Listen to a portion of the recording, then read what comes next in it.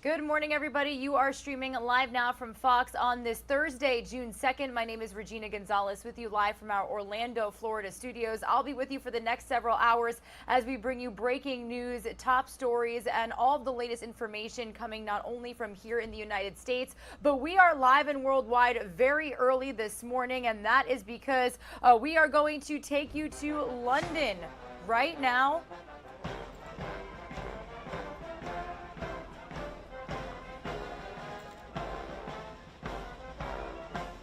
As you can see, the troops are marching in. We are marking Queen Elizabeth's Platinum Jubilee celebrations kicking off in London, England, as we speak.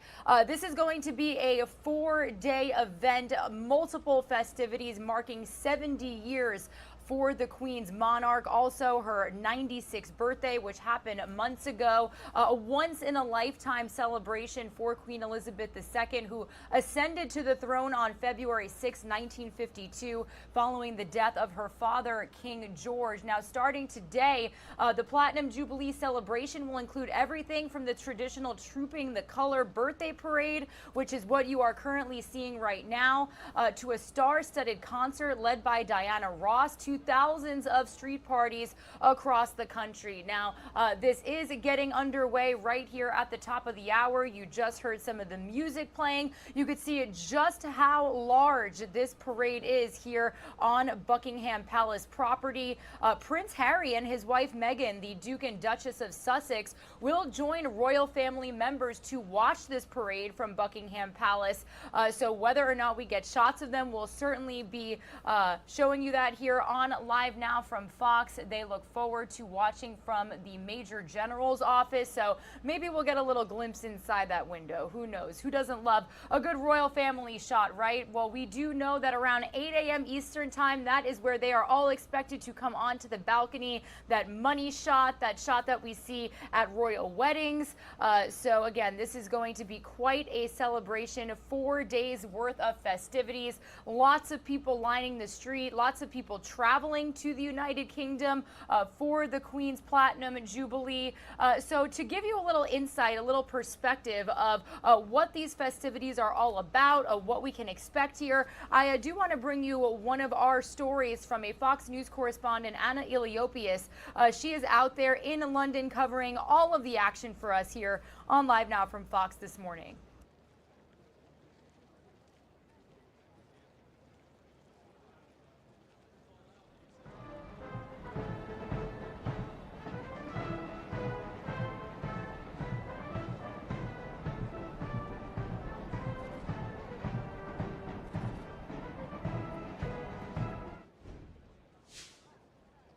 Preparations are underway as we inch closer to the highly anticipated Platinum Jubilee of Queen Elizabeth II.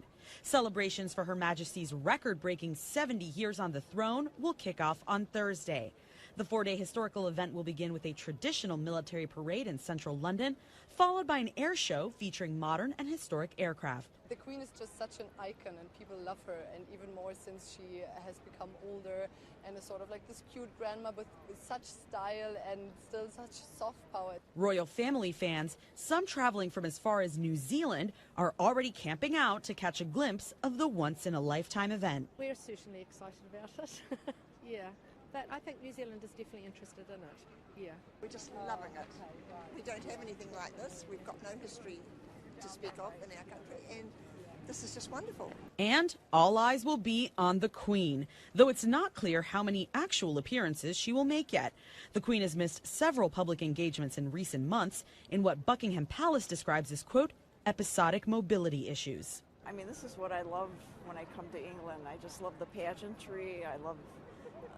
The Queen and everything. It's kind of what I live for. The Queen is what is great in Great Britain.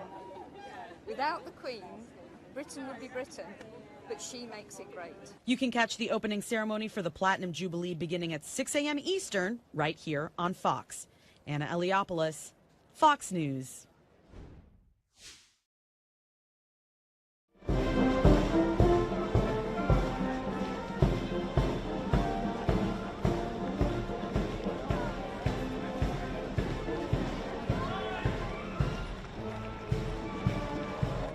and as you could see, the Trooping the Color parade is getting underway there in Buckingham Palace. Now, Queen Elizabeth II is actually going to be missing part of this ceremony to kick off her Platinum Jubilee celebrations, and she's not going to be joining the other royal family members in this traditional carriage ride ceremony, which we are about to get here in just moments on Live Now from Fox.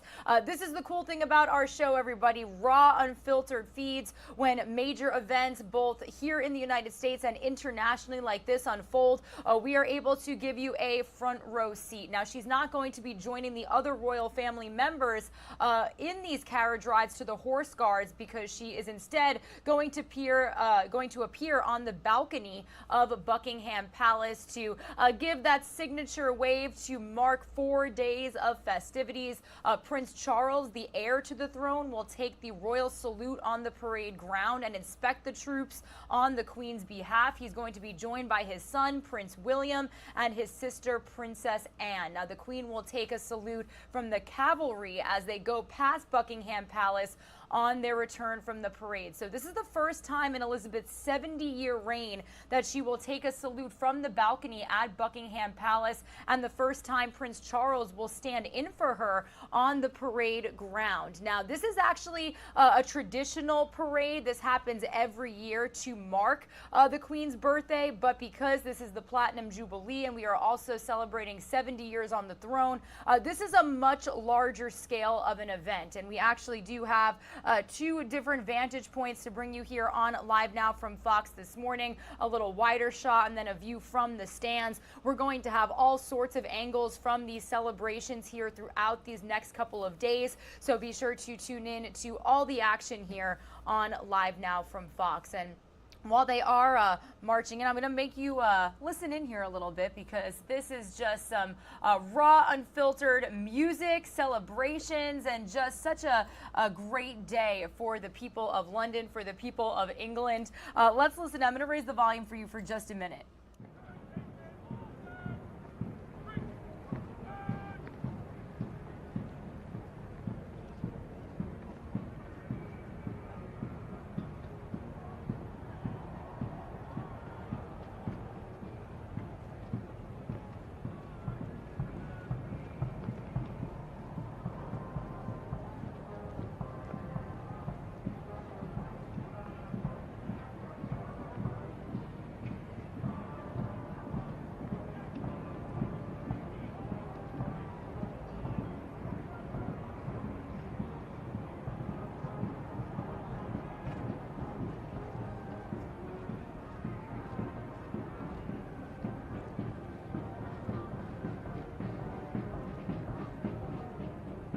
All right, and here is another wide shot looking over this entranceway where this parade is going to be marching through.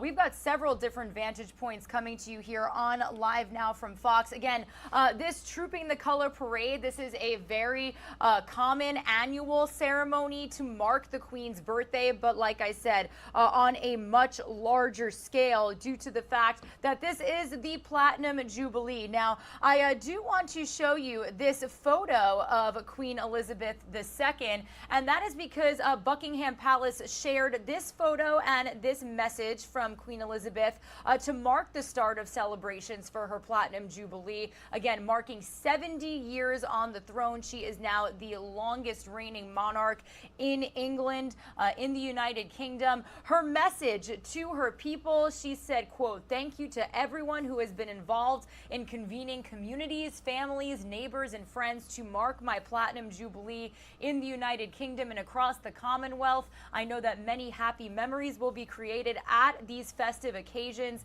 I continue to be inspired by the goodwill shown to me and hope that the coming days will provide an opportunity to reflect on all that has been achieved during the last 70 years as we look to the future with confidence and enthusiasm." The Queen signed her message with her first name, Elizabeth, followed by the letter R, which stands for Regina, the Latin word for queen. I actually must say, everybody, Regina Gonzalez, have gotten several crown pieces of jewelry over the last couple of years of my life because Regina means queen. So we are marking her Platinum Jubilee here on Live Now from Fox. Again, several different vantage points coming to you this morning. A beautiful celebration out there in the United Kingdom. Thousands lining the streets, hundreds inside of this Trooping the Color parade. Again, the first celebration to mark these 4 days of festivities. You're watching Live Now from Fox. We're going to send some of you to a quick 2-minute commercial break.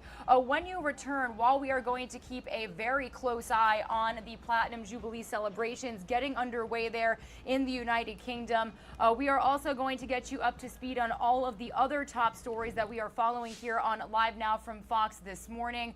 Tragically enough, we have gotten more information when it comes to the Tulsa, Oklahoma deadly mass shooting. We did bring you back out to the Jubilee here, but this is some footage from the scene in Tulsa, Oklahoma. We know that a gunman killed 4 people on the campus of a hospital. It happened in a medical building, and 4 people killed. The gunman also shot and killed by authorities. We're also going to bring you the latest on the Johnny Depp Amber Heard verdict, so stay with us. We are going to be live, raw, and unfiltered in this Platinum Jubilee celebration, and then we are also going to bring you other top stories that we are following for you here on Live Now from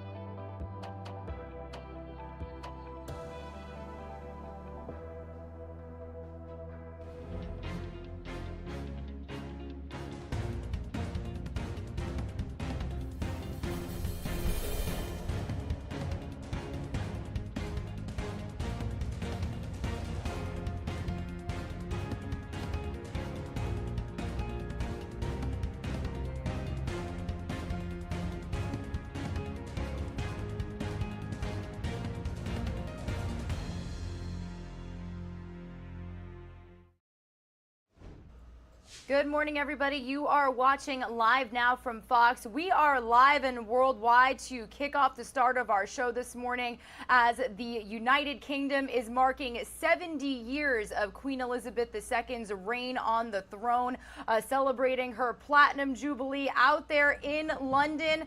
This is some of the troops marching into Buckingham Palace as the 4 days worth of celebrations are kicking off with the Trooping the Color parade. So this is actually an annual parade that is held to mark Queen Elizabeth's birthday each year, but obviously you could see on a much larger scale right now due to the fact that this is a Platinum Jubilee celebration. 4 days of celebrations honoring the Queen's 70 years on the throne getting underway, and formal celebrations will begin with this parade, which is an annual military review that has marked her official birthday, actually has marked all of the Queen and King's birthdays since 1760, which that's literally hundreds of years, centuries. I just want to make sure that we've got some volume here for you.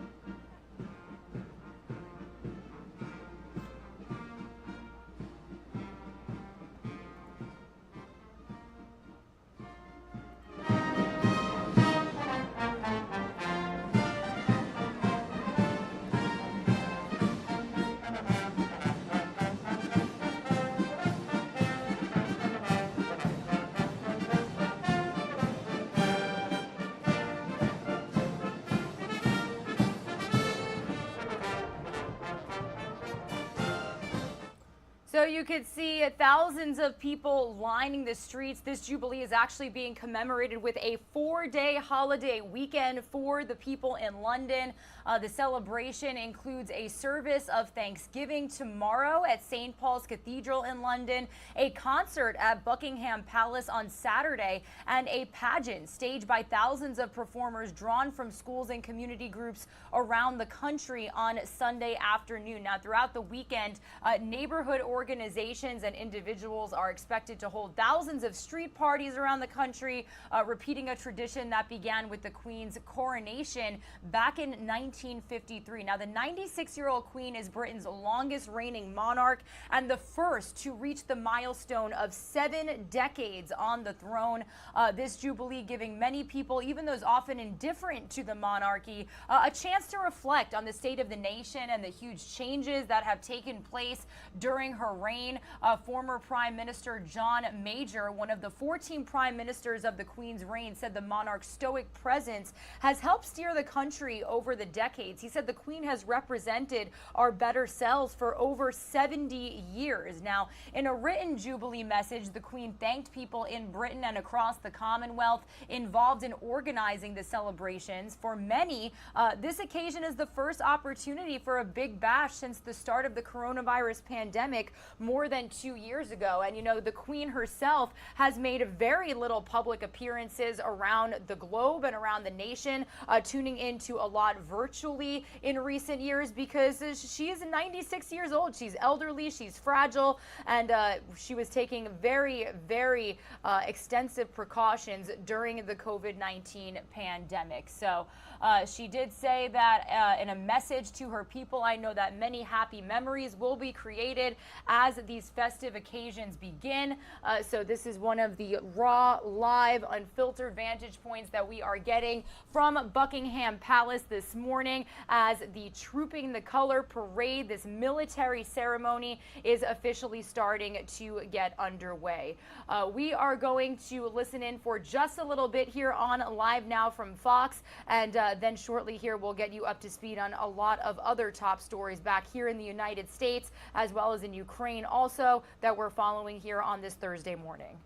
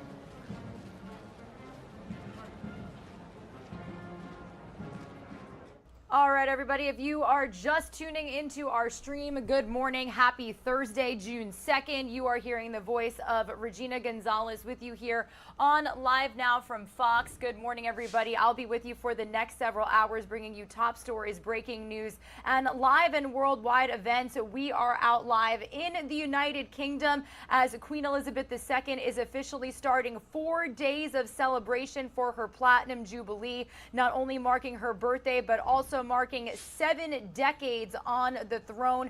You could see the troops marching in to Buckingham Palace this morning, the Trooping the Color Parade, a military birthday parade for the Queen that is held annually each year on a much larger scale this morning to kick off, again, 4 days of celebrations. Now, some interesting news to bring you here about this Trooping the Color Parade.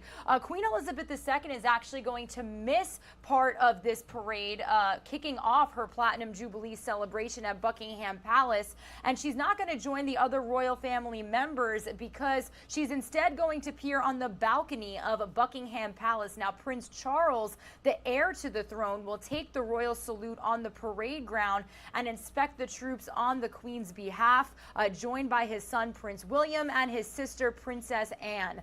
Now, the Queen will take a salute from the cavalry as they go past Buckingham Palace on their return from the parade. This is the first time in Elizabeth's 70-year reign that she will take a salute from the balcony at Buckingham Palace, and actually the first time Prince Charles will stand in for her on the parade ground. Now, she actually did share a message with her people marking this beautiful celebration, these 4 days worth of celebration, saying that she is so excited, that she knows that a lot of happy memories will be made here. Actually, we do have here for you her official portrait marking her Platinum Jubilee. This was posted by the Buckingham Palace, and her message to the people, I can actually read you here. It says, quote, "Thank you to everyone who has been involved in convening communities, families, neighbors, and friends to mark my Platinum Jubilee in the United Kingdom and across the Commonwealth.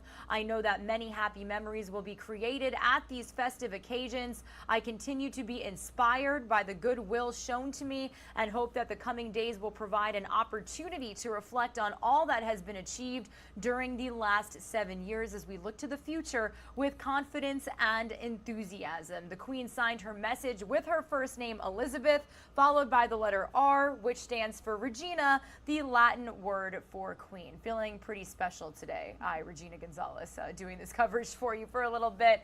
A special commission portrait of Queen Elizabeth, again, here to the left-hand side of your screen there. The portrait was taken in the Victoria vestibule at Windsor Castle back on May 25th, according to Buckingham Palace.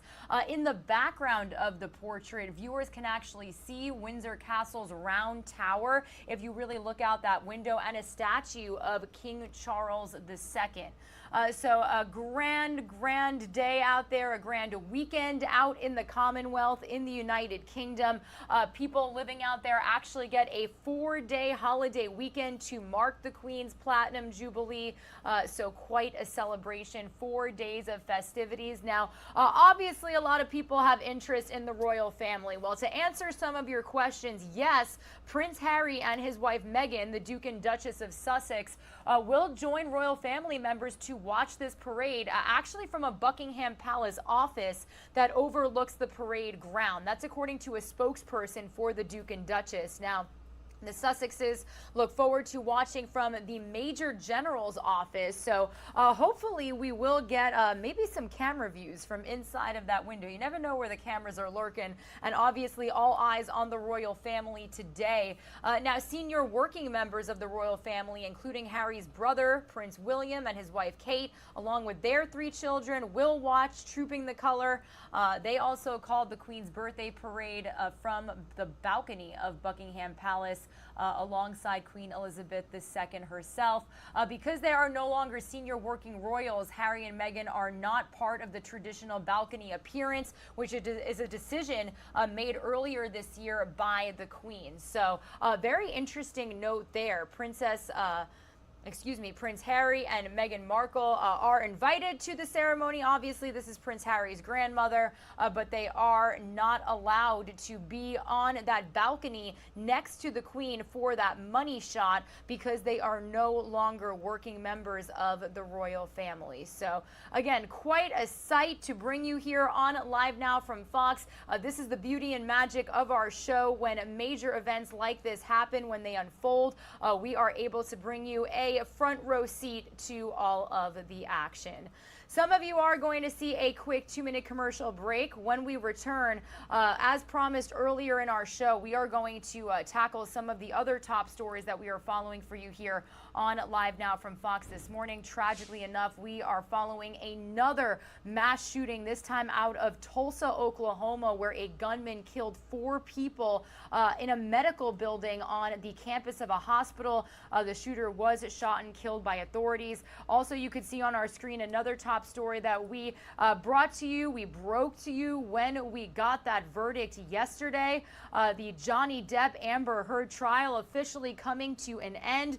Johnny Depp and Amber Heard both technically winning in some sense in this defamation lawsuit after weeks of testimony, including hours from both Depp and Heard themselves. The jury's stunning decision found both suits credible and awarded both actors millions of dollars in damages. So we'll have all that information for you here when we come back on Live Now from Fox.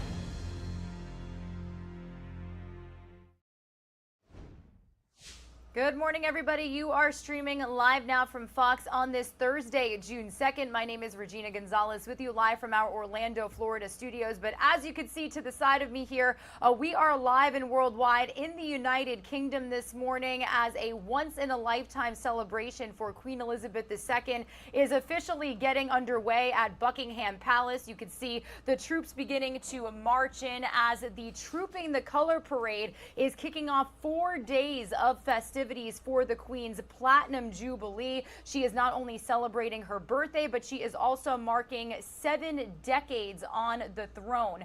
Now, this is going to include everything from this birthday parade to a star-studded concert led by Diana Ross over this weekend to thousands of street parties across the country. So we are going to keep a close eye on these celebrations for you here on Live Now from Fox. Definitely a lot of music, a lot of celebrating, a lot lot of smiles, thousands of people lining the streets for these parades. There's going to be street parties held separately outside of the monarch, outside of the royal family. And then we also do know that Queen Elizabeth is actually not going to be in attendance on the floor of this annual parade that is held to mark her birthday each year. And that is because for the first time ever for the Trooping the Color parade, she is going to stand on the balcony there at Buckingham Palace and just give that wave, give that traditional Queen Elizabeth wave, celebrating her accomplishments, her achievements on the throne. Definitely quite a feat for Queen Elizabeth herself. She is now the longest reigning monarch in history in the United Kingdom, in the Commonwealth. This is the first time in Elizabeth's 70-year reign that she will take a salute from the balcony at Buckingham Palace, and actually her son and reign to the throne, Prince Charles, he's going to stand in for her on the parade ground. So, like I said, we're going to keep a very close eye on this Trooping the Color parade, this military parade marking Queen Elizabeth's birthday here on Live Now from Fox for you. But here for just the next couple of minutes, I do want to get you all up to speed with other top stories that we are following for you here this morning, and a very tragic update coming out of Tulsa, Oklahoma. A deadly shooting inside of an Oklahoma hospital building, triggering panic as dozens of law enforcement swarmed the scene. We do know that a gunman shot and killed 4 people inside of a medical building on the campus of a hospital. So we do want to bring you this latest report from Fox News correspondent Kevin Cork. He's got all the details for us this morning.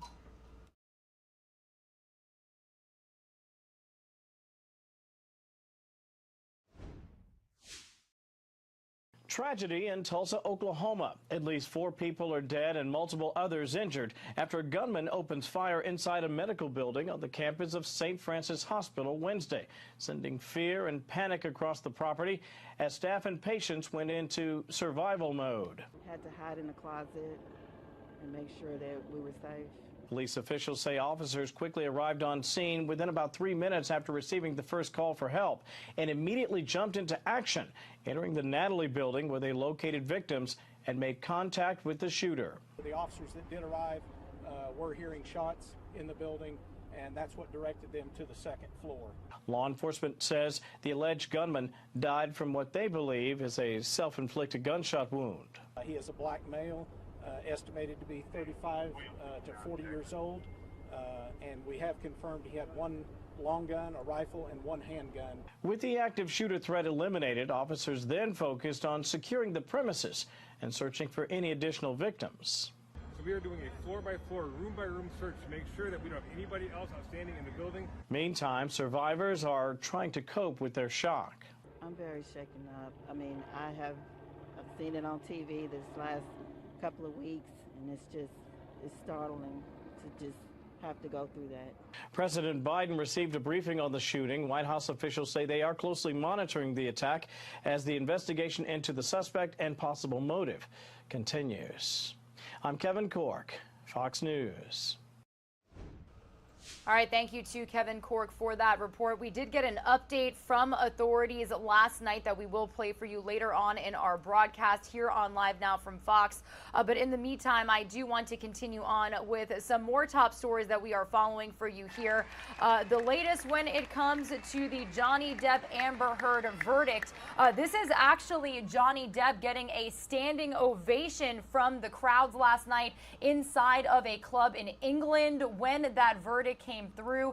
We've also got fans outside of the courtroom in Fairfax County, Virginia, celebrating once they got the news that the libel trial of the actor and his ex-wife officially came to a conclusion.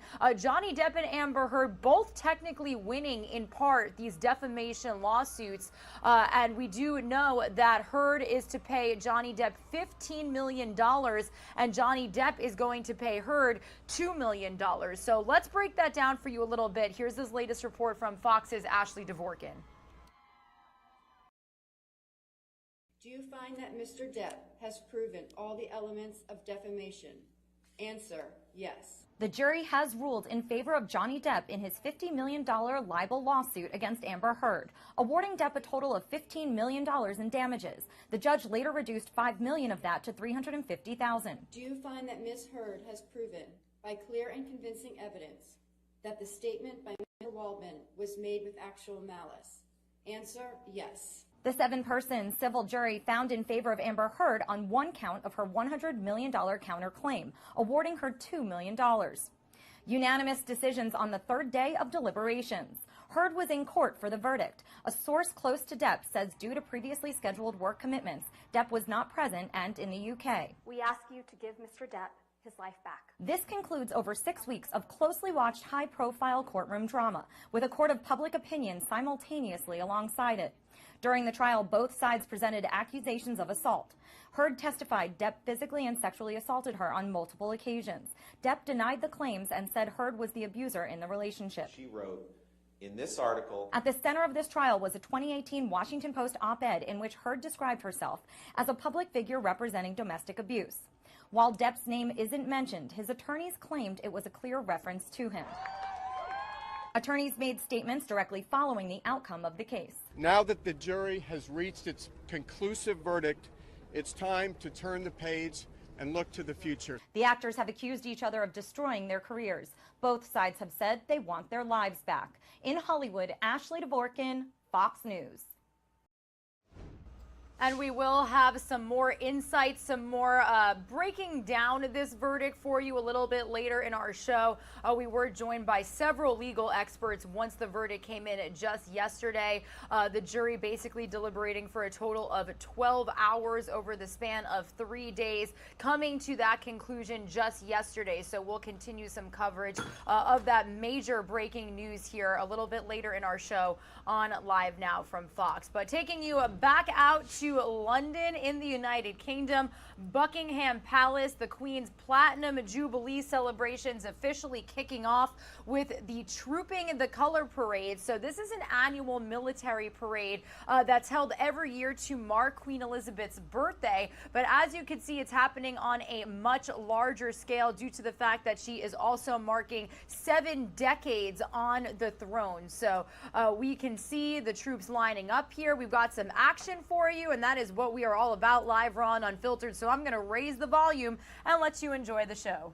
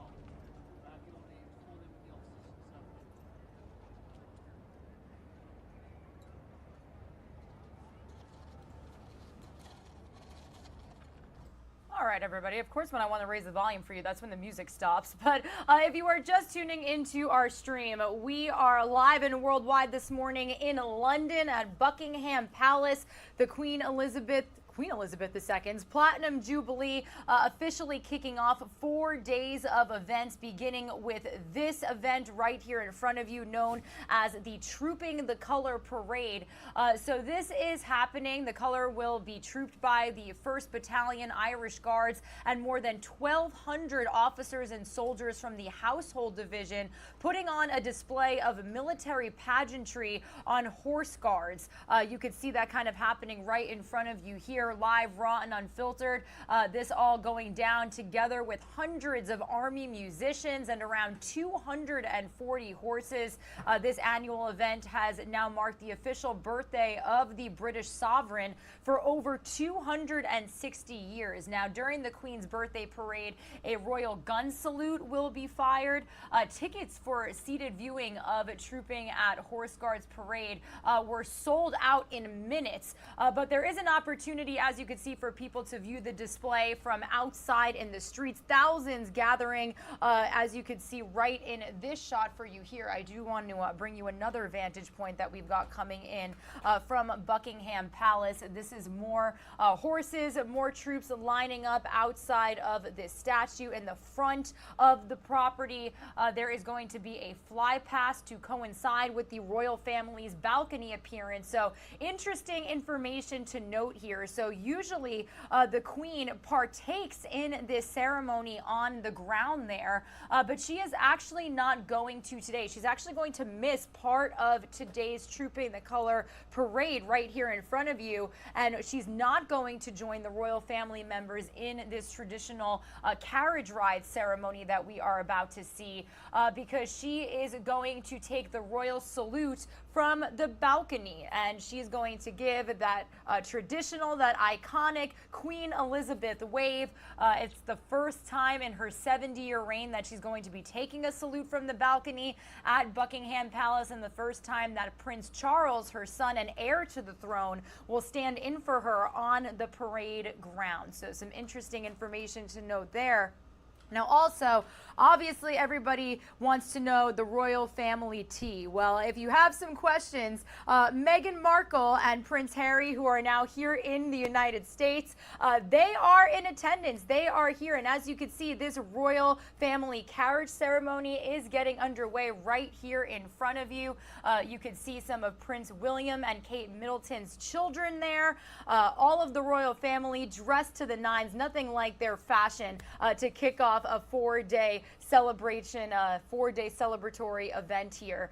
So right now we've got this carriage ceremony happening here. But to go back to Prince Harry and his wife Meghan Markle, the Duke and Duchess of Sussex, they are here. They are in attendance, but they are actually watching from the Major General's office. Now, also, because they are no longer senior working royals, Harry and Meghan are not part of the traditional balcony appearance. That was actually a decision made earlier this year by the Queen. So when she is joined on the balcony by her family, you will not see Prince Harry and his wife Meghan Markle, the Duke and Duchess of Sussex.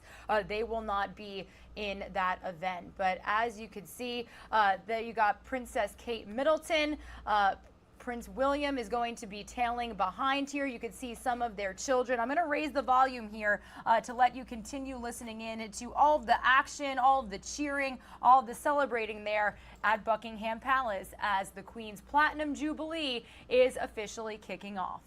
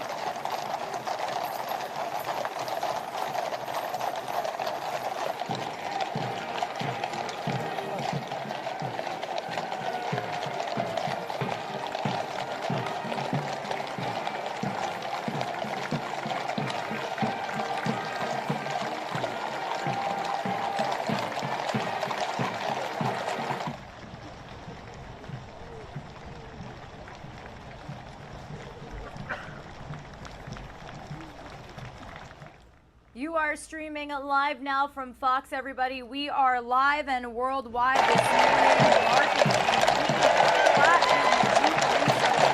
I'm going to lower that volume for just a moment here, but as you can see, the royal family arriving at the Trooping the Color Parade. This is a military parade that is actually held annually to mark the Queen's birthday each and every year, but on a much larger scale, as she is also marking 70 years on the throne, 7 decades as Queen Elizabeth II, taking the throne after the passing of her father. And actually, to just give you a little bit of information and a side note here, Queen Elizabeth usually joins her family in this arrival ceremony. You could see some of them arriving on carriages. You had Camilla, Prince Charles's wife. He is the heir to the throne, and he is actually basically stepping in for Queen Elizabeth in this ceremony.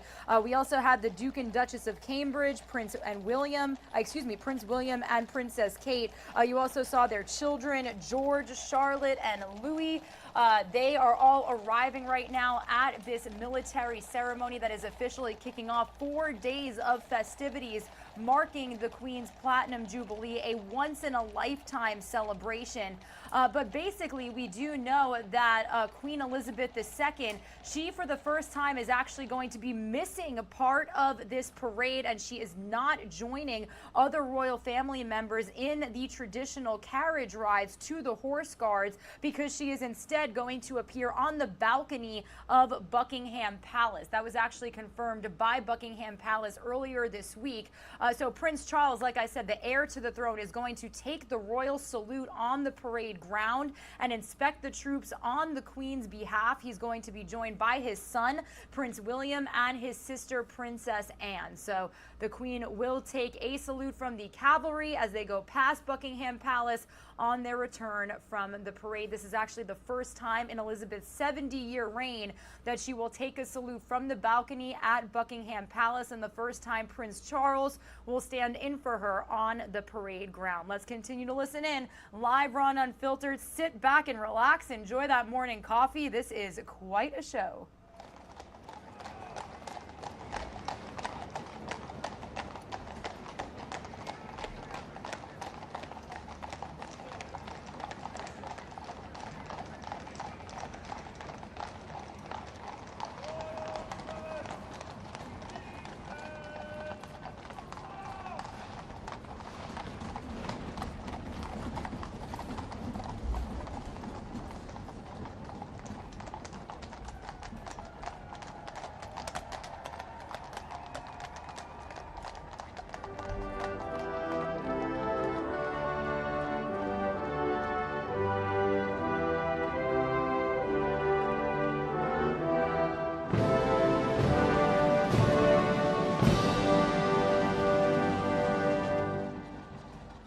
There you have it, everybody. The royal family officially making their way to the Trooping the Color Parade grounds there. There right in front of you, you have Camilla, Duchess of Cornwall and wife to Prince Charles, sitting right next to Duchess of Cambridge, Kate Middleton. You could see their children, her children, I should say, with Prince William, Charlotte sitting right there. And like I mentioned, Queen Elizabeth II, normally in a carriage of her own, right behind all of her royal family members, but because she is going to later be stepping onto the balcony and giving that salute, marking these 4 days of festivities for her Platinum Jubilee, she will not be on the grounds. We're not going to see her for a little bit. So let's continue to listen in. Live, raw, and unfiltered. You're watching the Queen's Platinum Jubilee kickoff in the United Kingdom here on Live Now from Fox.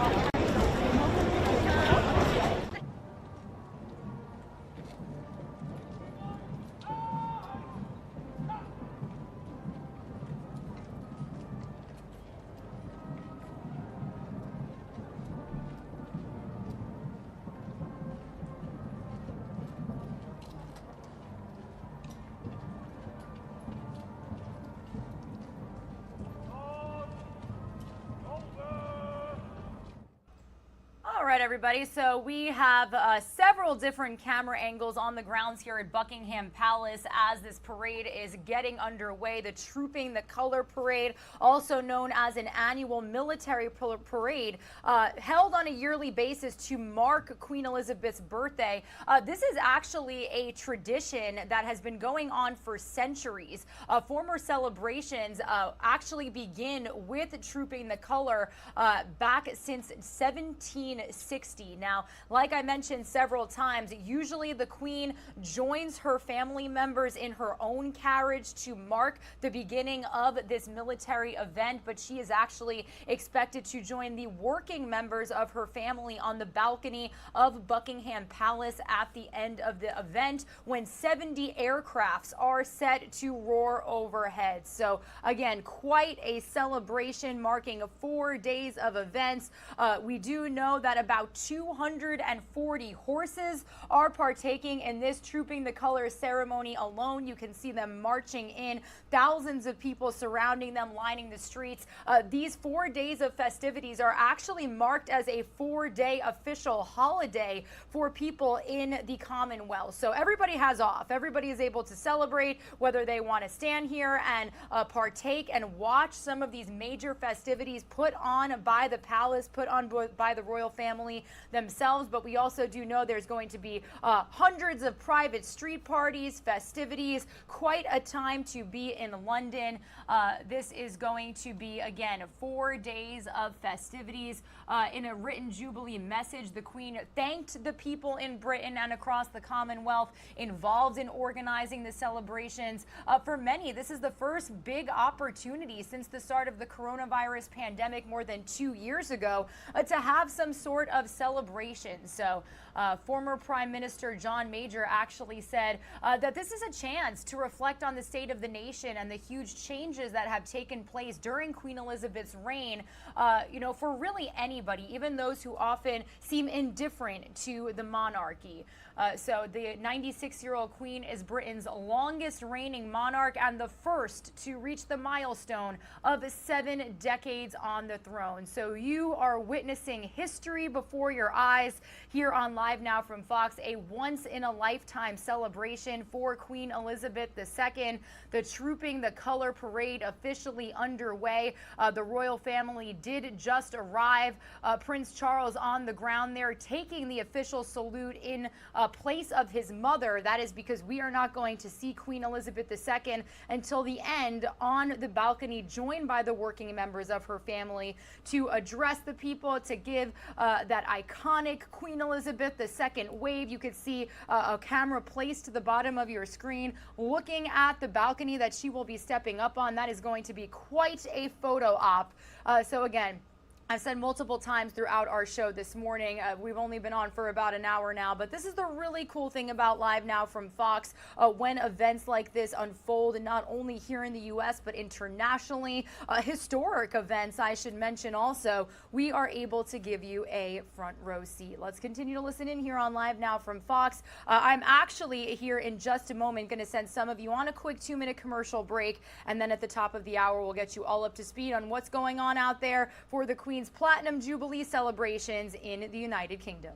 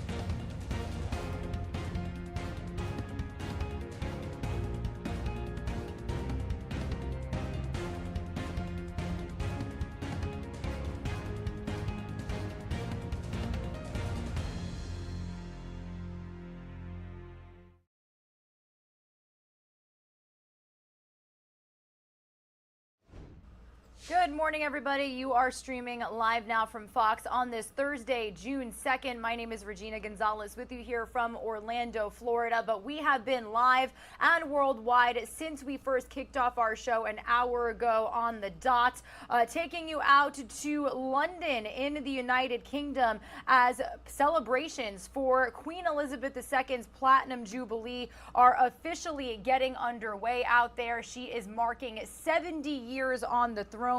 The 96-year-old Queen, officially Britain's longest reigning monarch and the first to reach this milestone, 70 years on the throne. We actually can show you the portrait that Buckingham Palace released.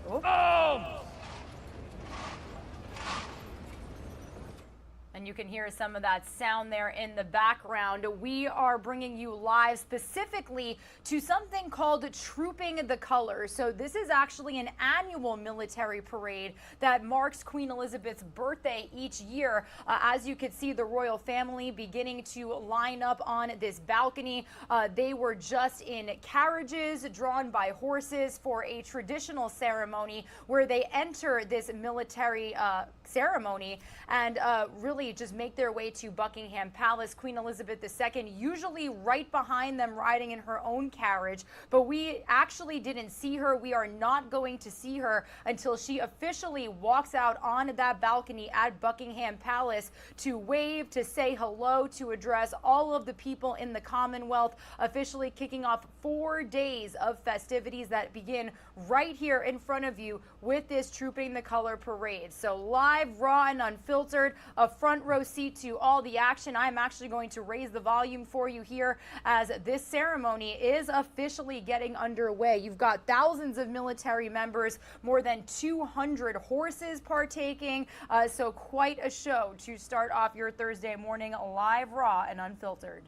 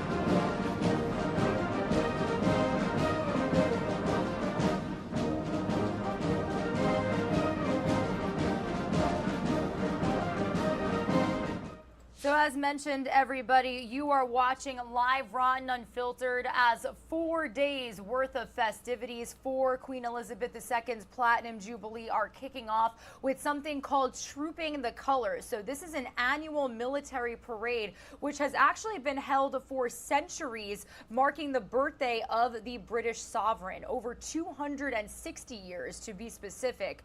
So during the Queen's birthday parade, a royal gun salute will be fired. We do know that this color will be trooped by the 1st Battalion, Irish Guards, and more than 1,200 officers and soldiers from the Household Division, putting on a display of military pageantry on Horse Guards Parade. As you can see right here in front of you before your eyes, they, together with hundreds of Army musicians and around 240 horses. So this is going to mark off days worth of festivities. We're talking concerts, concerts, parties, a church service. This actually is a 4-day holiday, an official holiday for all people living in the Commonwealth. So they're off for the next 4 days. We actually do have a full look right now over the city of London right now. You could see the eye there, much of the city, Big Ben right there. Lots of people, thousands of people lining the streets to mark the start of all of these festivities. And then you've got some looks inside of the windows of Buckingham Palace, where working members of the royal family will soon join Queen Elizabeth II on the balcony to say hello and officially commemorate all of the 7 decades of service that Queen Elizabeth has put into the Commonwealth. The 96-year-old Queen, officially Britain's longest reigning monarch and the first to reach the milestone of 7 decades on the throne. You could see right there to the right, you've got Duchess of Cambridge, Duchess Kate Middleton in the carriage there. She was joined by her children, George, Charlotte, and Louis. You also saw Camilla, Duchess of Cornwall, and the wife of Prince Charles. Now, interesting note about this Trooping the Color ceremony. Prince Charles, who is the heir to the throne, is actually taking the royal salute on the parade ground and will inspect the troops on the Queen's behalf. So this is something that Queen Elizabeth II usually does herself, but because this is a Platinum Jubilee and this is all about her today, she is actually going to not be seen until she steps onto the balcony with working members of the royal family. And I say working members because when we talk a little bit about some British tea here, a lot of people have questions on whether or not Prince Harry and his wife Meghan Markle, the Duke and Duchess of Sussex, are in attendance. Well, they are. They are here at this Trooping the Color parade, this ceremony, but they are actually watching from inside of the Major General's office, and they will not be on the balcony with other members of the royal family because they are no longer senior working royals. So you will not see them up there, but they are in attendance. They are on the property. Maybe we'll get a little glimpse from the window, from the room that they are watching from, but you will not see them on the balcony alongside Queen Elizabeth II. I'm going to raise the volume and continue letting you watch the show. You'll just hear me tap in and bring you some latest details, latest information, kind of play by playing this like a sporting event, because this is history unfolding right before your eyes. 4 days worth of celebrations for the Queen's Platinum Jubilee officially underway.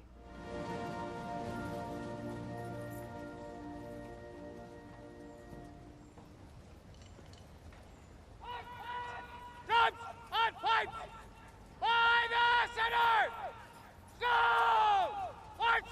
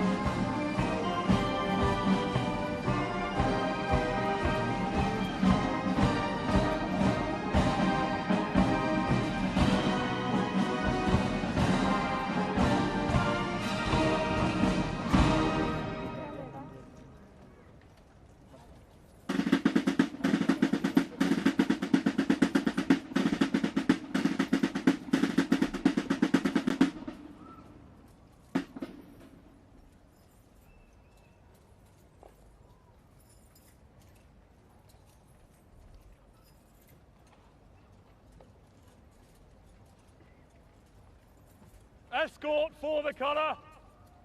Slow arms. Remainder. Change arms. Stand at ease.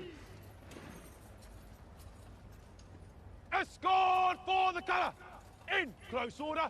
Left. Dress.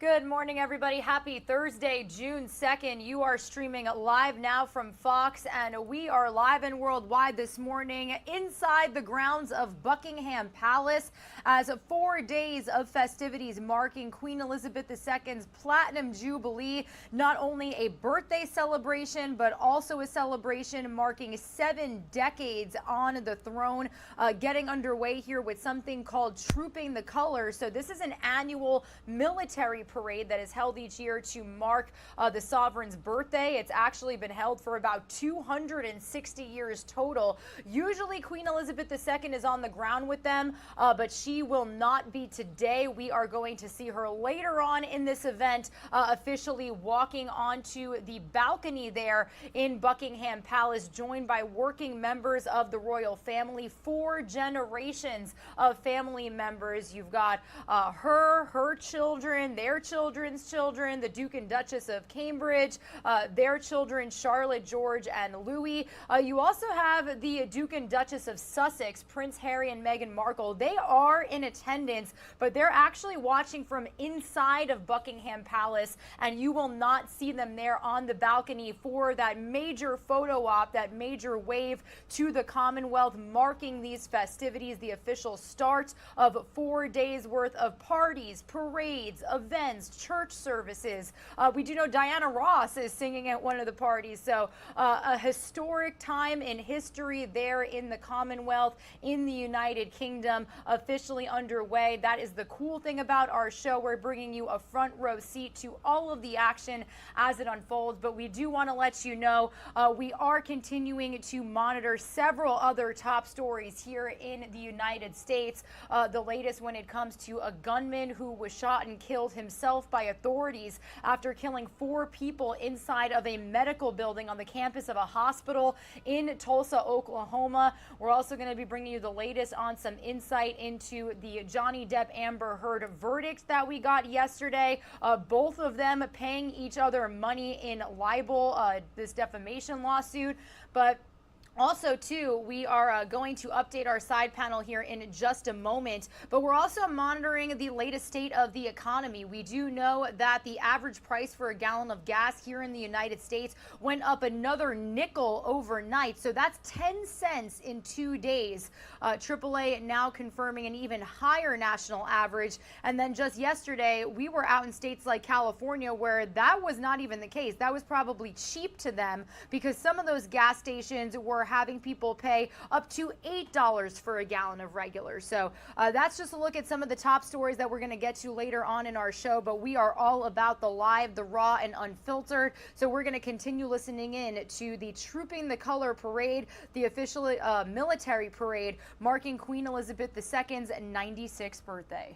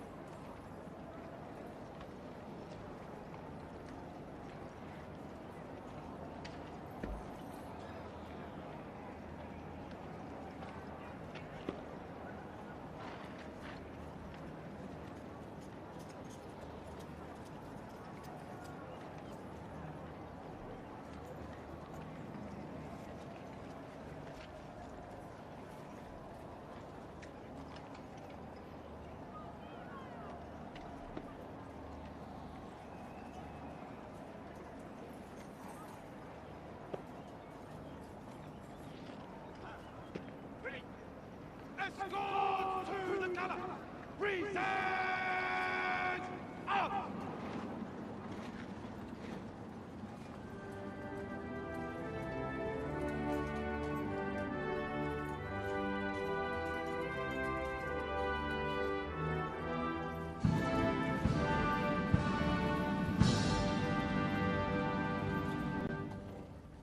Escort to the colour!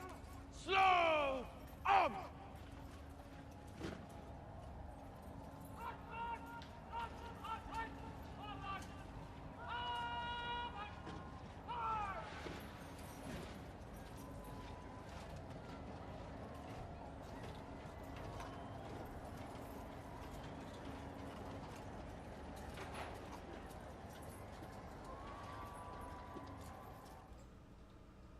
You're streaming live now from Fox, everybody. Thank you so much for starting off your morning with us as we bring you live and worldwide inside of the grounds in Buckingham Palace. The Trooping the Color military parade marking Queen Elizabeth's birthday officially underway to kick off 4 days of festivities celebrating her Platinum Jubilee, which is also marking 7 decades on the throne. She is 96 years old and officially Britain's longest reigning monarch and the first to reach the milestone of 70 years on the throne. So we are bringing you a front row seat to the action. That is the really cool thing about our show.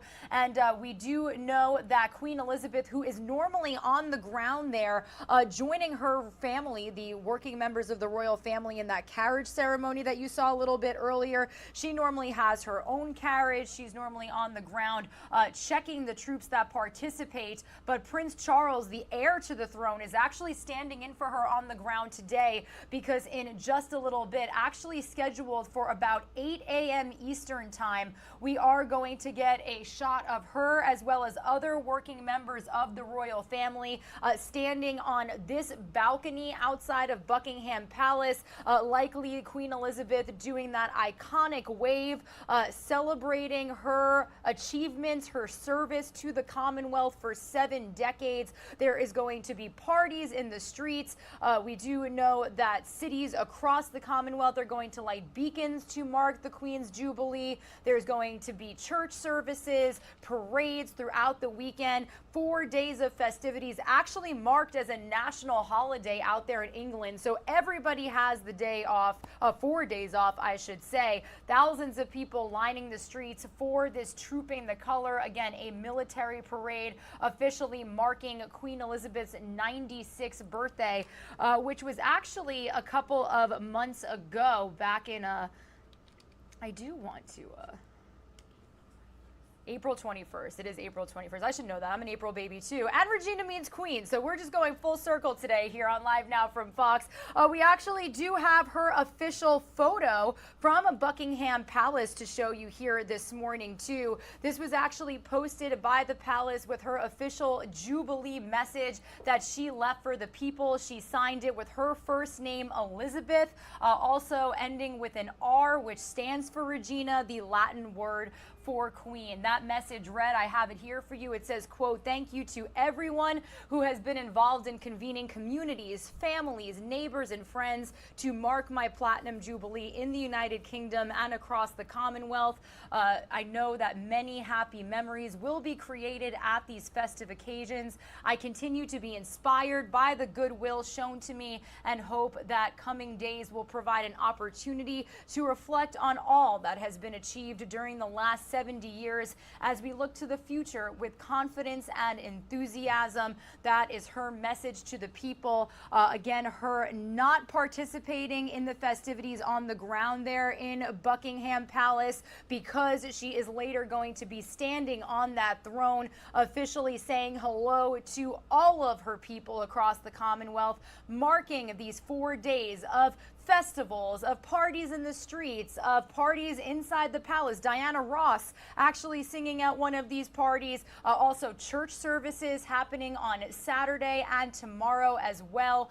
So a full schedule, full itinerary of events to mark Queen Elizabeth II's Platinum Jubilee. Not only a birthday celebration, but also a celebration for a historic moment in time. The first person, the first and oldest person to mark 70 years on the throne. Some of you are going to see a quick 2-minute commercial break. We'll be right back.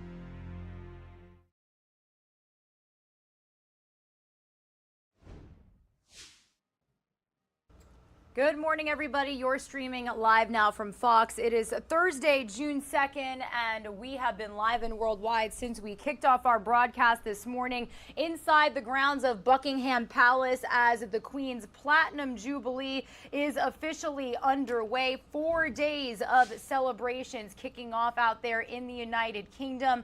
This is known as the Trooping the Color Parade. So basically a military parade that's held annually to mark the Queen's birthday.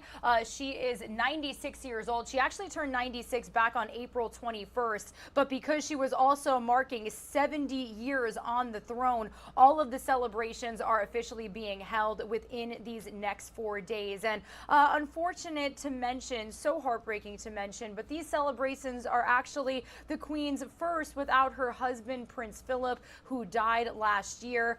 Several jubilees have actually punctuated the Queen's reign since her accession to the throne in 1952. There was the Silver Jubilee marking 25 years in 1977. You also had the Golden Jubilee celebrations for 50 years in 2002 and the Diamond Jubilee commemorations a decade ago for her 60th anniversary. Now, the monarch opted to mark other anniversaries like her Ruby Jubilee, which was 40 years, a Sapphire Jubilee, 65 years. So lots of jubilees, but this is the biggest one. It is going to just really feature days and days of festivals, of parties, of church services, a lot of outlook and a lot of commemoration for 7 decades of service from Queen Elizabeth. If you are just tuning in, we've mentioned several times that usually Queen Elizabeth rides in on her own carriage behind the royal family, who we saw just a little bit ago enter this Trooping the Color Parade.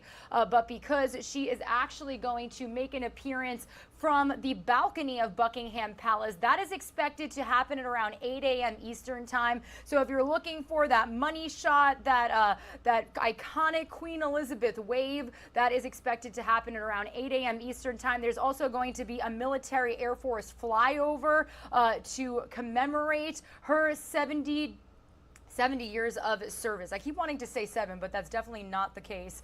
So again, an impressive display of military pageantry happening right before your eyes. More than 1,200 officers from the Queen's personal troops, the Household Division, joined by several hundred Army musicians and 240 horses. And then very shortly here at around 8 a.m. Eastern time, we are going to see Queen Elizabeth II and working members of the royal family head out onto this balcony outside of Buckingham Palace. We say working members because if you are wondering if Prince Harry and his wife Meghan Markle, otherwise known as the Duke and Duchess of Sussex, are in attendance, they actually are. So they're here for this parade, but they're actually watching from inside a room in Buckingham Palace. They will not be on the balcony alongside their family members because they are not active working royal family members. So we've got lots of music happening here, a whole display, a whole show to kick off your morning.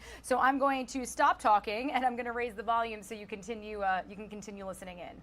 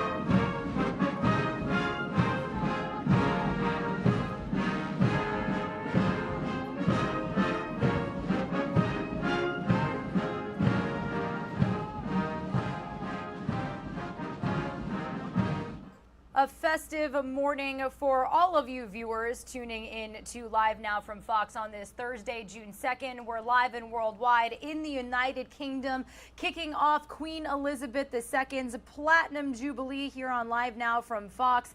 This is actually a look at the official portrait for her Jubilee released by Buckingham Palace. And then you can see we've got two different shots to the right-hand side of your screen of not only London, but the Trooping the Colour Parade, otherwise known as a military parade that's held every year to mark the Queen's birthday, but obviously this year happening on a much larger scale as she is also marking 70 years on the throne. She is now 96 years old and Britain's longest reigning monarch, the first to reach this milestone of 7 decades of service. And it is going to be a weekend full of events that I'm going to kind of read you the itinerary that we've got going on here for the next 4 days. These 4 days are actually marked as an official holiday for all of those living in the Commonwealth. So thousands of people lining the streets, as you can see, to take part in these festivities.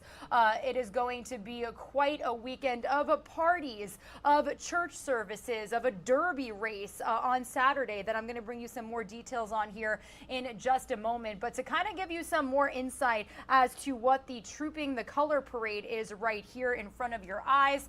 This is a look from on the ground in some of the stands, and then important to mention too, at 8 a.m. Eastern time, that's around when we're expected to see Queen Elizabeth II officially appear before our eyes on the balcony outside of Buckingham Palace, joined by 4 generations of working members of the royal family who did enter this ceremony a little bit earlier by carriage. Queen Elizabeth usually riding behind them in her own carriage. This is actually the first time in her 70 years of service that she is not on the ground there for the Trooping the Colour Parade honoring her birthday. She turned 96 back on April 21st, but because this year she was also marking 70 years of service, all of these celebrations are packed into one 4-day event. So basically today, right here in front of your eyes, the Trooping the Colour Parade featuring an impressive display of military pageantry, more than 1,200 officers from the Queen's personal troops, known as the Household Division, joined by several hundred army musicians and 240 horses.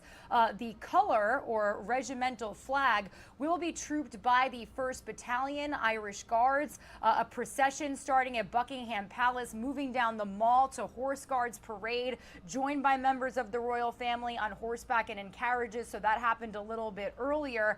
And then upon returning from the parade ground, the Queen and members of the royal family will make their customary balcony appearance, that money shot, that iconic Queen Elizabeth II wave, and the event is going to close with a flyover the palace by their military Air Force jets. So later today, 1,500 beacons will be set alight across the United Kingdom, the Channel Islands, the Isle of Man, and in UK overseas territories. The principal beacon will be lit in a special ceremony at Buckingham Palace. And basically the lighting of beacons is a long-running royal tradition used to mark jubilees, weddings, coronations. Beacons will also be lit in the capital cities of Commonwealth countries. Now also, really heartbreaking to say, but this is the first Jubilee, the first celebration that the Queen and the royal family have had without Prince Philip. He passed away in the fall of 2021. They will also be commemorating him at some of these events. But tomorrow we can expect a Thanksgiving service paying tribute to the Queen's lengthy reign, held at St. Paul's Cathedral with family members in attendance. And then on Saturday, several royal family members are expected to head to Epsom Downs, which is a race course in the afternoon for the 243rd edition of its famous horse race known as the Derby. The Queen, a very keen horse breeder herself, has been a regular spectator at the event and has even presented the famous trophy in years past. And then in the evening, a 2.5-hour platinum party at the palace. Try to say that 4 times fast. A concert will see a star-studded lineup take to 3 stages built in front of Buckingham Palace and the famous Queen Victoria Memorial. So Adam Lambert, Alicia Keys, Diana Ross, among some of the artists set to perform their biggest hits at the show, which is actually going to be broadcast live on several news outlets. Some 22,000 people are going to get to watch the concert in person, including 10,000 alone who actually won tickets through a public ballot. So this is a 4-day event, multiple festivities planned throughout these 4 days. And I'm just reading you the official royal family itinerary because this is a 4-day,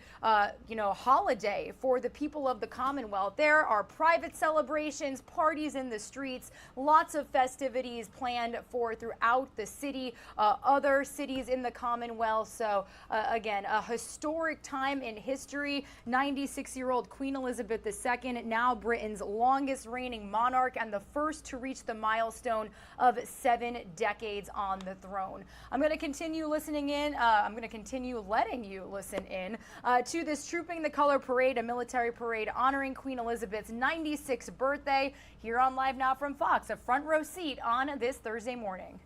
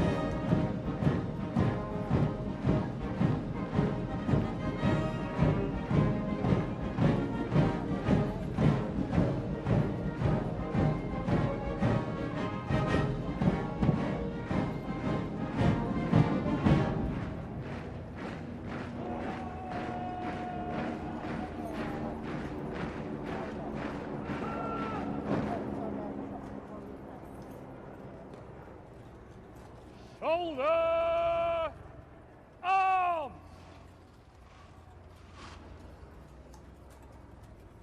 Officers! Take post! Quick march!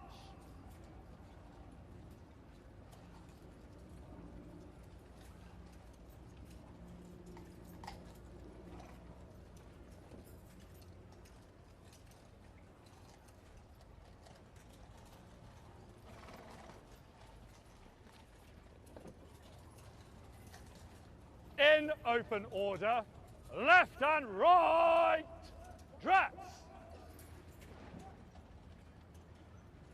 March bands, drums and pipes, 1 way to the right. Right turn. By the left, quick march.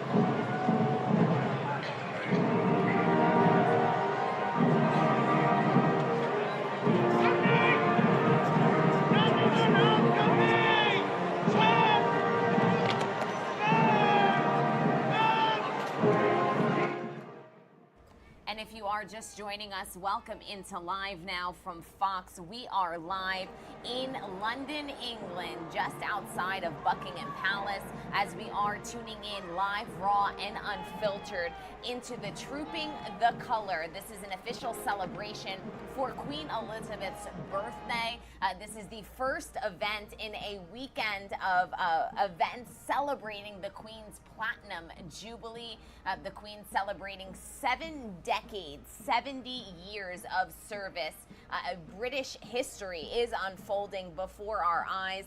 The Queen took the throne at just 25 years old. She was officially coronated at the age of 27 back in 1952 after the death of her father, King George VI, and Queen Elizabeth II, now celebrating 70 years on the throne. It did appear that they had cut away to a shot of some arrivals. We didn't see who was inside of those vehicles, but we'll send you back out live, raw, and unfiltered to these events. What you are watching right now is called the Trooping the Color. That is what this event is called. Over 1,400 soldiers, 200 horses, 400 musicians come together each June in a great display of military precision, horsemanship, and fanfare to mark the Queen's official birthday. This is also officially starting the Queen's Platinum Jubilee celebrations.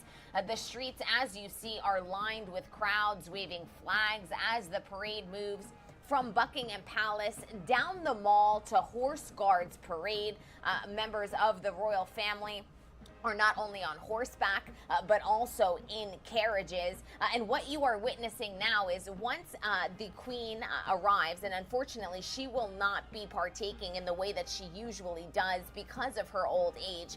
The Queen turning 96 this year. She does have some mobility issues, and so her son, Prince Charles, has taken over the duties of inspecting the soldiers. So they actually, while the Queen used to attend on horseback, once again, now it will be Prince Charles. And there you are seeing members of the royal family peeking out of that window. In that little blue dress is Princess Charlotte, of course, the daughter of the Duchess and Duke, Kate and Will. As we all know, they have 3 children.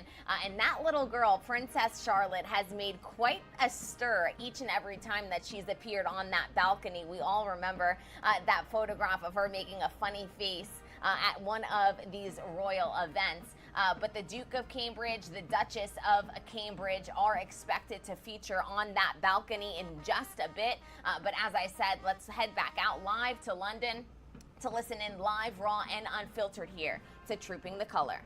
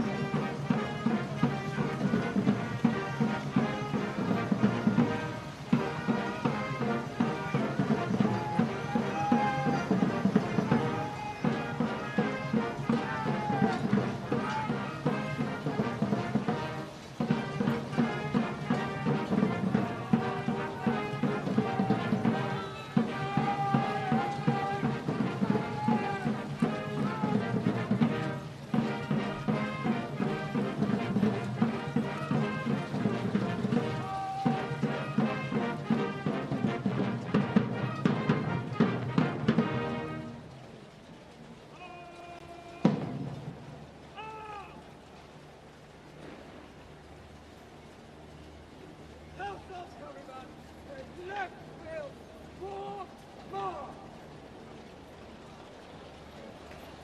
Aye! Right!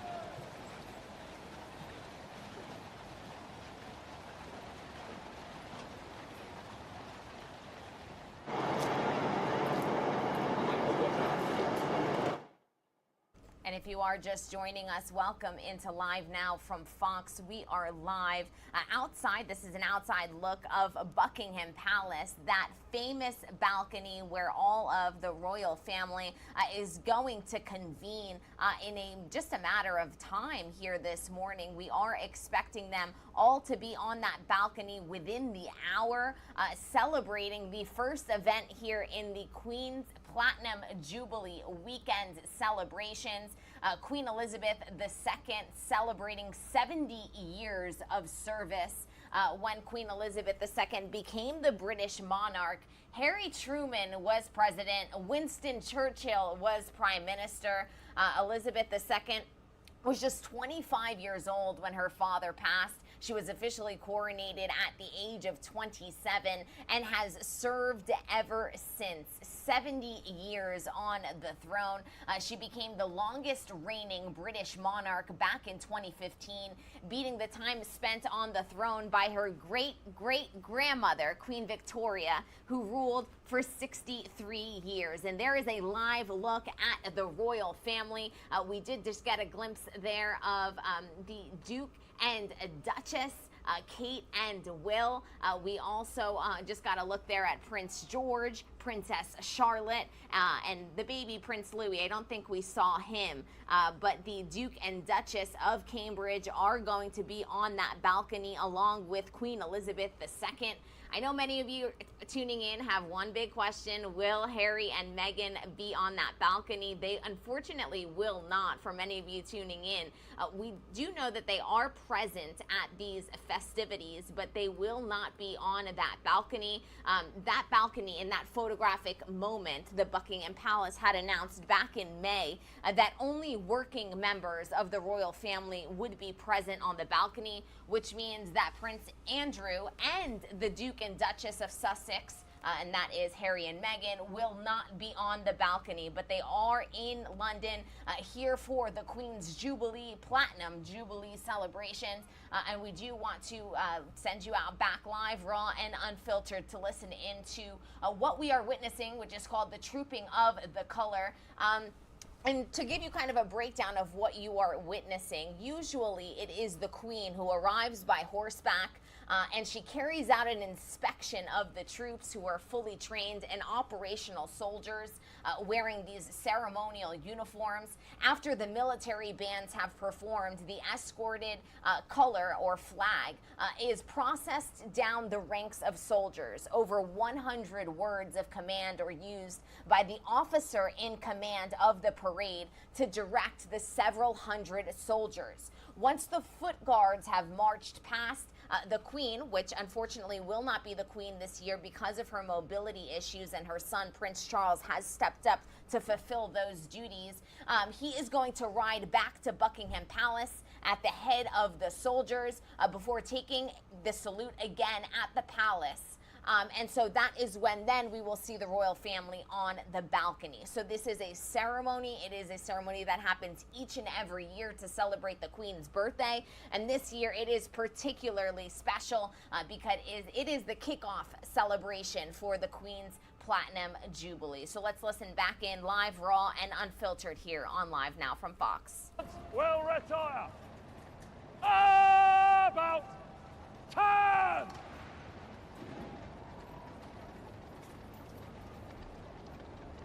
At the halt, by divisions. Right firm. Quick march. Quick march.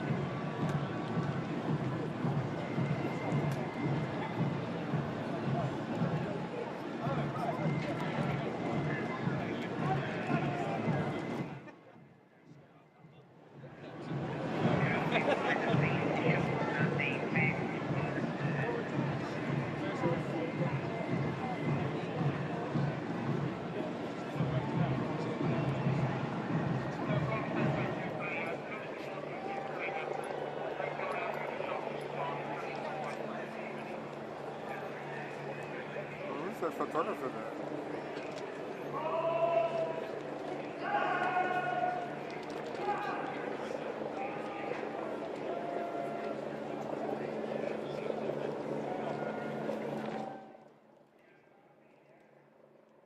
And if you are just joining us, welcome back into Live Now from Fox. We are tuning in live, raw, and unfiltered into the Trooping the Color. This is a celebration of Queen Elizabeth's birthday, and it is also the kickoff event to celebrate the Queen's Platinum Jubilee, celebrating 70 years on the throne.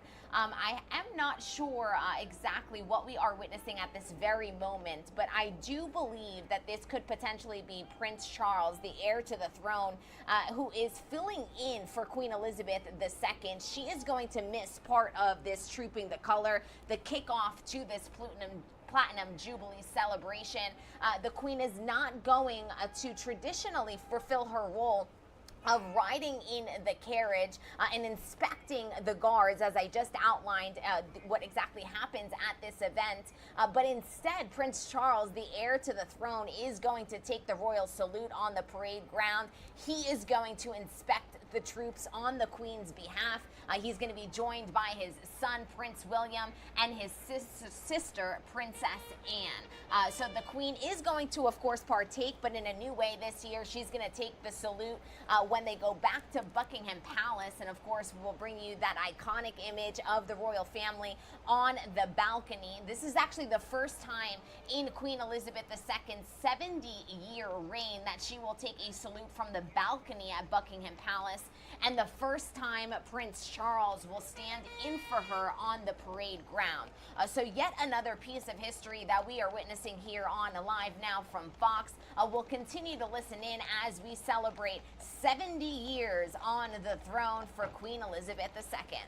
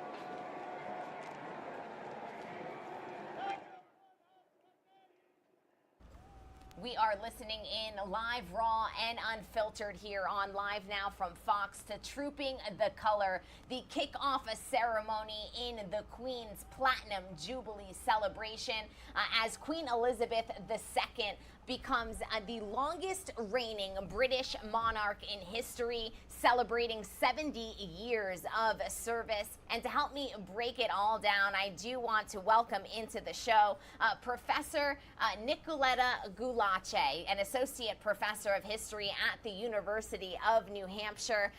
And Nicoletta, Professor Gulace, help me break down exactly what it is that we are witnessing. A bit of history here, 70 years of service. Put it into context for us. Well, the Queen has presided over the lives of most British people. People alive today have known little more than her reign, and she has become a focal point for the nation. She has become a source of tremendous unity. The fact that she and her sister Margaret were active during the Second World War, they worked as car mechanics and drivers, means that they're also associated with one of the iconic events of the 20th century, which was the defeat of Nazism.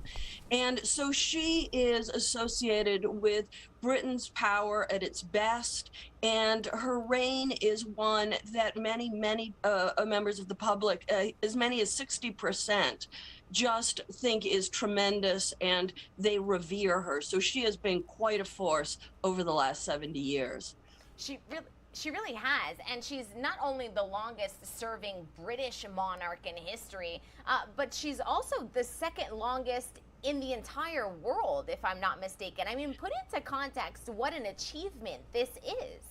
It's tremendous. The only monarch who's reigned longer than Elizabeth is Louis XIV, who came to the throne when he was very young.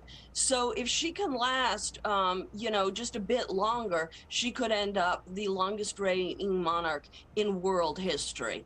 And that is an extraordinary feat. It shows what... Look at her. She is mentally competent. She is performing her role, even though she has these some health problems now. She is still performing the role of queen with gusto, even though she is the second longest reigning monarch in world history. She certainly is. 96 years young is what I like to say. And I mean, can you share a little bit about what it is that we are witnessing now? Obviously, this is the Trooping the Color. It's a celebration for Queen Elizabeth's birthday. But this is really the first of a weekend full of events to celebrate this Platinum Jubilee. Yes. Well, the Trooping of the Colors is a traditional annual event, and it is a parade of the military regiments of the British Army. And the Queen is the symbolic commander-in-chief of that army, so that the Trooping of the Colors is something that really goes way back into the 17th century, a practice of the monarch inspecting the troops. This has traditionally been done in June in celebration of the Queen's, quote, official birthday. The Queen was actually born in April, but April's a rainy month. And one of her ancestors, Edward VII, was born in an even worse month, November. So the monarchs decided, starting with Edward, that they would celebrate the Trooping of the Colors and the monarch's official birthday in June. And so traditionally, this event now happens in June where the weather is beautiful, so that the public can watch the monarch review the troops. And this time, obviously, it has a special significance because it is celebrating this anniversary of her being on the throne for 70 years. She came onto the throne, she inherited the throne when she was 25 years old. She really was so young. She was actually the first monarch to inherit the throne while outside of England. Can you give our viewers a bit of context into how her world really changed at an unexpected time? She was not only young, she was away with her husband in Kenya. And so just give some perspective as to how Queen Elizabeth II at 25 years old found out she's now Queen of England. Well, she was on a romantic vacation with her incredibly handsome young husband. They were visiting Kenya, which was a Commonwealth country, and they were staying at a resort where some of the hotel rooms were situated in trees, in a canopy of trees, so that they could look down on wildlife.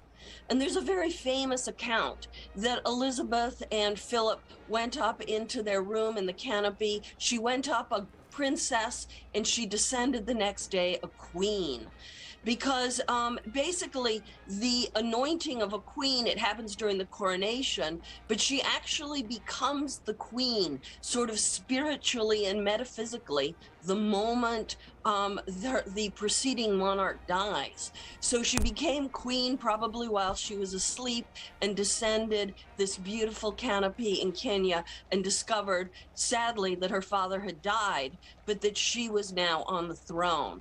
And she would spend really much of the next year reassuring her people, reaching out to the Commonwealth, giving radio addresses where she swore that she would devote her life to service. And she has never faltered on that. No, she certainly has not. And when she took over, I mean, 1952, Harry Truman was president, Winston Churchill was prime minister. And we are now seeing Queen Elizabeth II make her way to the balcony. Just your generic thoughts. I mean, we are living this live, raw, and unfiltered. Professor Gulace, what are your thoughts on seeing the Queen stepping out on this balcony? And look how beautiful she looks, how turned out in that gorgeous suit, which was a suit she was photographed in earlier today. I'm just so impressed and grateful that she's on the balcony because up to this point, any appearance that the Queen makes has been contingent. And it must have been very hard for the planners because her mobility issues have meant that she is not always physically able to actually be present. So she couldn't actually review the troops herself, but she had already planned for that. She had Anne, William, and of course Charles on horseback, and Charles did the traditional reviewing of the troops. But it was even feared that she might not be able to make it out on the balcony. And here she is on her 2 feet. She has her stick with her, yes, but she looks steady and strong, and there she is, so that her people will get that glimpse of her on the famous balcony that they so hoped for. And there are people who traveled from Australia, New Zealand, Canada, throughout the Commonwealth, who camped out on the mall waiting for this moment, and thankfully they're going to get to see their queen. A true moment of history that we are witnessing here. And while the Queen, of course, is all smiles, it also is a sentimental day for her. This is the first Jubilee that she celebrates without her husband, Prince Philip. I mean, it's clearly crossing her mind. And this is also a sentimental day for her. Your thoughts on that? Yes, and I think it's been actually significant how much the Queen's health has declined since the death of Philip. You know, prior to that, we would somehow see her riding around on her horse. We would see her driving her Land Rover through her estates. And her faltering and aging seems to have come fairly suddenly after the death of Philip. And I think many elderly widows and widowers possibly understand what it means to lose a spouse of such long standing, a love match all the way along. And I think it's been difficult. And yet she has pulled together. She has done all of the events that she can, and here she is standing on the balcony, and I think that is highly admirable. She must be thinking of Philip, but she is also using this as a moment to bring her family together after what has been a very tough couple of years. Yeah, and let's talk about the tough couple of years. I mean, this has been a queen that has had to deal with a lot, not only politically during her reign, but also personally with her family, all that has unfolded with Harry and Meghan as we have followed, all that has unfolded with her son, Prince Andrew. It has not been an easy last couple of years for Queen Elizabeth II, not only with the loss of her husband, but also the family drama that has played out, obviously, very publicly. Yes, I think this is immensely difficult. It's not as though she hasn't had some practice The death of Diana was an equally difficult moment for the monarchy, and the Queen has learned how to weather these bad publicity events, and she has taken a strikingly strong hand in some of this. She's made some decisive pronouncements in consultation with Charles and William. For instance, Harry and Meghan are apparently not going to appear on the balcony because they are now no longer working royals. I'm sure that will be a disappointment for many in the crowd, but the Queen is being quite firm in setting up a hierarchy between the working and the non-working royals. And then Andrew himself, who is a beloved son of the Queen, because of his involvement with Jeffrey Epstein and the recent sex scandal, will not be showing his face on the balcony either. And so she has accepted that. And in fact, this must be a difficult moment in that regard for her as well, because priorly, he was very important in the trooping of the colors. He had an important military role that she stripped him of. And that can't be easy for a mother. But here she is making do and actually bringing the family together. And apparently, Harry and Meghan are watching from Buckingham Palace. Yes, you are absolutely right. They will not appear on the balcony as they are not considered working royals, but they did make the trip, which I think definitely signals a sense of unity amongst the family. We've also heard, and I'm not sure if you know about this, perhaps you've even been invited, but there will be a birthday party for Lilibet, and there was also a lot of sentimental value in that name choice, Professor. Yes, I wish I were invited to Lilibet's birthday, but I am not. But it is a sweet choice. Lilibet was the Queen's nickname when she was young, and Prince Philip often called her by that name of endearment. So Harry and Meghan named their daughter Lilibet. They call her Lily, and she will be celebrating her first birthday on Saturday, and likely at a party at Windsor, which the Queen will be present at. So it gives her an opportunity to get to know both her grandchildren, who she's been very separated from because of this terrible rift in the family. You're absolutely right. And speaking about some of the other grandchildren, no doubt that the Duke of Cambridge, the Duchess of Cambridge, and their three beautiful children have been a light for Queen Elizabeth II. I think everyone tuning in is hoping for another priceless moment from Princess Charlotte. Perhaps we'll get another funny photograph face. But just talk about the relationship that Queen Elizabeth II has with the Duke and Duchess and how they really represent the future of the monarchy. I think the Queen has worked very hard to support the Duke and Duchess of Cambridge. She apparently feels somewhat responsible for not doing enough to help preserve the relationship of Charles and Diana. So anywhere where she can be supportive and helpful to William and Kate, she does so. She clearly is extremely fond of her lovely grandchildren, and I'm sure that nothing would make her happier than to have the Cambridge children united with the Sussex children. But the relationships between the parents now are so fraught, it remains to be seen whether this those two families will be able to heal enough that the cousins can actually grow up together in some way. So the birthday party itself will be one of the more interesting events. We won't see it live, but no doubt there will be royal insiders who give us some very detailed coverage of what goes on there. Most definitely, and also monitoring the relationship that the brothers, Harry and Will, also have. A relationship that has been under public eye for years, since the beginning of their lives. And now reports suggest that they are not nearly as close as they once were, which obviously, as any grandmother would feel, probably leaves Queen Elizabeth II heartbroken as well. Yes, it leaves Queen Elizabeth heartbroken. It leaves the public heartbroken. And in fact, I recently gave a talk on the British monarchy at a retirement home. And one of the central questions was how will the boys heal the rift? And these were grandparents listening to the tale. They very much identified with the Queen. And this sadness, because one of the strengths of Harry and William were were that they were so close to each other. They supported each other during the death of Diana. And we all remember the funeral cortege where they had to walk behind her coffin, and poor little Harry sort of enveloped in the love of his elder brother and uncle, and it was a difficult moment. So the British public has lived through the tragedy that these boys have been through, and I think the idea that there's a rift between them is extremely difficult, and it would be wonderful if that could be healed.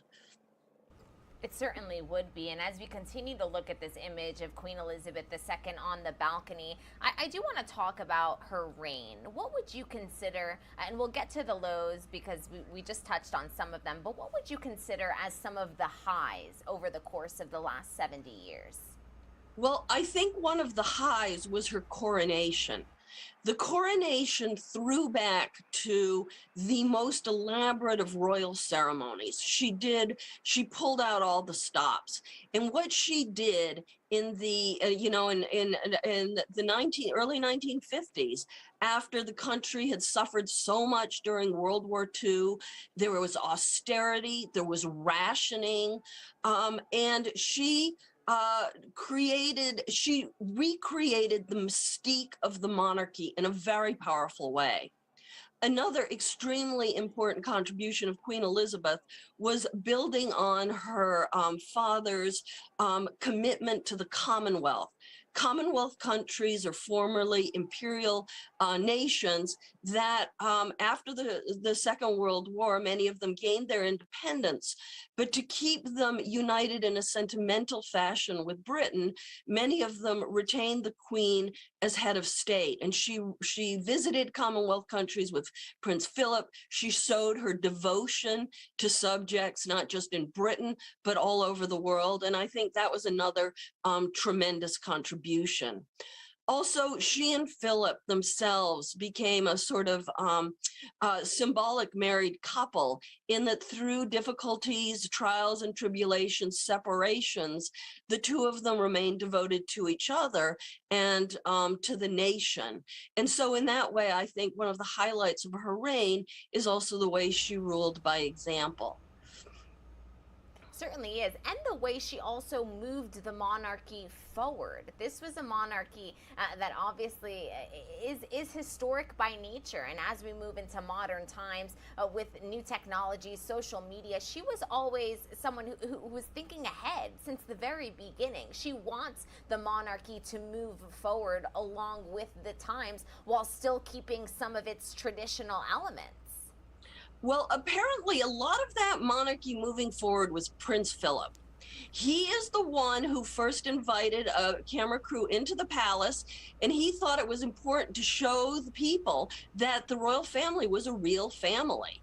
And some people talked about that as a sort of Pandora's box moment, because it meant once the public got a glimpse of the royal family, they felt entitled to see the lives of the royal family in a way that has just proliferated to the current wall-to-wall coverage.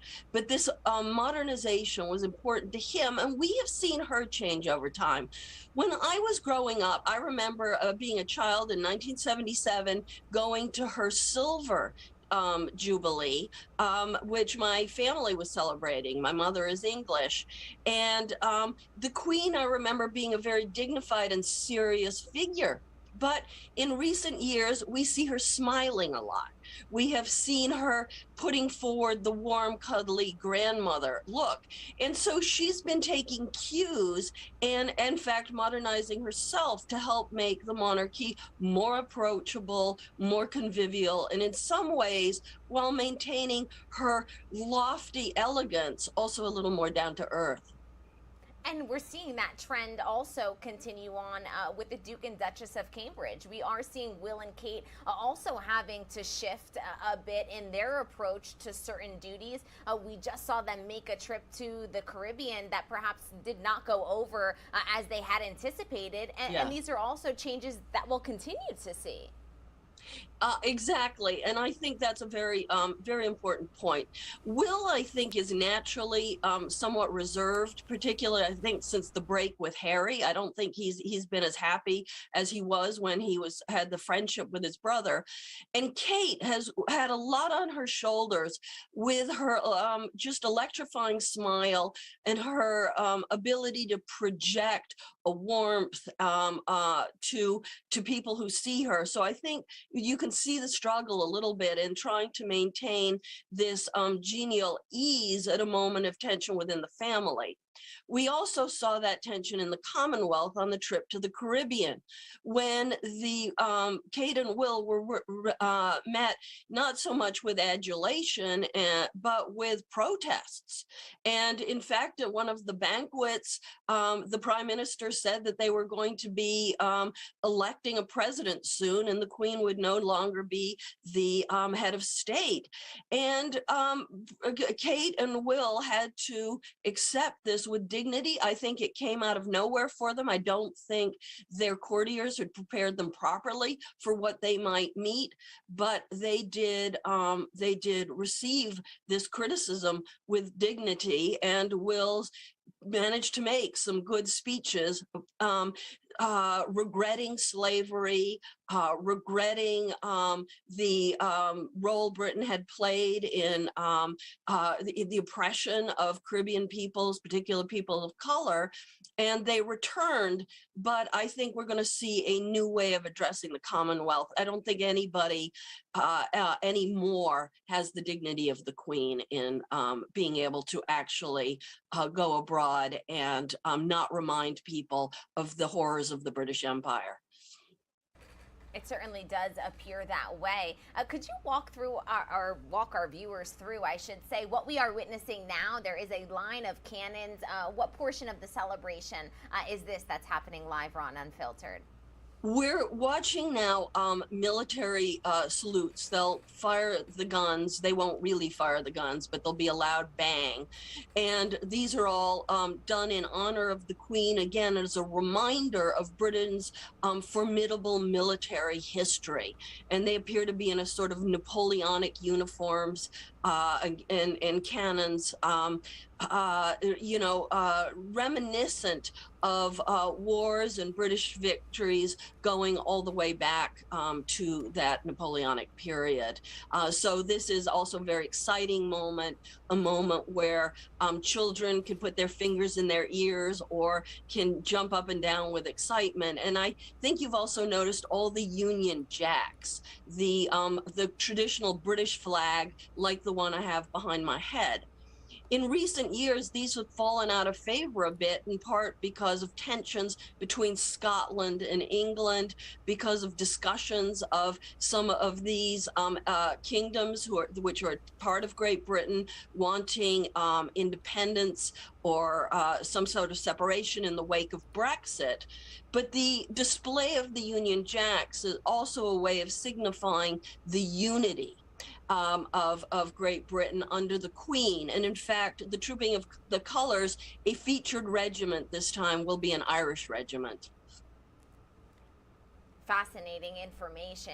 And I do want to talk about the portrait, the official portrait that was released by Buckingham Palace to celebrate this Platinum Jubilee. I do want to pull it up for everyone here. And I found it particularly interesting that Queen Elizabeth II is not wearing a crown in this portrait.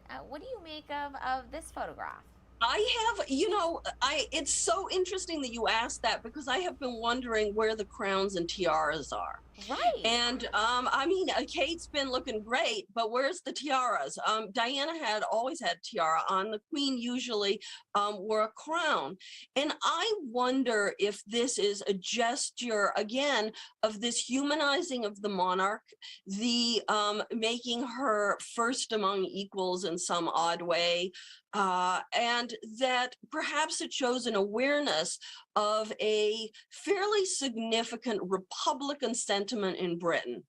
Republicans are people who don't believe in the monarchy and think that any self-respecting people should be a democratic republic where the people choose the head of the state, not where the head of state is a hereditary monarchy that, quote, rules over their subjects. And there's a great deal of fear in the royal family and at the palace that after the queen, who is, as we said, immensely popular, dies, there'll be more impetus given to the Republican Britons who want to get rid of the monarchy. Again, a minority now, but a minority that could grow. So I think it is possible that they're moving away from the trappings of royalty in this way. And in fact, Charles himself has said that he plans to have a more simple coronation than his mother did when it's his turn to take the crown. I personally wonder if that's a good idea, because I think part of what Britons like about the monarchy is its majesty and its mystique, but clearly they feel that downplaying that is perhaps the best move at this historical juncture. It is. We are witnessing not only history, but really a crossroads, it feels like, as the monarchy is trying to decipher how the public kind of ingests a monarchy in and of itself, how it kind of absorbs the glitz and glam at a time where times have simply changed. And so this revolution and modernization of the monarchy, we are witnessing unfold before our eyes. And you spoke about the Duchess of Cambridge, Kate. It is being reported that she is wearing these sapphire earrings that belonged to and were once worn by Princess Diana. It is remarkable how her memory and how little sparks of Princess Diana continue to be present in each and every event that we watch. I think you're absolutely right about that. And it's interesting. The British monarchy is not just about a family and a people and patriotism. It's also a billion-dollar industry in terms of tourism to the United Kingdom. And Diana herself, there seems to be almost an obsession with her recently, with the number of movies, with her life being featured on the upcoming season of The Crown, and also in the last season of The Crown, with both Meghan and Kate referencing her as they wear her jewelry. And yet I think it's also important that Diana not be the last glamorous royal. I think Diana nostalgia is in part because she was the Princess of Wales. She was gorgeous. People loved her. She wore crowns and tiaras and gowns. And my concern is that following Prince Charles's preferences, the playing down of this majesty actually is something that might backfire in the end. And I'm not sure people wouldn't prefer a monarchy with all the whistles and bells. I'm not sure, but that's my perspective on it. And only time will tell how they are perceived and how they are welcomed or perhaps not welcomed. But Princess Diana was really so unique because people loved the fact that she had that glitz and glam, of course, but then they also loved all of the charity work that she did and how she dedicated her life to those causes. And those are causes that her sons, both Harry and Will, also followed suit. And so the thought that there is a rift between them, I think, causes even more profound sadness in the people. And as we're watching this, Professor, there are thousands of people lined up along the streets. I mean, just give perspective as to how the people of England really are celebrating this day unlike perhaps any other. Well, when I tuned into the live coverage, they were telling people, don't go to the mall, there's no more room.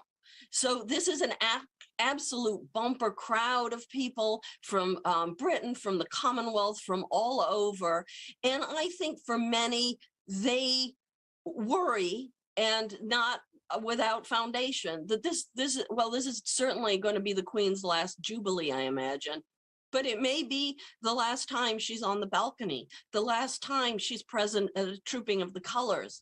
And I think she has treated this 4-day bank holiday weekend. People are being taking off of work. There are going to be on Sunday giant luncheons where people are supposed to celebrate together with their neighbors. Again, a coming together. But I think there is a sense that they're watching history, and this may be the last time they see these events. So I think it feels very historic and momentous to Britain, and they have really turned out for their queen. It certainly does, and I think there is that underlining sentiment that perhaps this will be her last. As we look ahead to the weekend, you've outlined some of them, but more specifically, what are the big events that our viewers, and we'll be at all of them, so don't worry, if you are tuning in, you will not miss a beat of this Platinum Jubilee, but what are really the highlights of the weekends? Well, after the next thing that will happen with the Trooping of the Colors should be the balcony scene and the flyover from the Royal Air Force. And there's going to be added planes. There's going to be a kind of a Battle of Britain commemoration.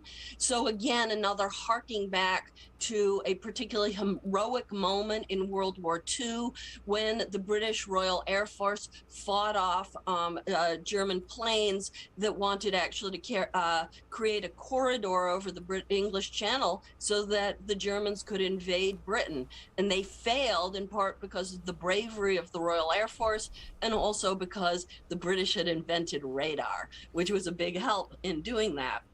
But it's a very, very important moment. And so there'll be the flyover. And then tonight at 9:15 British time, there's going to be a lighting of the beacons. Beacons are big fires that can be used as warnings. And in 1588, when the Spanish Armada tried to invade England, Queen Elizabeth I famously called for beacons along the coast to be lit as soon as the Armada was spotted, so that Britons would be militarily ready to potentially counter the Spanish invasion.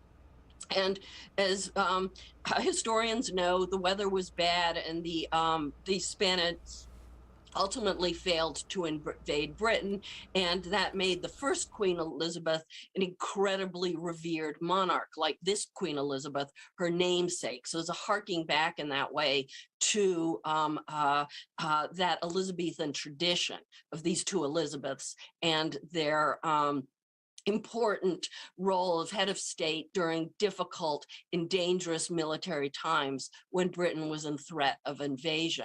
So I think today is the military day with the Trooping of the Colors and the beacons. Tomorrow, let's see, Friday, there was going to be a very religious moment. There is going to be the service of Thanksgiving at St. Paul's Church, and I'll be with you covering that as well. And St. Paul's has also got real important significance for those people who lived through World War II.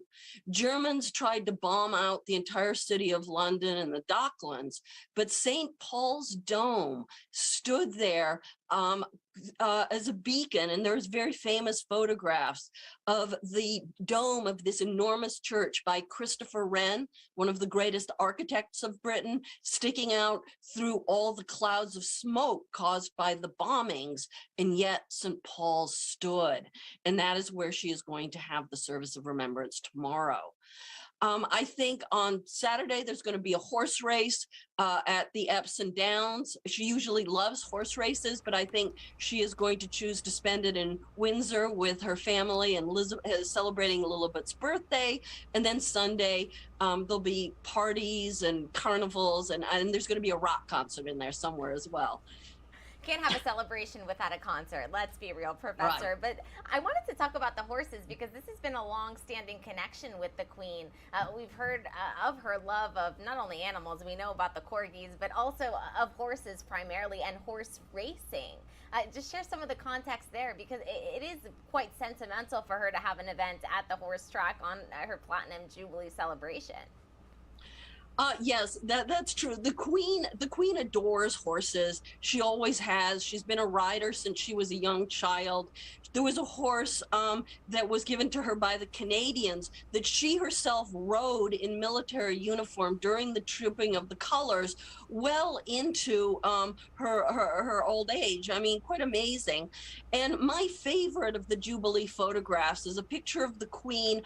She is holding the harnesses on two giant white, they look like draft horses, and they're the exact same color of white as her hair is. And it's a really beautiful photograph, and it is an homage to her love of horses. So this is important to her. And in fact, it was quite interesting. And historians had a little bit of a chuckle over this when she decided not to open Parliament, which is something she very rarely missed, only I think when she was pregnant.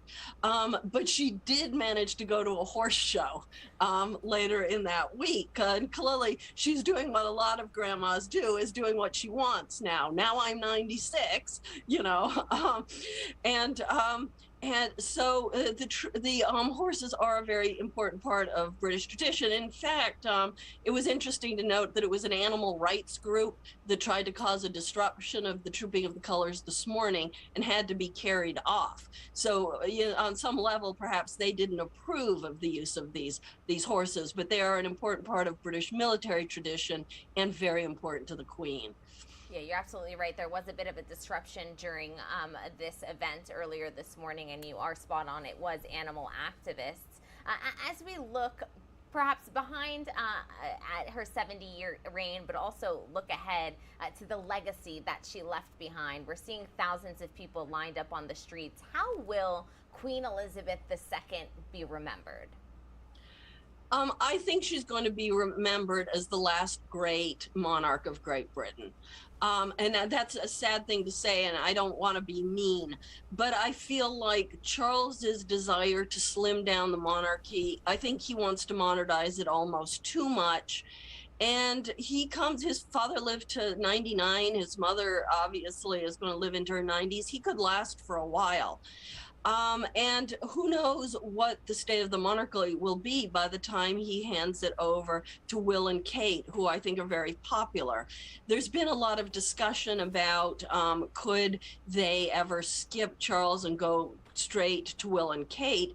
There is a rationale to this in that these kind of young and charismatic rulers are more likely to maintain the affection of the people than someone like Charles, who is a very good man, a dignified man. Has many important charitable organizations. I'm an admirer of Charles.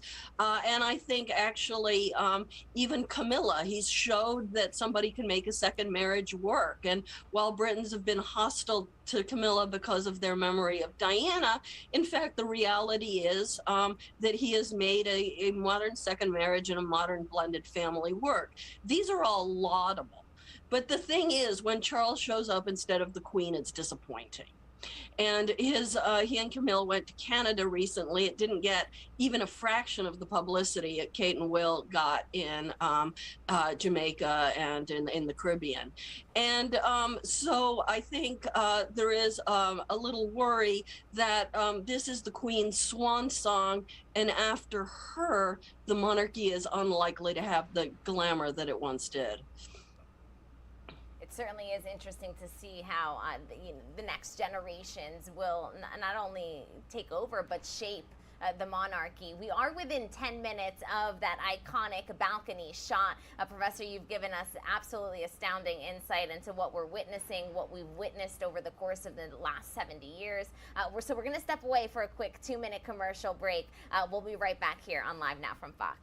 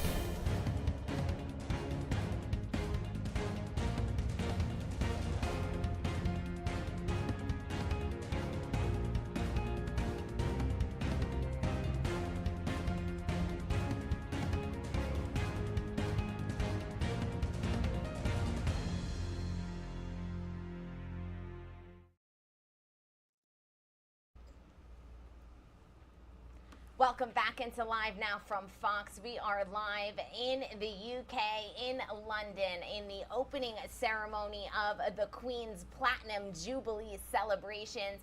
We are tuning in live to the Trooping of the Color ceremony, and the cannons are going off. Joining me now is Nicoletta Gulace, an associate professor of history at the University of New Hampshire. We have been breaking down all of the sights and sounds of this historic day and historic celebration.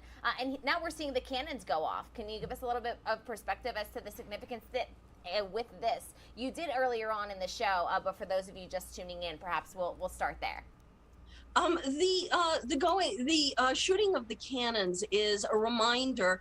It's not only done in honor of the Queen, a military honor and celebration of her official birthday, but it's a reminder of Britain's exalted military tradition, all the great victories from the time of Napoleon through the Second World War and even the Falklands War. And so it's a very significant moment. In the Queen herself is the symbolic commander of the British military forces. So this is a fitting tribute to her on her birthday, and the inspecting of the troops is one of the duties that the monarch performs annually. And these cannons are one of the highlights of the ceremony for the public watching. It certainly is one of the highlights, and this year it's particularly unique because of some mobility issues. It is not Queen Elizabeth II who did that inspection and fulfilled her usual duties at this event. It was actually her son, Prince Charles, which shows that we are in a transitional phase in the monarchy. He is beginning to assume some of these duties. We saw just, I believe it was last week or 2 weeks ago, him also assume the duties at Parliament along with his wife Camilla. So we are beginning to witness this transition. Yes, there's definitely a passing of the baton going on. And both during the Jubilee and during various ceremonial functions up to this point, the Queen, who used to do all of her own duties herself, has been handing off some very significant duties to Charles, sometimes to Charles and William. And today it was actually interesting to see Charles, William, and Princess Anne all on horseback representing the Queen at the Trooping of the Colors. And Charles himself, the future king, who is actually assuming almost regent-like roles, for the first time was invested with inspecting the troops rather than the Queen herself. And there they all are. Look at Kate looking absolutely stunning, the Queen looking wonderful, and here they're beginning to amass on the balcony, I think. I always appreciate a moment where the outfits are coordinated, so shout out to the royal family for working on these hues of blue. But the Queen looking stunning. There you are seeing the Duchess of Cambridge, Kate Middleton, along with her 3 children, the youngest being Prince Louis, then Princess Charlotte in the middle, and Prince George, who of course will assume the big duty. Absolutely. And I think Prince Charles, it's going to be even more pronounced with Prince Charles, because Charles has favored a slimmed down monarchy that focuses on the direct heirs to the throne. The Queen himself, William, and George. And in fact, it was a portrait of the 4 monarchs and future monarchs that was one of the things that apparently precipitated a particular upset for Harry, because he felt like he was being pushed out. And in a sense, he was, because Charles has a very different vision for the royal family than what the Queen had. And so George is taking an increasingly prominent role, and they are very much emphasizing the royal lineage. And I think it is also worth noting Camilla's kind of re-involvement with the family, and how the Queen has accepted her. Whether the public fully accepts her, well, that is up to each and every individual. But it is worth noting that that is, in a way, a modernization of the monarchy as well. I totally agree. And when the Queen made that announcement that she wanted Camilla to be accepted as a Queen consort, that was a huge moment because for decades people refused to accept her as a princess. They call her a duchess, and not in no way was she allowed to assume the title Princess of Wales, which was deemed to be Diana's property. And the Queen basically said enough is enough. We are going to honor her as Queen, and I think the public will accept that. And honestly, there are enough divorced Britons now that they should understand that somebody who has stood at her husband's side and been the dutiful second wife for a long time actually deserves some acknowledgement. So I don't think we're going to see a lot of protests for Camilla in the way we might have 10 or 20 years ago. Times are changing, and what we're witnessing now is that royal fly past. Could you give us more detail into what it is that we're witnessing now and the significance of this moment on the balcony? Well, I think because the trooping of the colors is the marching of all these regiments by the Queen, the addition of the Air Force is, again, another one of these kind of modern innovations. And I think, as we discussed earlier, the Air Force has been absolutely essential in modern history in protecting Britain. And it was during the Battle of Britain when these young men, these young pilots went up and in dogfights took on the German Air Force and prevented the Germans from getting air superiority over the English Channel, which would have allowed Hitler to invade during World War II. So I think the Air Force has become very important, almost as important as the Navy, which is Britain's traditional kind of bastion against invasion. The Air Force is really important as well. And so this is modern technology, and this is also, this time, an homage to the Battle of Britain.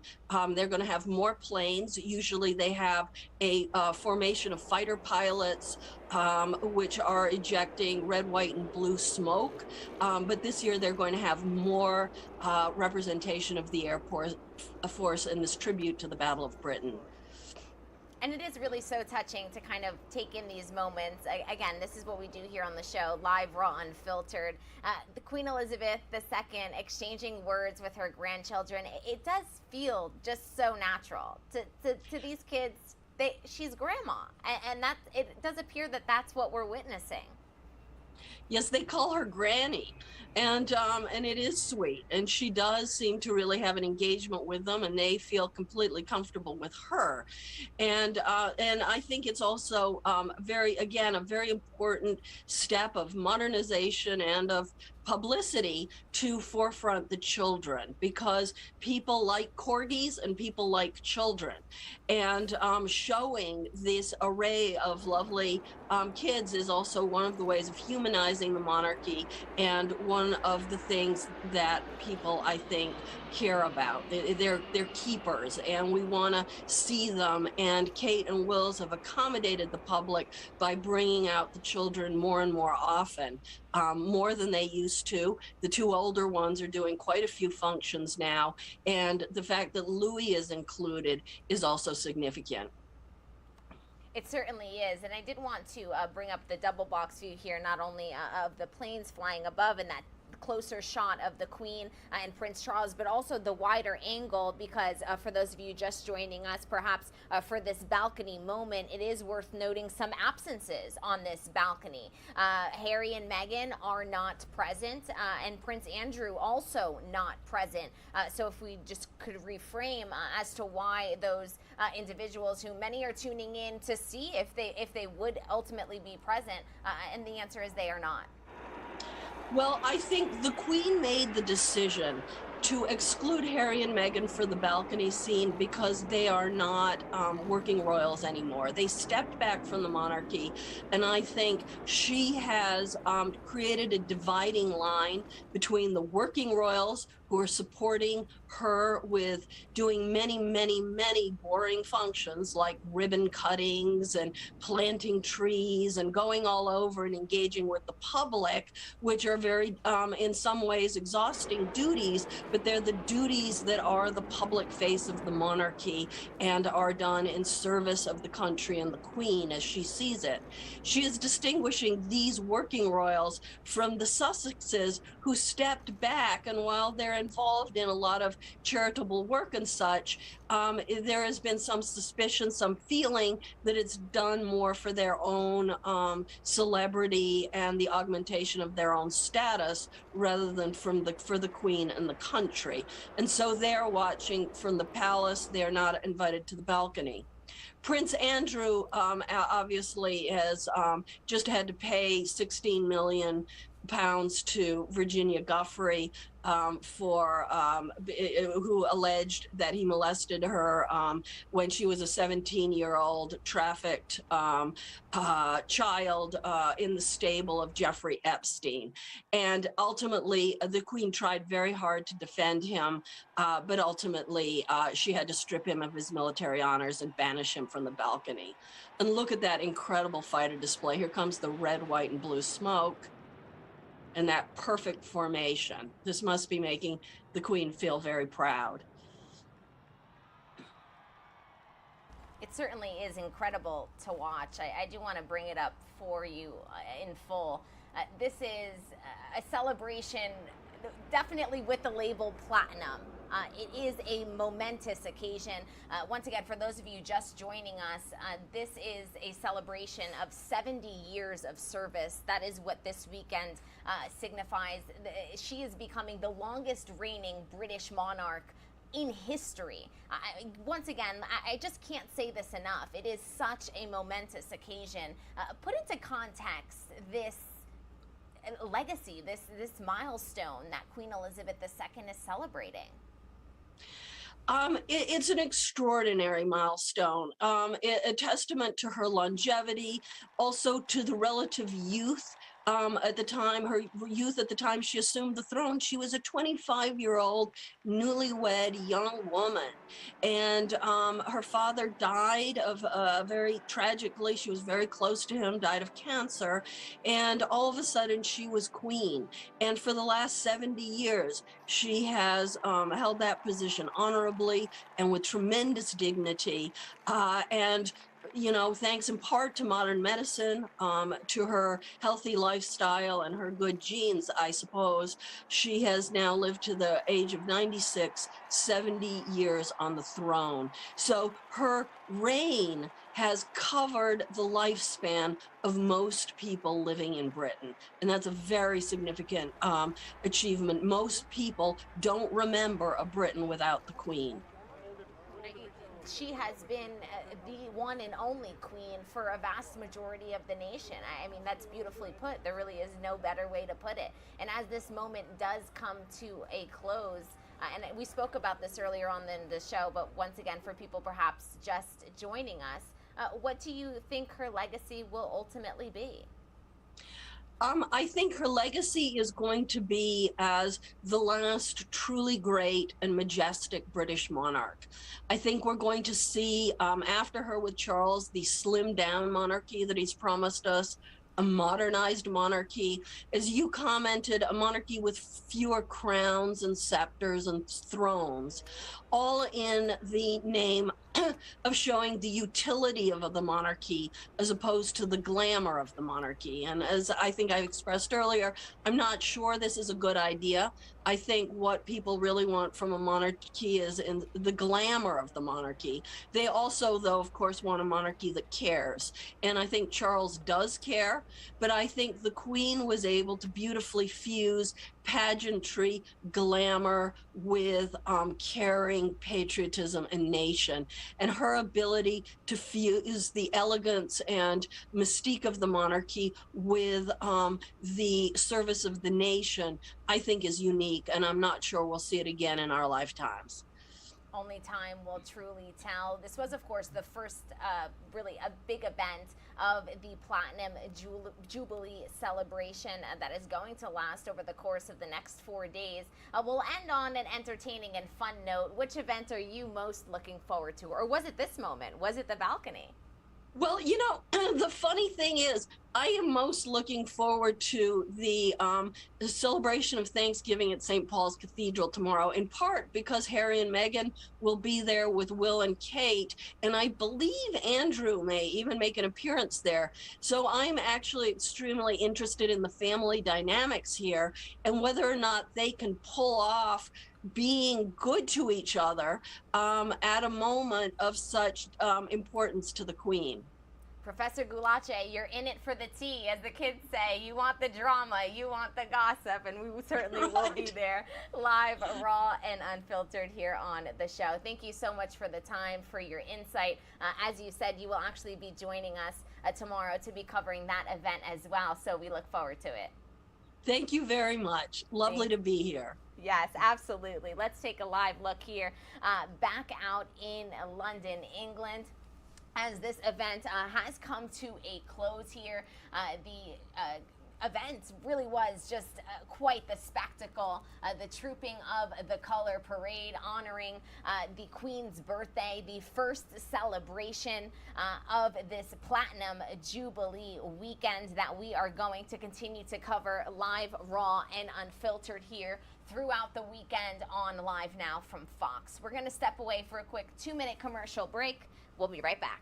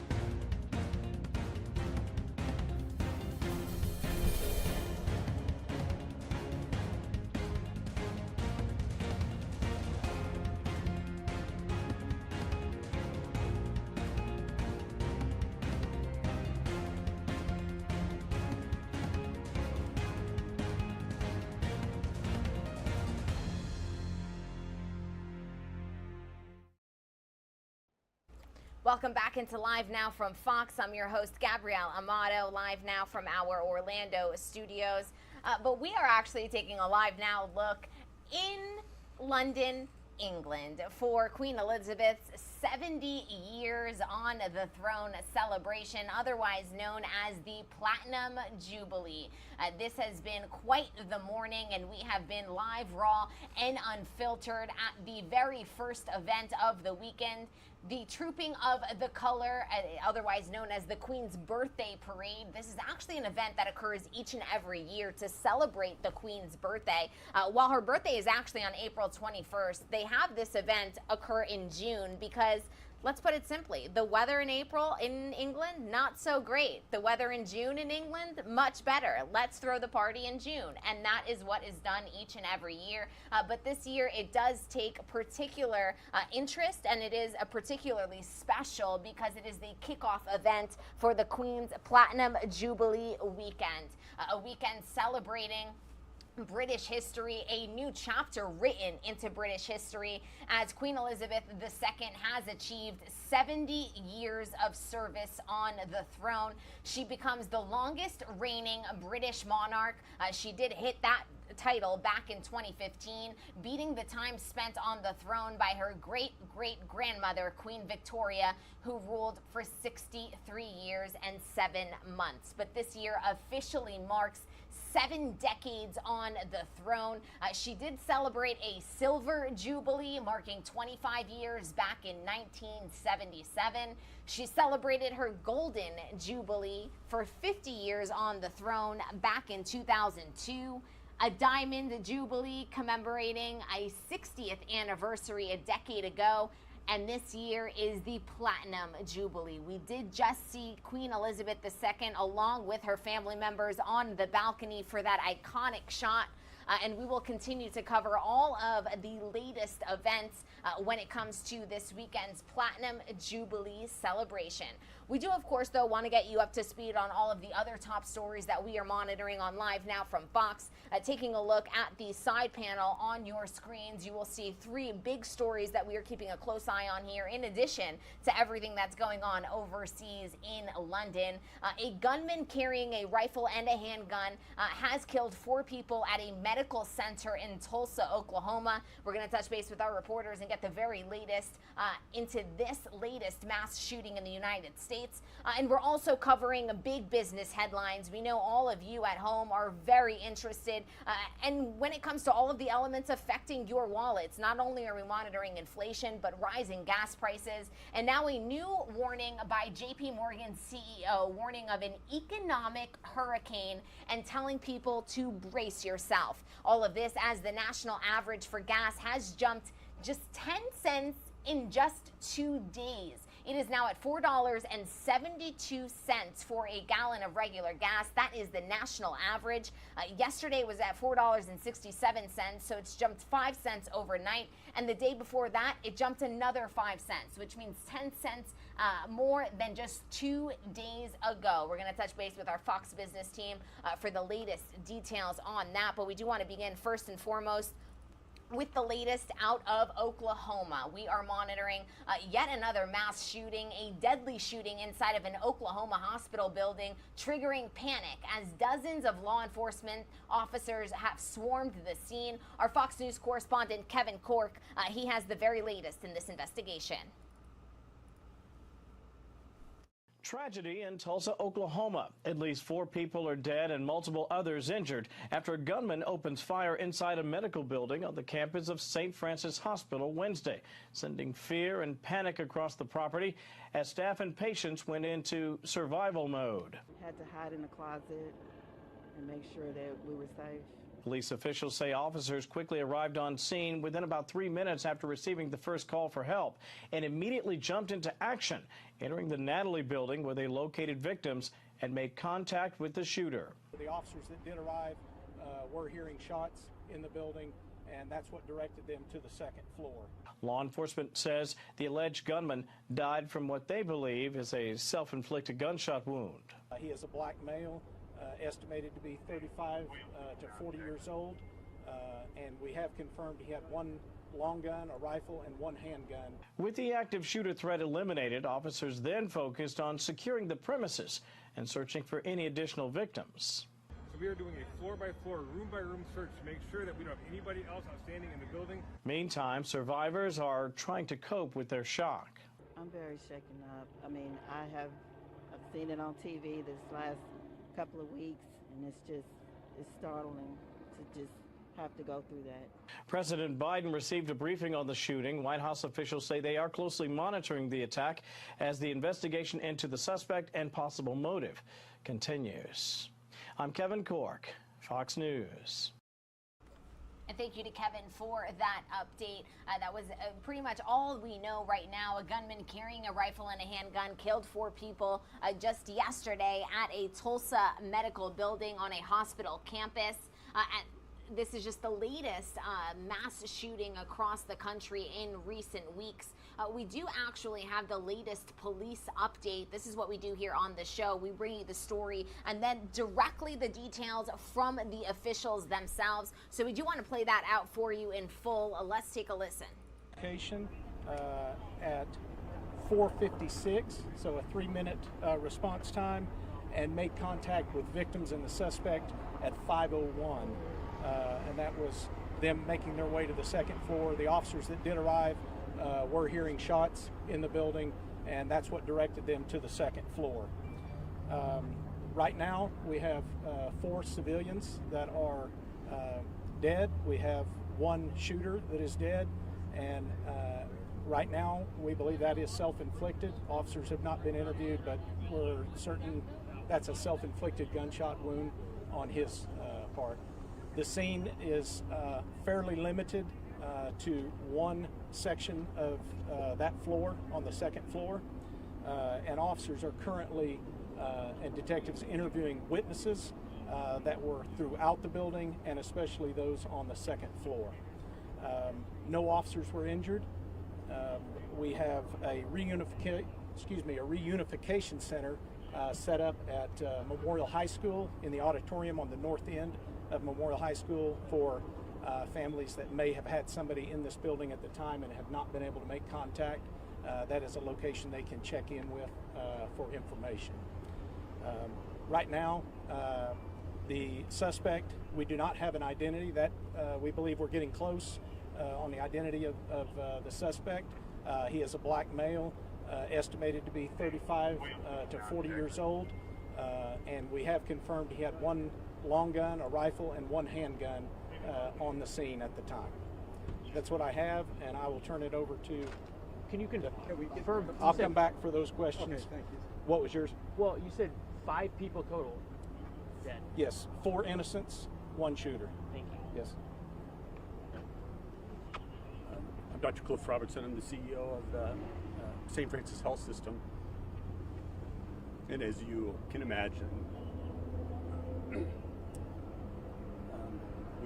we're an organization that believes in the power of prayer, and there is nothing more this community could do for us than to pray for the families and the loved ones and the victims of this senseless act. I can't stand here and not thank the first responders in this city. I mean, look around us. The response has been incredible, and I don't know that I've truly understood just how important our first responders can be and are every day. There will obviously be many questions, and there will be a very bumpy road, I think, ahead of us. But there are over 10,000 people that are part of the St. Francis Health System that every day commit their lives to taking care of people in need, taking care of everyone in need. And this senseless, horrible, incomprehensible act is not going to change that.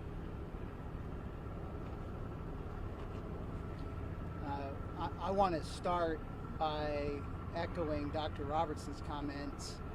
This campus is sacred ground for our community. For decades, this campus has been a place where people have come to work, heroes have come to work every day to save the lives of people in our community. Just in the last few years, in the greatest public health crisis that our city has ever had to face, this has been the facility more than any other that has worked to save the lives of people in this city. I have been out here to this campus repeatedly as mayor when our first responders have been attacked and when one of them was murdered. And it was the people who worked at this campus who were there for them.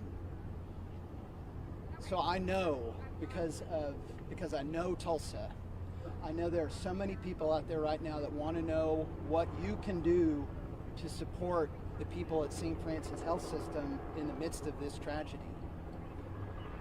I don't have one thing for you right now. I would ask for you to think about what the St. Francis Health System and the people that work there mean to our community, what they mean to you and your family and your neighbors, the heroes who protect you.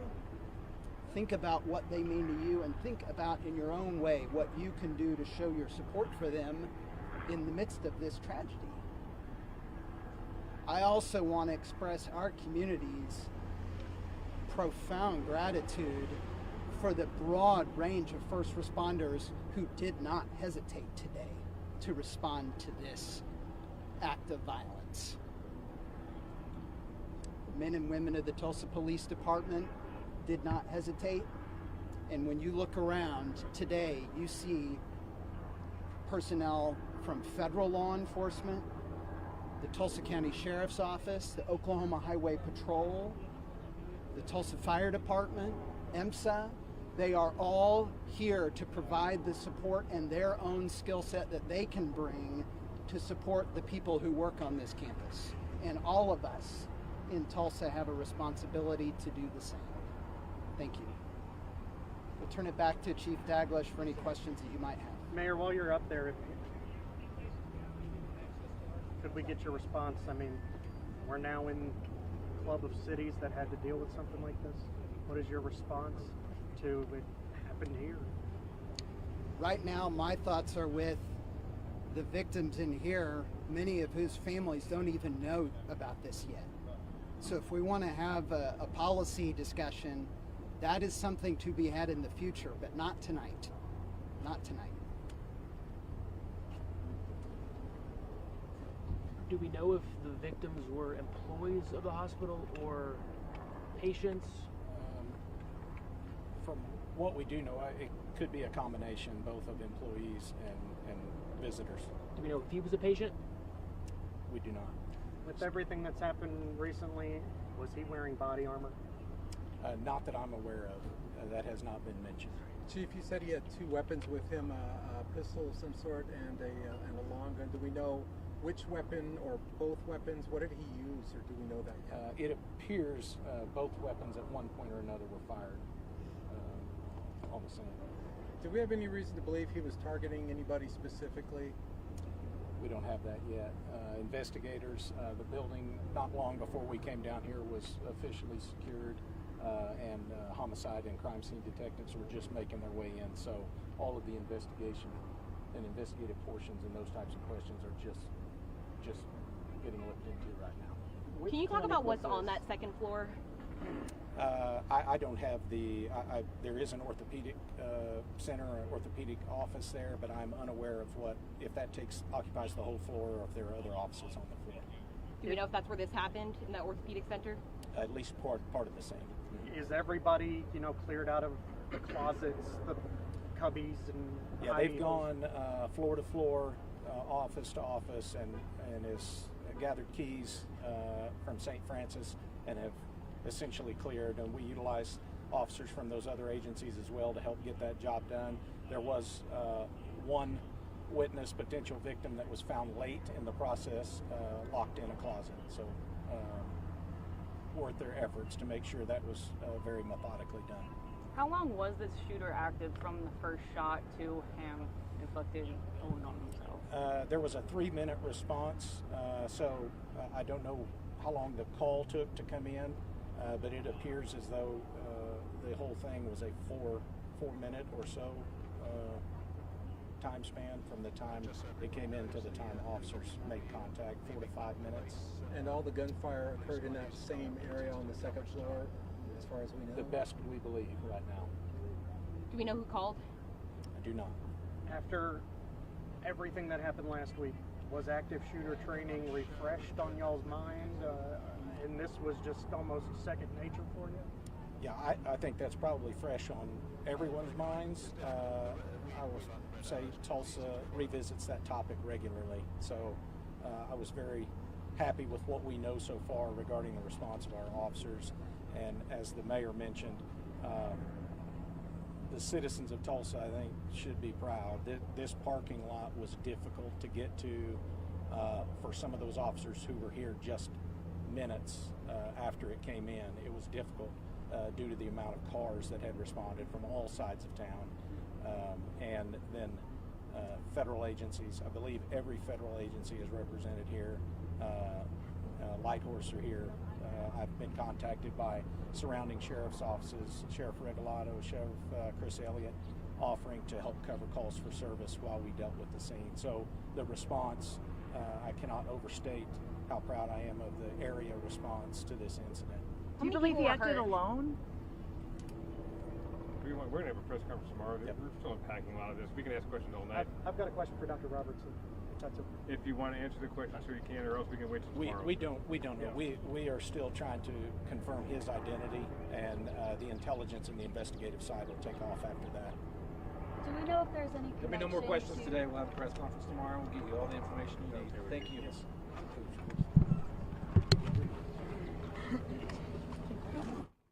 And that was the latest update from police in Tulsa, Oklahoma. We are expecting another update later on this morning. That is expected to come at 11:15 a.m. Eastern time. So as soon as those officials do step up to the podium, we will take you there live, raw, and unfiltered here on Live Now from Fox. We are going to step away for a quick 2-minute commercial break. When we come back, we're going to get you up to speed on the latest when it comes to the Johnny Depp versus Amber Heard trial that did come to a close yesterday. A verdict was read. We will recap that for you and also bring you remarks directly from Johnny Depp's legal team after that verdict was read right here on Live Now from Fox.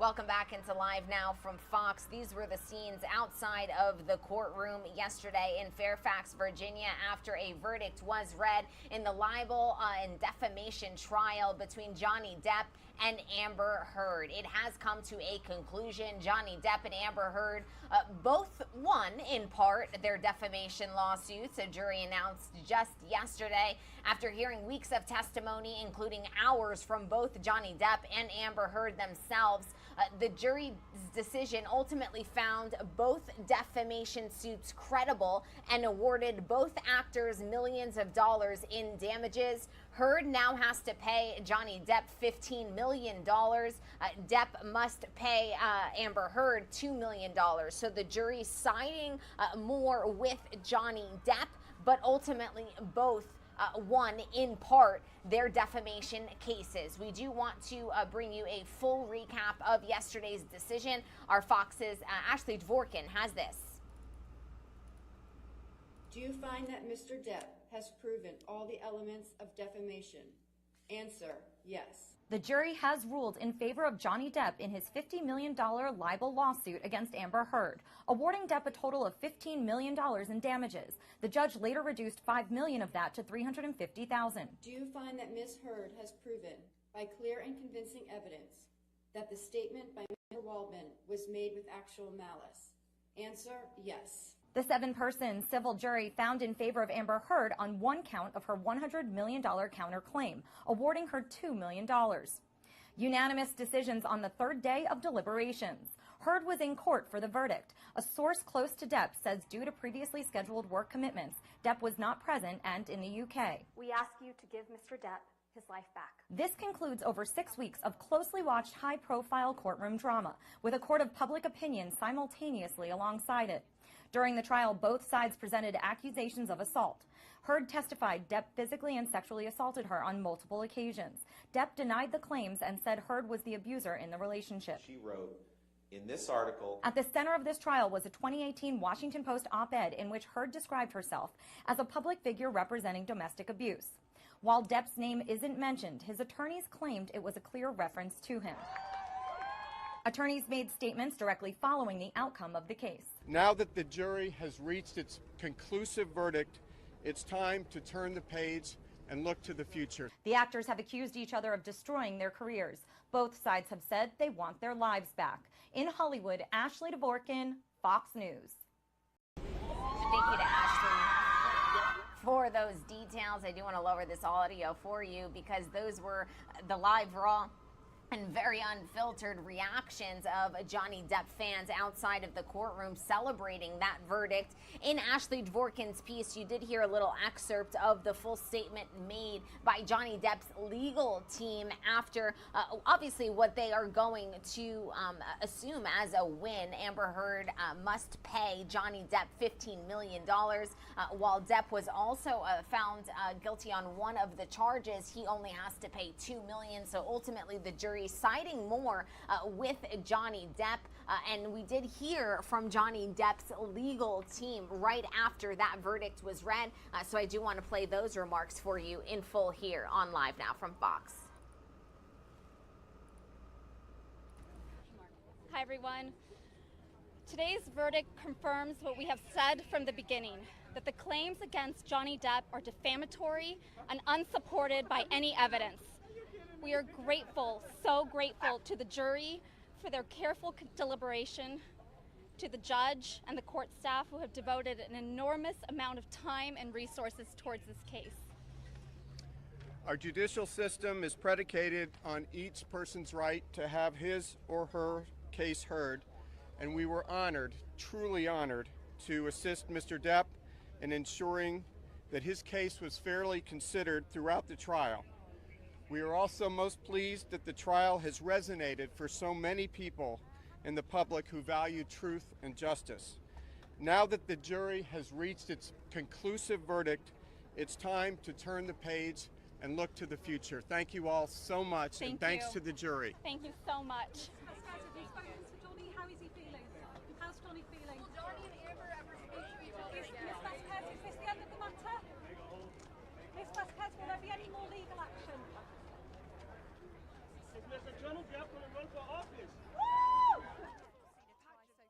And those were the remarks made in full by Johnny Depp's legal team after the jury ultimately sided with Johnny Depp in a vast majority of the indictments there. Amber Heard having to pay $15 million in damages.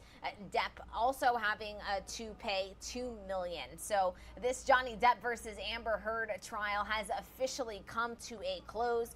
You did hear in Ashley Dvorkin's piece, while Amber Heard was present in the courtroom for that verdict, Johnny Depp was over in London, and so he was not present.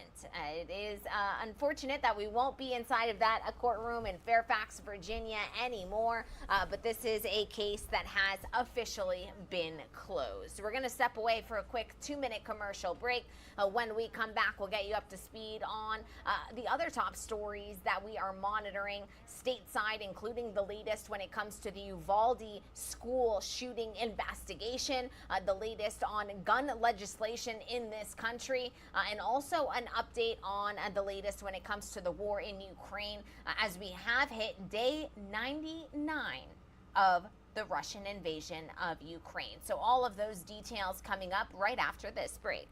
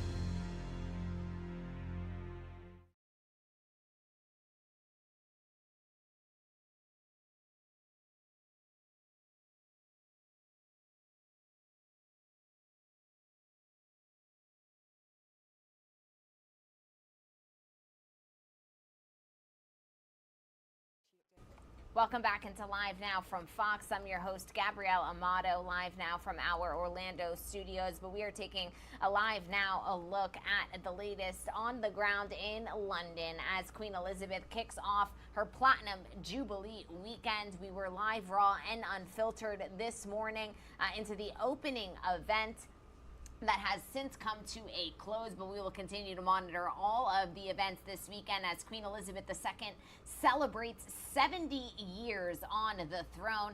She officially becomes the longest serving British monarch in history. A momentous occasion, a new chapter in history that we are all witnessing here, and we will be present for each and every moment of the action like we always are. We cover the biggest stories, not only stateside, but worldwide, and we have been covering very closely the latest when it comes to the Uvalde school shooting that happened now over a week ago.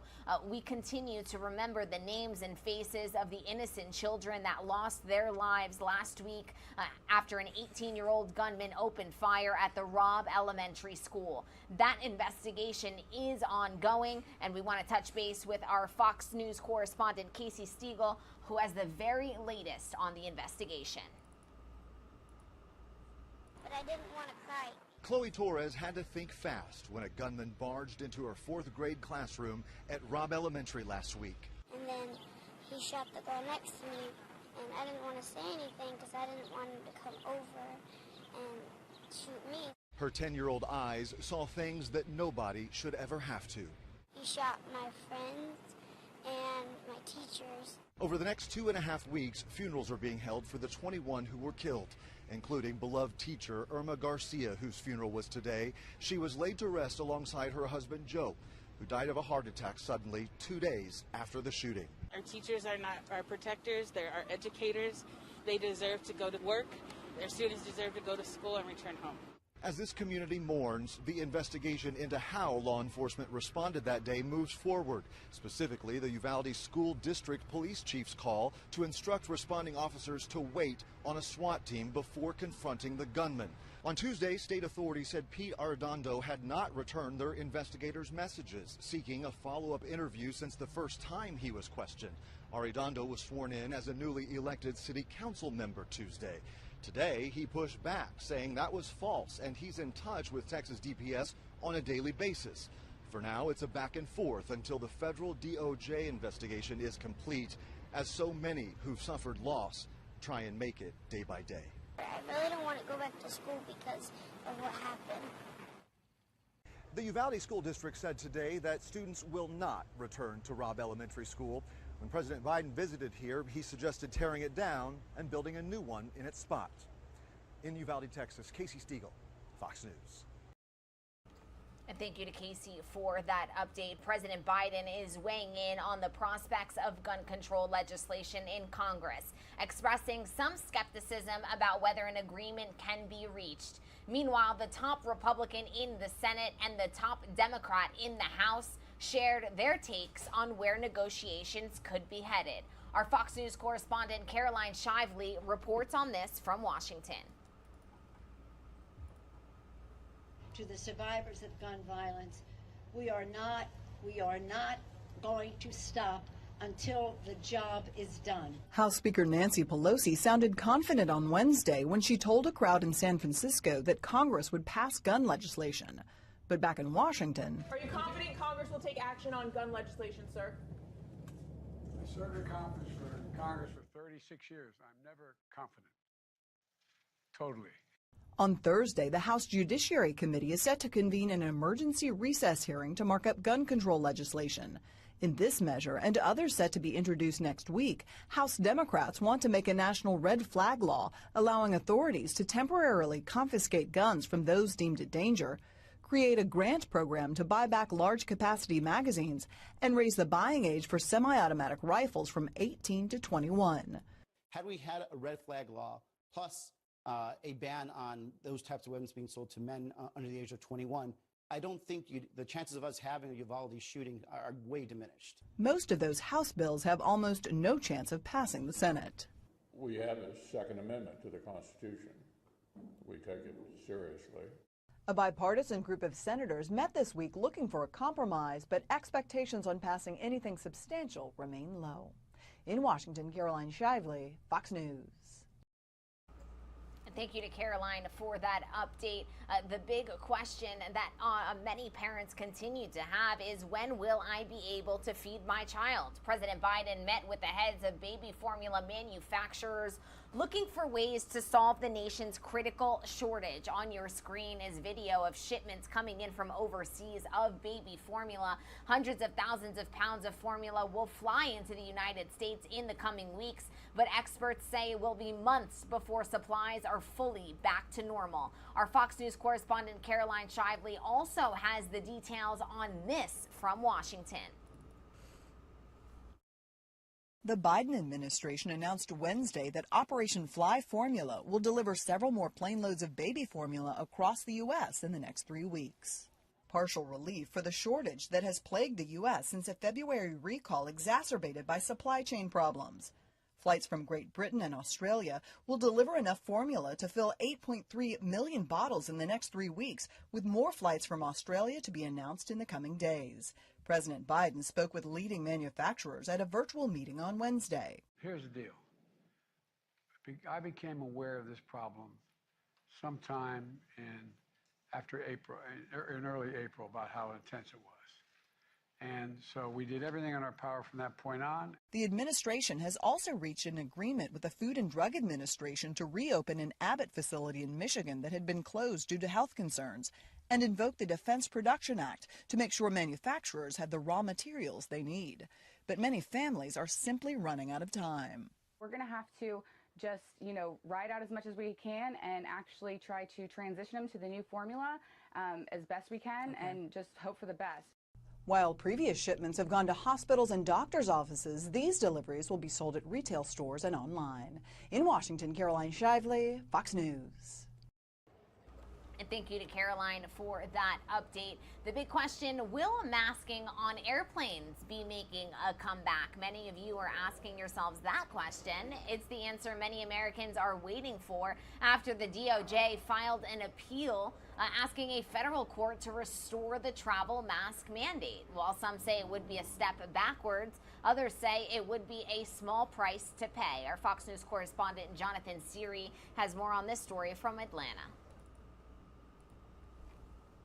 COVID cases across the U.S. are on the rise, and the recent surge is prompting officials to rethink mask mandates. On Tuesday, the Department of Justice asking a federal appeals court to reinstate the mask requirement on public transportation, including planes. A federal judge lifted that mask order back in April, declaring it to be unlawful, taking away the CDC's power to force Americans to wear them. The DOJ says the order issued by the agency in early 2021 falls within their authority as long as it serves the greater interest of public health. The 48-page document getting some criticism. It's a matter of choice for me. I encourage them to wear them, but if they don't, they don't. And if they're not wearing them properly, they're not stopping the spread. In some states, the COVID-19 infection levels are almost 6 times higher than Memorial Day of last year. With summer activities in full swing, organizers are taking action. In Seattle, festival curators require masks for all indoor events, despite the state not requiring it. And if we're not taking care of our people, if we're not taking care of our community, then we're not doing it right. In California, UCLA restored its indoor requirement for those taking classes through summer, joining Penn State and other colleges and universities. Masks on in class is a small price to pay to really mitigate the infections. The CDC hasn't commented on whether it plans to reinstate the mask mandate if the DOJ is successful in its appeal, but the agency does recommend masks on all forms of public transportation. In Atlanta, Jonathan Siri, Fox News. And thank you to Jonathan for that update from Atlanta. Out to a live look at the White House we go. We'll continue to monitor the Biden administration's response, not only to mask mandates, but also the baby formula shortage and the latest on gun legislation in this country. Those 3 stories that we just brought you an update on here on Live Now from Fox. We're going to step away for another quick commercial break. When we come back, we are heading out to Ukraine to touch base with our reporters on the ground to get the very latest on why the Kremlin is saying that the United States is purposely adding fuel to the fire. All of this as the war has entered its 99th day. Those details on the other side of this break.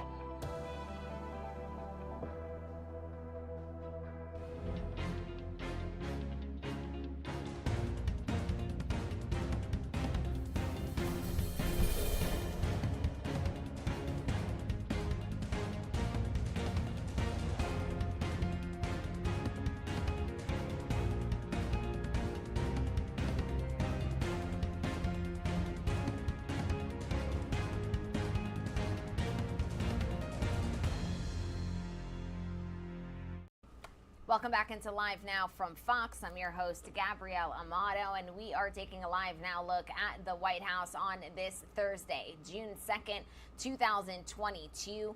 We do, of course, want to get you up to speed on two of the three bullets that you see there on your screens, both regarding the latest in business news. The CEO of America's biggest bank is warning of an economic hurricane and tells people to brace themselves. All of this as we monitor the latest when it comes to near record high inflation and quite literally record high gas prices. The new national average for gas is now $4.72 a gallon. For a gallon of regular gas, that's a national average across the United States, rising 10 cents in just the past 48 hours. Our very own Doug Lazater has more on the latest business headlines from Washington. Let's take a listen. We're getting a better read on the economy this morning with a slew of new numbers, but the fundamentals here aren't expected to change much, with rising prices and a possible recession ahead. The Atlantic hurricane season just began yesterday, and the economic storms may be gathering just as fast. You better brace yourself. J.P. Morgan CEO and billionaire Jamie Dimon says an economic hurricane is brewing. That hurricane is right out there down the road coming our way. We just don't know if it's a minor one or Superstorm Sandy. He points to a number of factors, everything from Fed policies to the war in Ukraine. And we all see it playing out in the form of rising prices that the White House now says they can't do much about in the short term. The idea we're going to be able to, click a switch, bring down the cost of gasoline is not likely in the near term, nor is it with regard to food. No easy questions today. There are no easy questions for the White House these days, as the president met with baby formula makers yesterday to try to ease severe shortages that have parents scrambling. But it's the rising prices that are hitting everyone. Inflation defeats presidents. It's probably the most significant economic indicator. It outweighs unemployment, job growth, because it affects everybody in terms of their weekly budgets. On the other hand, the White House points to a strong labor market, and the president is set to address new jobs numbers that come out tomorrow. In Washington, Doug Lazater, Fox News. And thank you to Doug for that update. We are going to be touching base with our Fox Business team in just over 1 hour at 10 a.m. Eastern Time to get the very latest on what he means by an economic hurricane, the latest on inflation and gas. So you definitely won't want to miss that. As promised, we also want to head from being stateside out worldwide as we monitor the latest when it comes to the war in Ukraine. We have officially hit day 99 of the war as the United States is sending more weapons to Ukraine. Our Fox News reporter, Trey Yingst, has been on the ground covering this story since the very beginning. And as the Biden administration is sending more weapons, the Kremlin is saying that the U.S. is purposefully adding fuel to the fire. He has all the details on this. Fire rockets as they advance in the eastern Ukrainian town of Severodonetsk. Thousands of civilians remain trapped in the area. To tell you the truth, I can't believe I'm living in a shelter at my age. I'm like a homeless person. Ukrainian President Volodymyr Zelensky says his army is losing 60 to 100 soldiers each day as some troops are pulling back from the frontline positions. The battle for the Donbas region grinds on, and Ukrainian defense officials say Russia is also suffering military losses. Ukrainian troops skillfully hold the defense and inflict significant losses on the enemy in manpower and military equipment. More international help is on the way to Ukraine as the war approaches day 100. Overnight, President Biden stated in a New York Times op-ed that the U.S. does not seek regime change in Moscow, despite his previous comments that President Putin could not remain in power. The White House released a statement from President Biden today, formally announcing that advanced rocket systems will be delivered to Ukraine. Kremlin spokesman Dmitry Peskov responded to Biden's recent comments, saying that Russia believes the United States is purposely adding fuel to the fire. Today, U.S. Secretary of State Antony Blinken discussed the conflict alongside NATO Secretary General Jens Stoltenberg, reiterating U.S. condemnation for the invasion. Simply put, the best way to avoid escalation is for Russia to stop the aggression and the war that it started. Other countries are also stepping up to support Ukraine, with German leadership announcing today they'll send both anti-aircraft missiles and radar systems to help slow the Russian advance. In Kyiv, Trey Yingst, Fox News. And thank you to Trey for that update. We will continue to monitor the very latest when it comes to the war in Ukraine and any other remarks that the Kremlin and Vladimir Putin make about the United States' efforts to assist Ukraine at this time of war. Our very own LiveNOW from Fox's Andrew Kraft has been speaking about the latest situation on the ground in Ukraine with expert Hal Kempfer since the very beginning of this invasion. And I do want to bring to you his latest breakdown as we are now just hours away from day 100 of this invasion. Hard to believe that back on February 24th, 2022, the geographical map of security in Europe was forever altered. Over the course of the last 100 days, we have seen Sweden and Finland submit applications to join NATO. That mere fact alone, something that many experts thought that they would not see in their lifetime. But Russia's decision to cross over into Ukraine in an operation that really has evolved so much over the course of the last 100 days, their goals each and every month appearing to dwindle down to a less significant invasion and ultimate overtaking of Ukraine as Russia continues to fail to meet those goals. We have been breaking this all down with our expert Hal Kempfer, so I do want to bring you this latest discussion.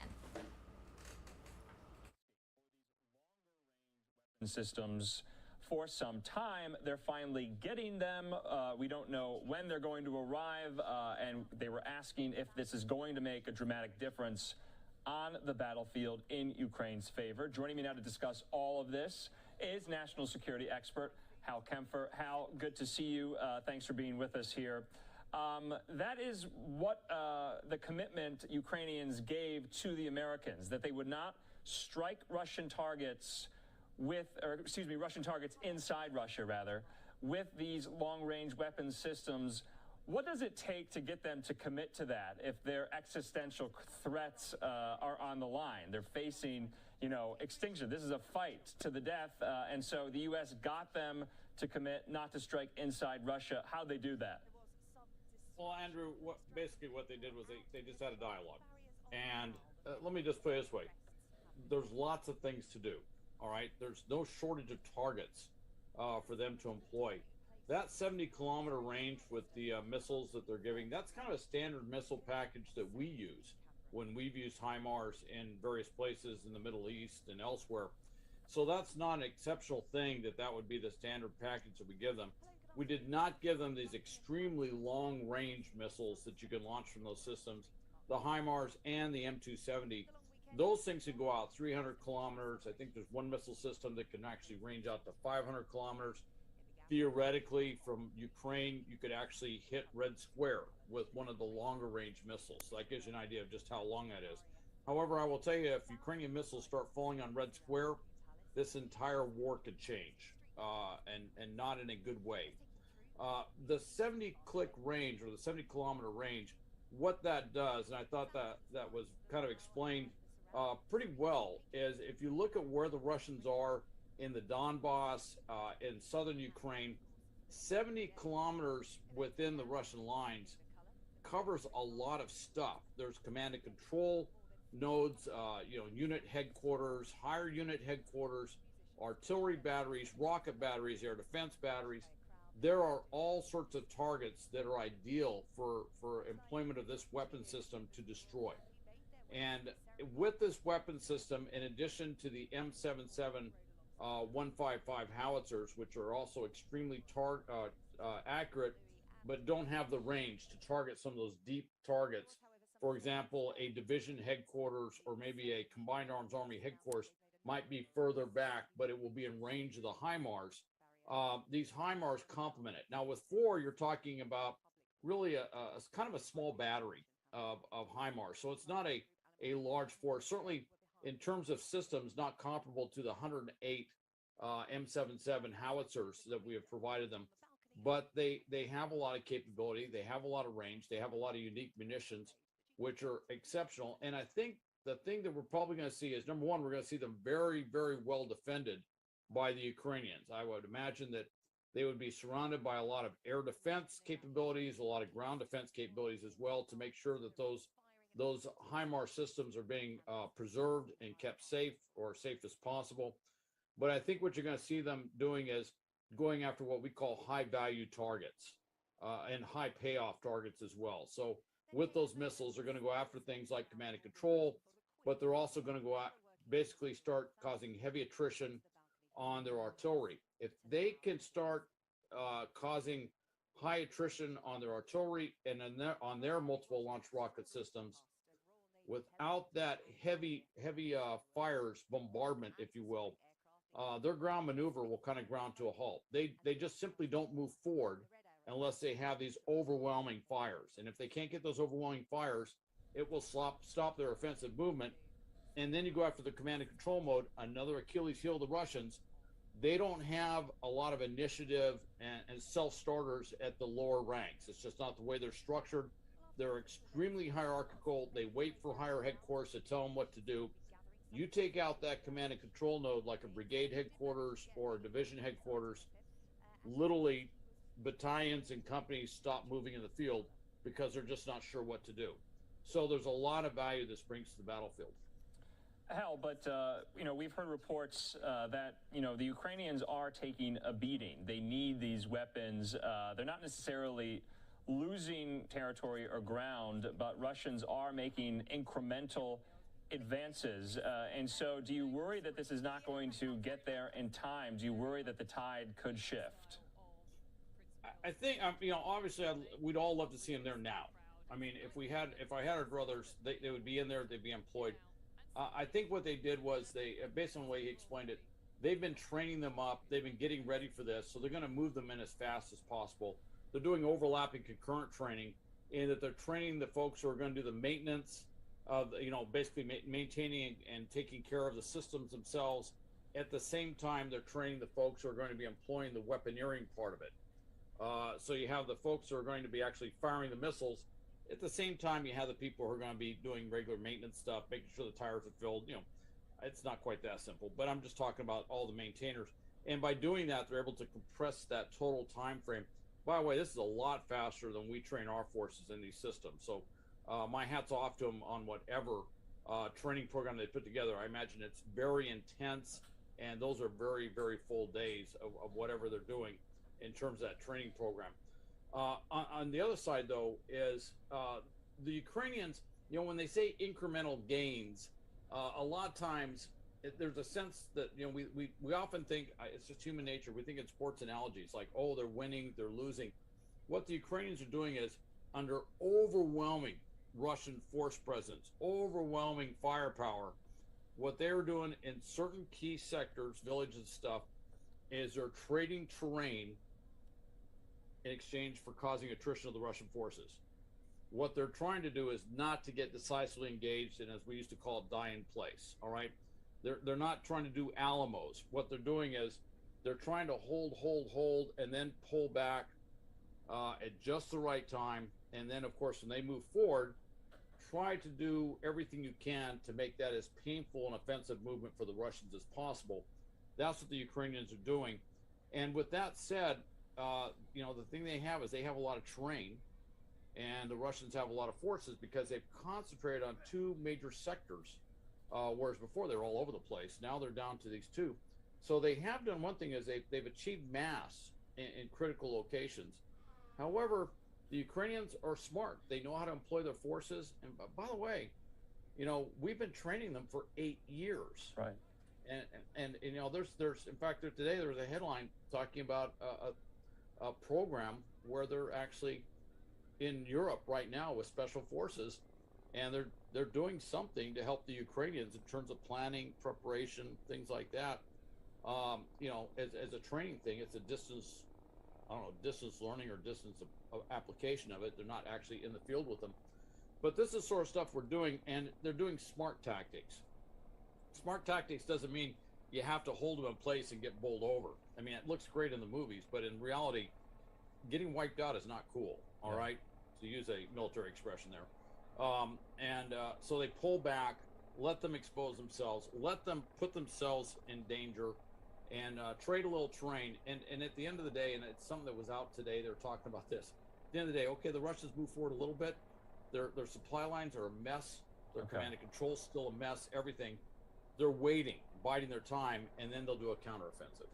Hal, you know, I am always cognizant of this. We know the fog of war is real, and we know that we have desired outcomes, and I don't want to kind of cloud our views of those of what we perceive to be happening because we want it to happen rather than what's happening on the ground. And you and I have made sure to the viewer that we are straightforward with them, but I want to just kind of offer this counterpoint because you and I talk about Russian casualties so often. We got some insight into Ukrainian losses. Volodymyr Zelensky, the president of Ukraine, he did an interview with Newsmax in Kyiv. He said Ukraine is losing 60 to 100 soldiers every day. According to Newsmax, Zelensky said the situation in the east is very difficult. He said we are losing 60 to 100 soldiers every day and something like 500 wounded in combat. Those numbers are staggering. They are big. And they're the biggest they've seen so far. Now, you know, put it in context. Okay. Losing 60 to 100, and I've heard they may be losing 100 to 150, sometimes maybe 200. That's still pretty darn high. But then you compare it to the Russians, which are 2 to 3 times more. The other thing is this is the crucible, if you will. The Russians have thrown all in. They've gone on narrow sectors. You would expect that they would be causing a lot of casualties on the Ukrainian side. What the Ukrainians have, though, is they do have a fairly large force. They got a lot of troops. And so when they lose troops, they tend to lose troops. Whereas when the Russians take losses in troops, it's usually involving taking out tanks and armored personnel carriers and other associated weapon systems with them. Whereas a lot of times the Ukrainians are fighting as light infantry. So there is a little bit of difference in terms of the composition of the total damage, battle damage, if you will, that's incurred on either side. Certainly the Ukrainians are giving a lot better than they're getting. All right, that's for sure. But I don't want to take away from this. This is a pitched fight. They are in some high intensity combat. They are fighting for every foot of that terrain. The Russians have thrown all in. They're basically, when they take a village, there's not really a village to take. It's because they've leveled everything around it. The same thing with towns. They level the town, and that's the only way that they're able to move forward. But you know, the reports are still coming out consistently with command and control problems, leadership problems, tremendous morale problems, but also the logistics side of this. And they can do this now, but at some point they have to feed and they have to arm and they have to resupply their forces.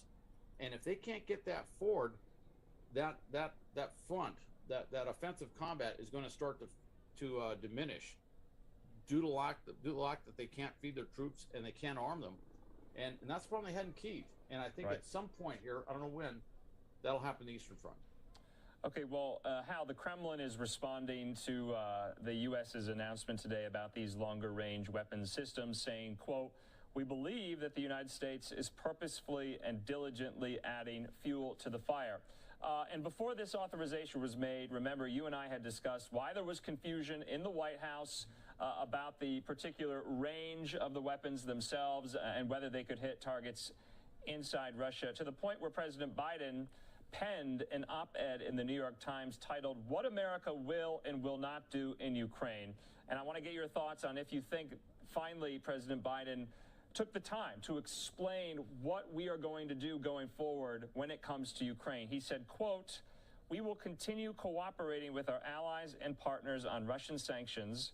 We will continue providing Ukraine with advanced weaponry, including javelins, stingers, powerful artillery, and precision rocket systems, radars, UAVs, M-17 helicopters, and ammunition." He said, "We will also continue reinforcing NATO's eastern flank." He went on to say, "We do not seek a war between NATO and Russia. He says, as much as I disagree with Putin and find his actions an outrage, the United States will not try to bring about his ouster in Moscow. He said, as the war goes on, I want to be clear about the aims of the United States in these efforts. Is this too little, too late? Should the president have said, what is our desired outcome when it comes to our Ukrainian posture? Well, you know, what the problem the White House has been having is that he will say something and then the White House staff backs it off. And they've done that in a number of different situations. And so it's caused a little bit of confusion about when he does say things. I think clarifying this is important. When you look at the substance of what he's saying, I don't see a big shift from what's been said all along. I will tell you, though, there are times when I hear some of the rhetoric that I get confused and have to go back and read very closely to make sure I'm interpreting what they're saying, simply because some of the language, from my opinion, could have been more precise. All right. I think this thing about defensive weapons, I have to tell you, it's not the first time I've heard this type of hyperbole involved with what weapons we send. Oh, they're strictly defensive weapons. Weapons are weapons. There's not an offensive rifle and a defensive rifle. There's not a defensive missile system and an offensive missile system. It's how you employ it. And frankly, right now, because in the Eastern Donbass, they're on the defense, it's defensive. And then when they go on the offense, I'm sure they're going to use it in offensive warfare. I think it's good that he's clarifying what we are and what we are not doing. Some of the things is coming out. I have to tell you, there's a few of us out there, you know, some of these things that they talk about, like the Special Forces Cell and the fact that 4 nations joined it, and they put out a press release on it. Some of us are kind of scratching our chins a little bit and go, that's not something I would normally advertise, that we're doing that. I mean, that the Russians may know we're doing that, but it's not something that I would normally advertise. This is a different war. The way they're putting out information now, on both sides, is a little bit different than what we've seen before. And there's been a lot of discussion of whether some of these things that we're saying, you know, when we're quoting, well, this is what our intelligence is saying, or Britain is saying, we're quoting, this is what our intelligence is saying. It's a degree of intelligence transparency that it's unusual. And the fear is, are we in somehow giving up sources, methods? Are we breaching some key areas of operational security? I don't know, but I think it's good that he came out and clarified this, just because of a lot of the confusion that's gone up to this point. Yeah, 2 other interesting notes about the op-ed. He says, my principle throughout this crisis has been nothing about Ukraine without Ukraine. He says, I will not pressure the Ukrainian government in private or public to make any territorial concessions. Also, though, addressing the specter, the threat of nuclear war, he says, I know many people around the world are concerned about the use of nuclear weapons. He says, we currently see no indication that Russia has an intent to use nuclear weapons in Ukraine. Of course, that remains the question. If they do, what will our response be? But so much is happening there as we approach day 100. Hal Kemper, as always, we appreciate your time, and we'll talk to you again. Okay, Andrew. Thanks. All right, and a big thanks to our Andrew Kraft for that conversation about day 99 of the ongoing war in Ukraine. We do want to bring you back live to London, where we, of course, are celebrating the Queen's Platinum Jubilee. We do want to get this graphic up for you on the screen. Again, those celebrations underway in London earlier today. We, of course, saw the Queen and some of her family members waving that iconic wave on the balcony of Buckingham Palace. Thousands of people there earlier today to again celebrate the Queen and her 70 years of service to the monarchy. It is 9:17 here on the East Coast. We're going to step away for a quick break. We'll be right back.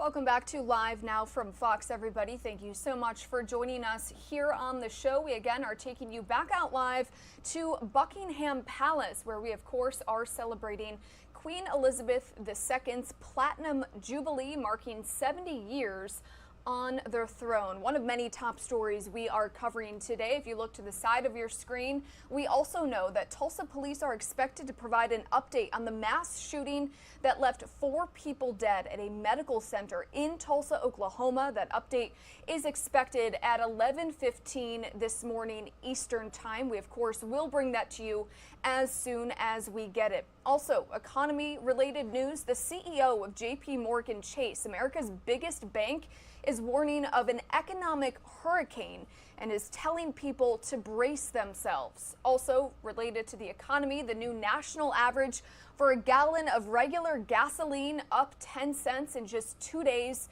now at $4.72 a gallon. Coming up in about 40 minutes or so, we are going to have a live shot with our Fox Business Network's Jerry Willis talking about inflation and those really concerning comments from, again, the CEO of JP Morgan Bank saying that there is an economic hurricane on the way. But we do want to get back to the Queen celebrating, again, her Platinum Jubilee. You can see the Queen right there standing on the balcony at Buckingham Palace to take in the Trooping of the Color Parade. The annual military parade celebrates Queen Elizabeth's official birthday this year.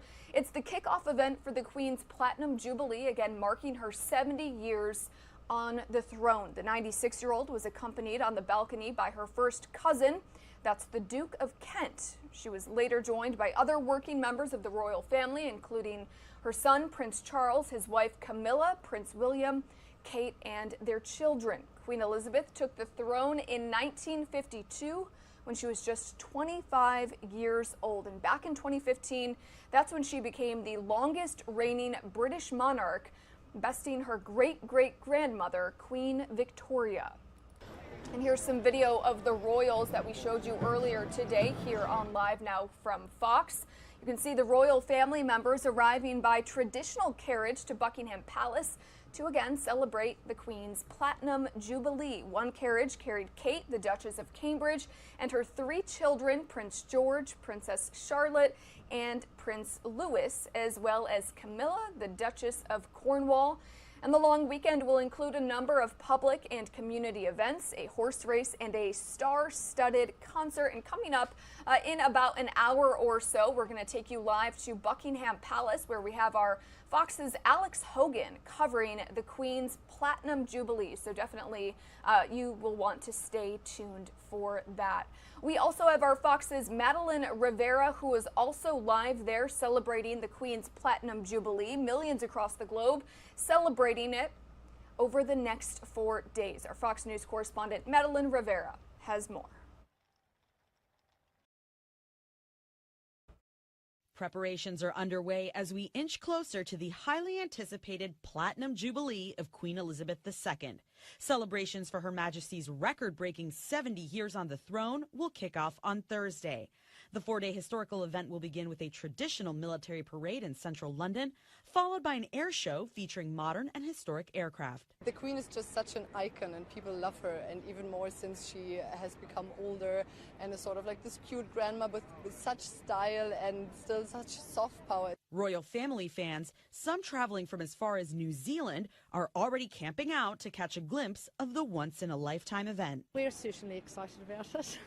Yeah, but I think New Zealand is definitely interested in it. Yeah. We're just loving it. We don't have anything like this. We've got no history to speak of in our country, and this is just wonderful. And all eyes will be on the Queen, though it's not clear how many actual appearances she will make yet. The Queen has missed several public engagements in recent months in what Buckingham Palace describes as, quote, episodic mobility issues. I mean, this is what I love when I come to England. I just love the pageantry. I mean, the Queen and everything. It's kind of what I live for. The Queen is what is great in Great Britain. Without the Queen, Britain would be Britain, but she makes it great. You can catch the opening ceremony for the Platinum Jubilee beginning at 6 a.m. Eastern, right here on Fox. Anna Eliopoulos, Fox News. right, Anna, thank you for that report. Now to another story that we first broke to you yesterday. The verdict is in the ongoing, that 6-week-long defamation trial between Amber Heard and her ex-husband Johnny Depp. So the libel trial again has now come to a conclusion. Johnny Depp and Amber Heard both won, technically, in part, their defamation lawsuits. A jury announced yesterday, after deliberating for about 12 hours over 3 days, after hearing weeks of testimony, including hours from both Depp and Heard themselves, the jury's stunning decision found both defamation suits credible and awarded both actors millions of dollars in damages. Heard is to pay Depp $15 million, and Depp, in turn, is to pay Heard $2 million. Fox's Ashley Dvorkin breaks it all down. Do you find that Mr. Depp has proven all the elements of defamation? Answer, yes. The jury has ruled in favor of Johnny Depp in his $50 million libel lawsuit against Amber Heard, awarding Depp a total of $15 million in damages. The judge later reduced $5 million of that to $350,000. Do you find that Ms. Heard has proven, by clear and convincing evidence, that the statement by Mr. Waldman was made with actual malice? Answer, yes. The 7-person civil jury found in favor of Amber Heard on one count of her $100 million counterclaim, awarding her $2 million. Unanimous decisions on the third day of deliberations. Heard was in court for the verdict. A source close to Depp says due to previously scheduled work commitments, Depp was not present and in the UK. We ask you to give Mr. Depp his life back. This concludes over 6 weeks of closely watched high-profile courtroom drama, with a court of public opinion simultaneously alongside it. During the trial, both sides presented accusations of assault. Heard testified Depp physically and sexually assaulted her on multiple occasions. Depp denied the claims and said Heard was the abuser in the relationship. She wrote in this article. At the center of this trial was a 2018 Washington Post op-ed in which Heard described herself as a public figure representing domestic abuse.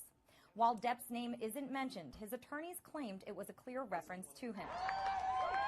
Attorneys made statements directly following the outcome of the case. Now that the jury has reached its conclusive verdict, it's time to turn the page and look to the future. The actors have accused each other of destroying their careers. Both sides have said they want their lives back.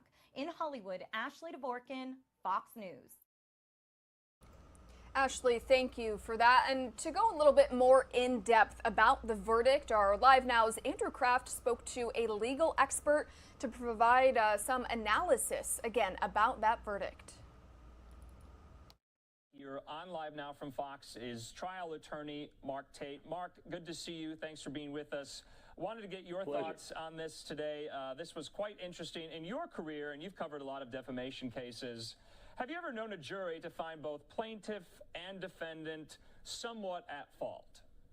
Well, not necessarily in a defamation case, but frequently when parties are disputing. And really, while this appeared to be a personal case for Johnny and for Amber, the fact of the matter is those essentially are two very large businesses. And so you have essentially one business claiming that another business harmed it, and the other business is saying, hey, we were hurt too by some of the things you did. And so if you think about it that way, if you think about that they are each their own little industry, it's not unusual for a jury to in fact find that in the primary claim, in this case, Depp v. Heard, that in fact he wins on every allegation that he made.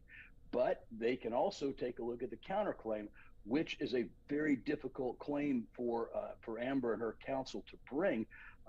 They could say, well, yeah, we find that he injured her as well. I think that Amber's claim in that regard is going to be subject to clearly appellate review. Johnny's team, Mr. Chu and Ms. Vasquez are quite capable, and I think you can see that going to the Virginia Court of Appeals. And there they have to prove that Waldman not only was acting as Johnny's agent generally, but they have to find that Johnny actually directed and controlled that content. Otherwise, it's what they call an ultra-virus act, and something not within his control. Yeah, of course, Mark, that's what was so interesting about this. It's not necessarily something Johnny Depp said, but his lawyer, who essentially called Amber Heard's claims a hoax, that included roughing up their apartment to look worse for police, and a number of other statements that the jury find were false and were not credible, and so taking it out in the form of damages on Johnny Depp having to pay for something his lawyer said. Yeah. You know, does that give a claim on Johnny's behalf against Mr. Waldman for, you know, malfeasance or malpractice, legal malpractice? I don't know. But I think that the statement that Waldman made was so specific and overwrought with details that could not have come from anyone except his own personal thoughts and maybe what he shared with his client. I think a jury was hard pressed to come up with that just being agreeing with that just being a statement that was of opinion, and clearly it was something that was very important to Depp's career. And so I think that's maybe where they got hung up. It was a complex statement he made, and I just wonder whether holding Depp accountable for Waldman's statements in that regard is going to pass muster on appeal. Mark, let's talk about the damages themselves. Virginia has this law in their code. It's a statutory cap on punitive damages, which caps those damages to all defendants in a case at $350,000. And so the jury had awarded for punitive damages $5 million. Depp's not going to see all of that, of course, because of this statute. Do a lot of states have those laws on the books?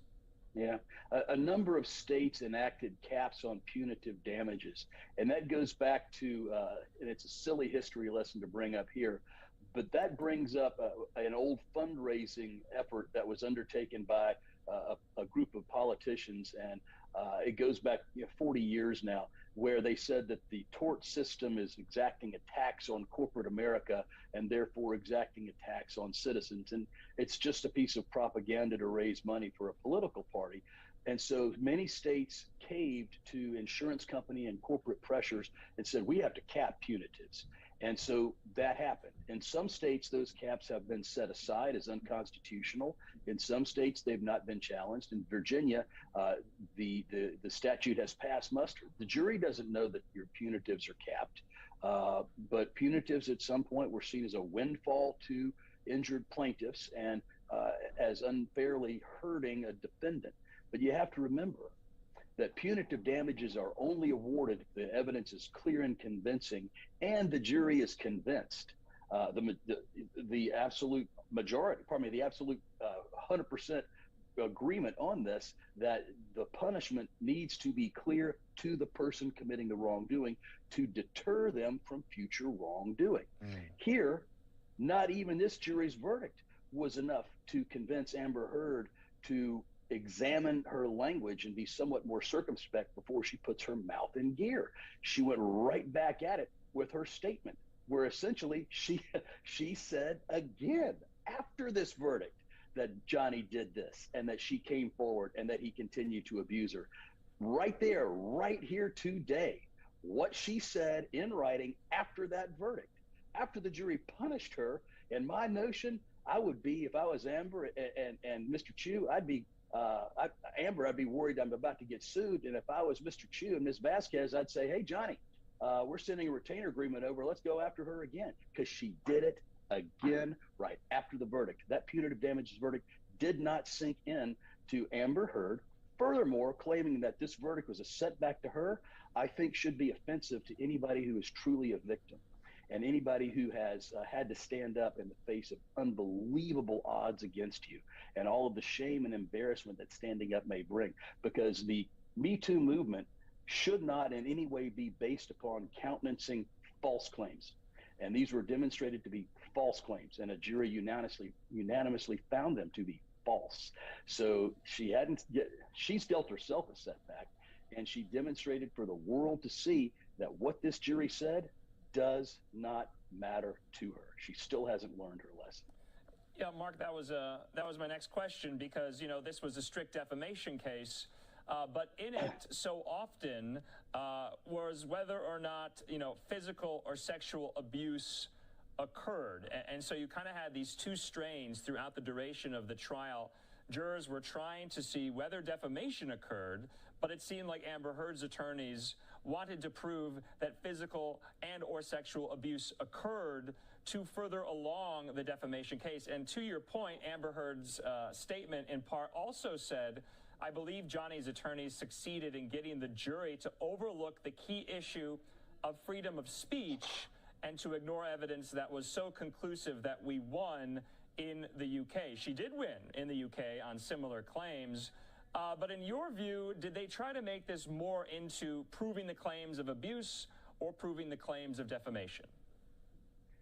Well, let me comment on the UK case first. Sure. First of all, the United Kingdom's laws are completely different from those of the United States. And I think that the United States fought a war 200 years or more to get out from under their very strange judicial system in part. There is no freedom of speech. There is no First Amendment in the UK. There just isn't. They didn't have a jury trial in the UK. It was a bench trial, and they did not have. They didn't have a jury trial. They had a bench trial. And remember, Amber wasn't sued in that case. That was a newspaper. That was, I believe, that's right. The Guardian or the Sun. I can't remember, but it's irrelevant to this case. And no, the jury clearly took up every piece of evidence. You can't impeach the jury's verdict like that. The jury took up the evidence. They applied the charge to the evidence that they were given, and they are the judge and they are the determiners of the facts, and they determine the facts.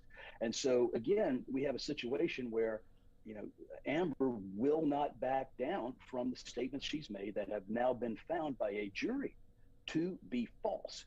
All of the other claims that were made, in all honesty, go to helping a jury determine credibility, because the case that Depp brought came down to those three quotes that were in the Washington Post that Mrs. Heard edited or probably retweeted and made some comments about.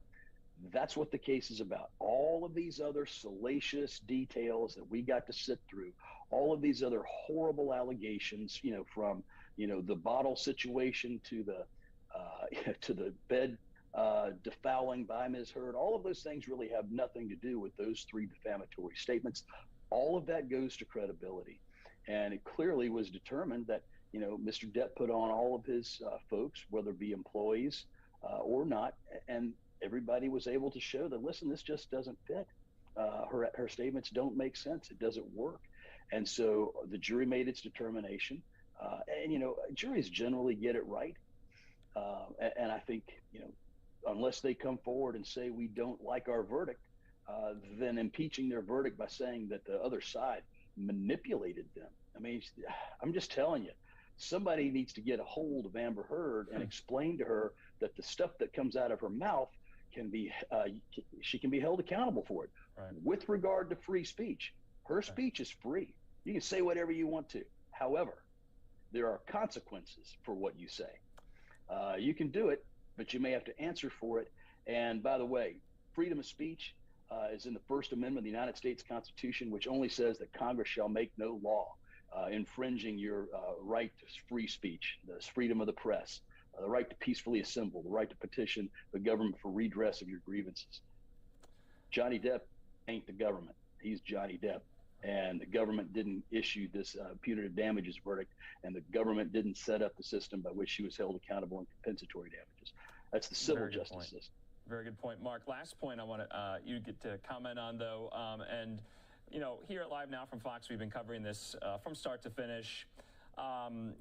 Who are the winners here? Are there winners here in your view, or do you think both parties, plaintiff and defendant, Heard and Depp, are worse for the wear after this?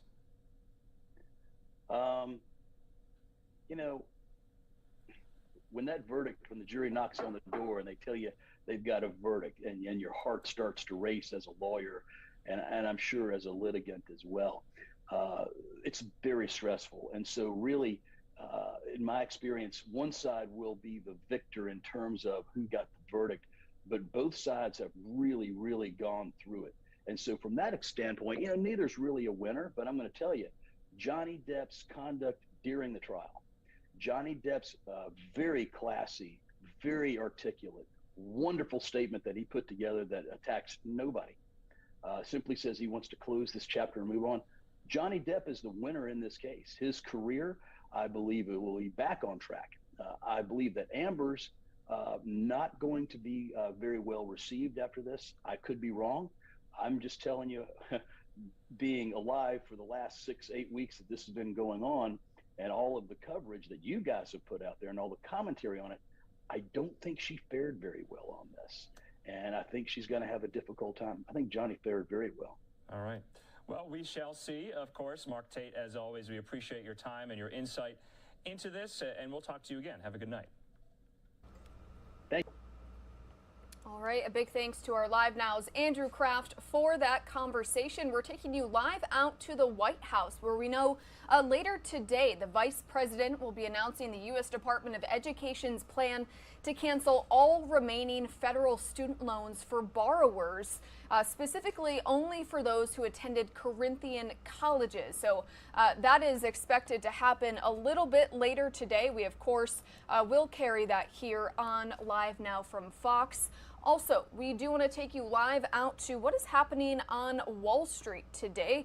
Here is a look at the stock board right now. The New York Stock Exchange down about 84 points, just about 11 minutes or so after opening. And this all, of course, stocks are actually reacting to one of the country's biggest banks, its CEO, who is warning of an economic hurricane. We're going to have a live shot with our Fox Business Network's Jerry Willis coming up in about 20 minutes to explain that comment a little bit further. We are going to step away for a quick break. We'll be right back.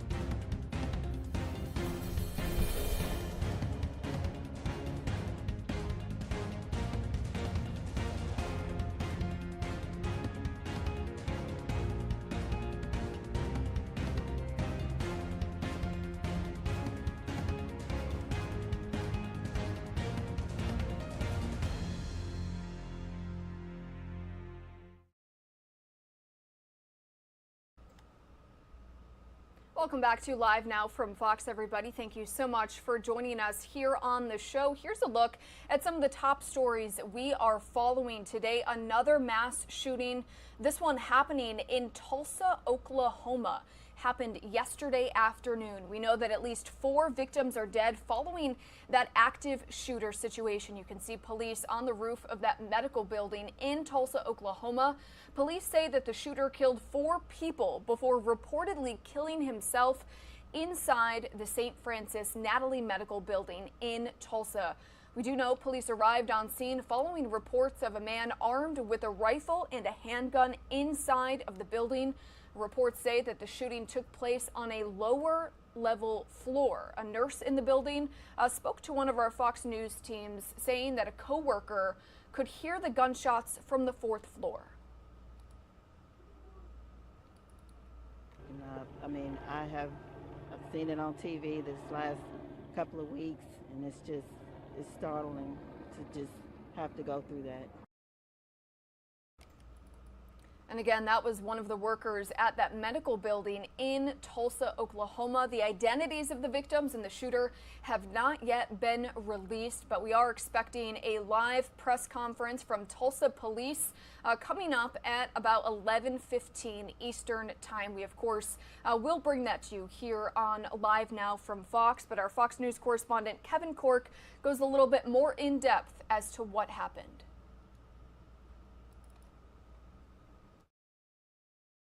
Tragedy in Tulsa, Oklahoma. At least 4 people are dead and multiple others injured after a gunman opens fire inside a medical building on the campus of St. Francis Hospital Wednesday, sending fear and panic across the property as staff and patients went into survival mode. Had to hide in the closet and make sure that we were safe. Police officials say officers quickly arrived on scene within about 3 minutes after receiving the first call for help and immediately jumped into action, entering the Natalie building where they located victims and made contact with the shooter. The officers that did arrive were hearing shots in the building, and that's what directed them to the second floor. Law enforcement says the alleged gunman died from what they believe is a self-inflicted gunshot wound. He is a black male, estimated to be 35 to 40 years old, and we have confirmed he had one long gun, a rifle, and one handgun. With the active shooter threat eliminated, officers then focused on securing the premises and searching for any additional victims. So we are doing a floor-by-floor, room-by-room search to make sure that we don't have anybody else outstanding in the building. Meantime, survivors are trying to cope with their shock. I'm very shaken up. I mean, I've seen it on TV this last couple of weeks, and it's startling to just have to go through that. President Biden received a briefing on the shooting. White House officials say they are closely monitoring the attack as the investigation into the suspect and possible motive continues. I'm Kevin Cork, Fox News.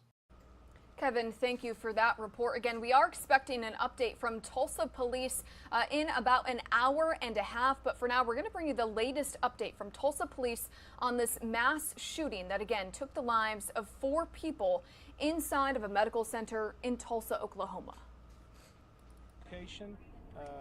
At 4:56, so a 3-minute response time, and made contact with victims and the suspect at 5:01. And that was them making their way to the second floor. The officers that did arrive were hearing shots in the building, and that's what directed them to the second floor. Right now, we have 4 civilians that are dead. We have 1 shooter that is dead, and right now, we believe that is self-inflicted. Officers have not been interviewed, but we're certain that's a self-inflicted gunshot wound on his part. The scene is fairly limited to one section of that floor on the second floor, and officers are currently and detectives interviewing witnesses that were throughout the building, and especially those on the second floor. No officers were injured. We have a reunification center set up at Memorial High School in the auditorium on the north end of Memorial High School for families that may have had somebody in this building at the time and have not been able to make contact. That is a location they can check in with for information. Right now, the suspect, we do not have an identity. That we believe we're getting close on the identity of the suspect. He is a black male, estimated to be 35 to 40 years old, and we have confirmed he had one long gun, a rifle, and one handgun on the scene at the time. That's what I have, and I will turn it over to. Can you confirm? I'll come back for those questions. Okay, thank you. What was yours? Well, you said 5 people total dead. Yes, 4 innocents, 1 shooter. Thank you. Yes. I'm Dr. Cliff Robertson. I'm the CEO of the St. Francis Health System. And as you can imagine, we ask. We're an organization that believes in the power of prayer, and there is nothing more this community could do for us than to pray for the families and the loved ones and the victims of this senseless act. I can't stand here and not thank the first responders in this city. I mean, look around us. The response has been incredible, and I don't know that I've truly understood just how important our first responders can be and are every day. There will obviously be many questions, and there will be a very bumpy road, I think, ahead of us. But there are over 10,000 people that are part of the St. Francis Health System that every day commit their lives to taking care of people in need, taking care of everyone in need. And this senseless, horrible, incomprehensible act is not going to change that.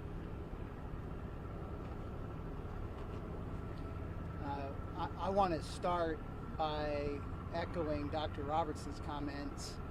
This campus is sacred ground for our community. For decades, this campus has been a place where people have come to work, heroes have come to work every day to save the lives of people in our community. Just in the last few years, in the greatest public health crisis that our city has ever had to face, this has been the facility more than any other that has worked to save the lives of people in this city. I have been out here to this campus repeatedly as mayor when our first responders have been attacked and when one of them was murdered. And it was the people who worked at this campus who were there for them. So I know, because I know Tulsa, I know there are so many people out there right now that want to know what you can do to support the people at St. Francis Health System in the midst of this tragedy. I don't have one thing for you right now. I would ask for you to think about what the St. Francis Health System and the people that work there mean to our community, what they mean to you and your family and your neighbors, the heroes who protect you. Think about what they mean to you and think about in your own way what you can do to show your support for them in the midst of this tragedy. I also want to express our community's profound gratitude for the broad range of first responders who did not hesitate today to respond to this act of violence. The men and women of the Tulsa Police Department did not hesitate, and when you look around today, you see personnel from federal law enforcement, the Tulsa County Sheriff's Office, the Oklahoma Highway Patrol, the Tulsa Fire Department, EMSA. They are all here to provide the support and their own skill set that they can bring to support the people who work on this campus. And all of us in Tulsa have a responsibility to do the same. Thank you. We'll turn it back to Chief Daglish for any questions that you might have. Mayor, while you're up there, could we get your response? I mean, we're now in a club of cities that had to deal with something like this. What is your response to what happened here? Right now, my thoughts are with the victims in here, many of whose families don't even know about this yet. So if we want to have a policy discussion, that is something to be had in the future, but not tonight. Not tonight. Do we know if the victims were employees of the hospital or patients? From what we do know, it could be a combination both of employees and visitors. Do we know if he was a patient? We do not. With everything that's happened recently, was he wearing body armor? Not that I'm aware of. That has not been mentioned. Chief, you said he had two weapons with him, a pistol of some sort and a long gun. Do we know which weapon or both weapons? What did he use, or do we know that yet? It appears both weapons at one point or another were fired on the scene. Do we have any reason to believe he was targeting anybody specifically? We don't have that yet. Investigators, the building not long before we came down here was officially secured, and homicide and crime scene detectives were just making their way in. So all of the investigation and investigative portions and those types of questions are just just getting looked into right now. Can you talk about what's on that second floor? I don't have there is an orthopedic center, or orthopedic office there, but I'm unaware of if that occupies the whole floor or if there are other offices on the floor. Do we know if that's where this happened, in that orthopedic center? At least part of the same. Is everybody, cleared out of the closets, the cubbies, and yeah, they've gone floor to floor, office to office, and has gathered keys from St. Francis and have essentially cleared, and we utilize officers from those other agencies as well to help get that job done. There was one witness, potential victim, that was found late in the process, locked in a closet. So worth their efforts to make sure that was very methodically done. How long was this shooter active from the first shot to him inflicting a wound on himself? There was a 3-minute response, so I don't know how long the call took to come in, but it appears as though the whole thing was a 4-minute or so time span from the time it came in to the time officers made contact, 4 to 5 minutes. And all the gunfire occurred in that same area on the second floor, as far as we know? The best we believe right now. Do we know who called? I do not. After everything that happened last week, was active shooter training refreshed on y'all's mind? And this was just almost second nature for you? Yeah, I think that's probably fresh on everyone's minds. I will say Tulsa revisits that topic regularly. So I was very happy with what we know so far regarding the response of our officers. And as the mayor mentioned, the citizens of Tulsa, I think, should be proud. This parking lot was difficult to get to for some of those officers who were here just minutes after it came in. It was difficult due to the amount of cars that had responded from all sides of town. And then federal agencies, I believe every federal agency is represented here. Light Horse are here. I've been contacted by surrounding sheriff's offices, Sheriff Regalado, Sheriff Chris Elliott, offering to help cover calls for service while we dealt with the scene. So the response, I cannot overstate how proud I am of the area. And again, this is the latest update coming in from Tulsa, Oklahoma police about that mass shooting that killed 4 people inside of a medical building. That, of course, comes after the deadly school shooting in Uvalde, Texas. We do know Governor Greg Abbott is now calling on all schools to have a mandatory safety review in every single school following that mass shooting where 19 students and 2 teachers were shot and killed inside of Robb Elementary. And as scrutiny is still focused on the Texas school shooting, our Fox 13 Tampa team takes a look at the movement happening on a state and federal level to make sure something like this never happens again.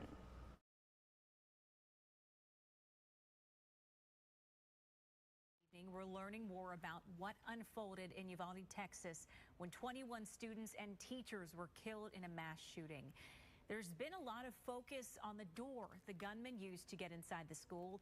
It turns out the door wasn't propped open as police initially suggested.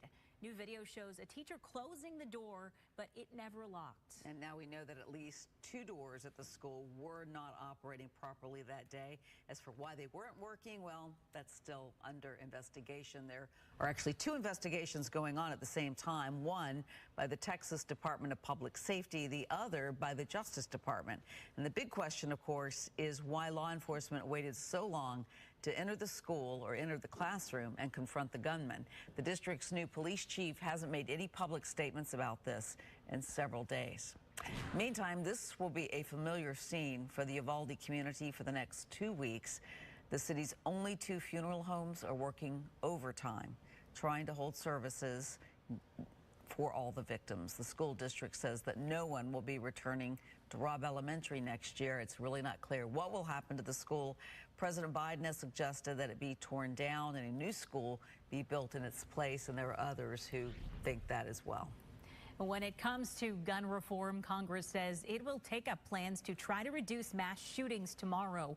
While in the Florida legislature, lawmakers have already sent several changes for Governor DeSantis to sign into law. Our political editor, Craig Patrick, is here to take us through the plans and the coming changes. Craig. Well, weeks before the mass shooting in Texas, the Florida legislature took action, passing several new requirements that are all on the governor's desk awaiting his signature. He is likely to sign all of these, expected to, and with that, we're looking at a number of reforms on a state level that should kick in next month. After the Parkland mass shooting, the legislature passed a law to bolster school security, raise the age for purchasing rifles from 18 to 21, boost mental health services, and give government the power through due process to take guns from people who threaten themselves or others. The state also created the Marjorie Stoneman Douglas Commission to assess results and suggest additional changes. Well, the legislature unanimously passed a bill to keep that commission going at least another 4 years and implement more of its suggestions. Assuming the governor does not veto it, and there's no indication he will, this state will add requirements that law enforcement train together with schools and be physically present and actively participate when schools conduct active shooter training. The bill also requires schools to develop reunification plans to get students back to their families in the event of evacuation. Also, law enforcement officers who serve as school officers must complete mental health crisis training, and 80% of school personnel must have youth mental health awareness training by next July. Meanwhile, in Congress, the House is moving an 8-point plan. It includes raising the legal age for purchasing a rifle to 21 across the nation, as Florida has already done, and banning large-capacity magazines, bump stocks, and unregistered and untraceable homemade weapons commonly called ghost guns. While this will likely pass the House next week, it would at least need 60 votes to pass through the Senate, and that appears unlikely given its makeup. And the Senate is working on separate plans that are still in the works. And with that, you have a bipartisan group of senators led by John Cornyn among the Republicans. In Connecticut, Chris Murphy among the Democrats, and they have been working, starting last week, working through the Memorial Day holiday to come up with a framework of a plan, and we're expecting that framework based on their own words and the timetable they set to be released perhaps some point early next week, maybe even the end of this week. And Craig, do we have any idea of what the Senate will likely propose?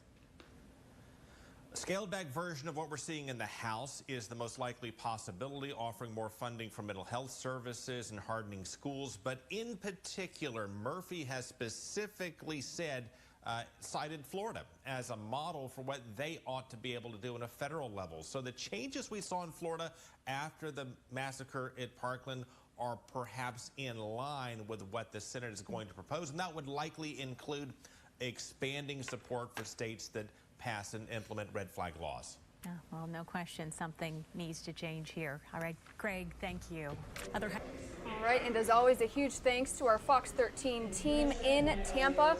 Of course, discussing that ongoing battle, really, about gun legislation. We do see a live look inside of the House chambers, where we do know the House Judiciary Committee will be discussing gun legislation coming up in just a little bit. We, of course, will take that to you live, raw, and unfiltered as soon as we get it.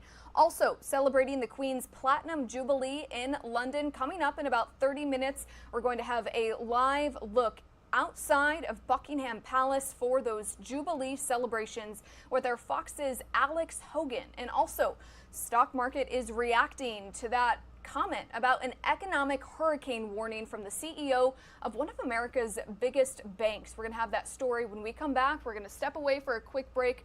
We'll be back in 2 minutes.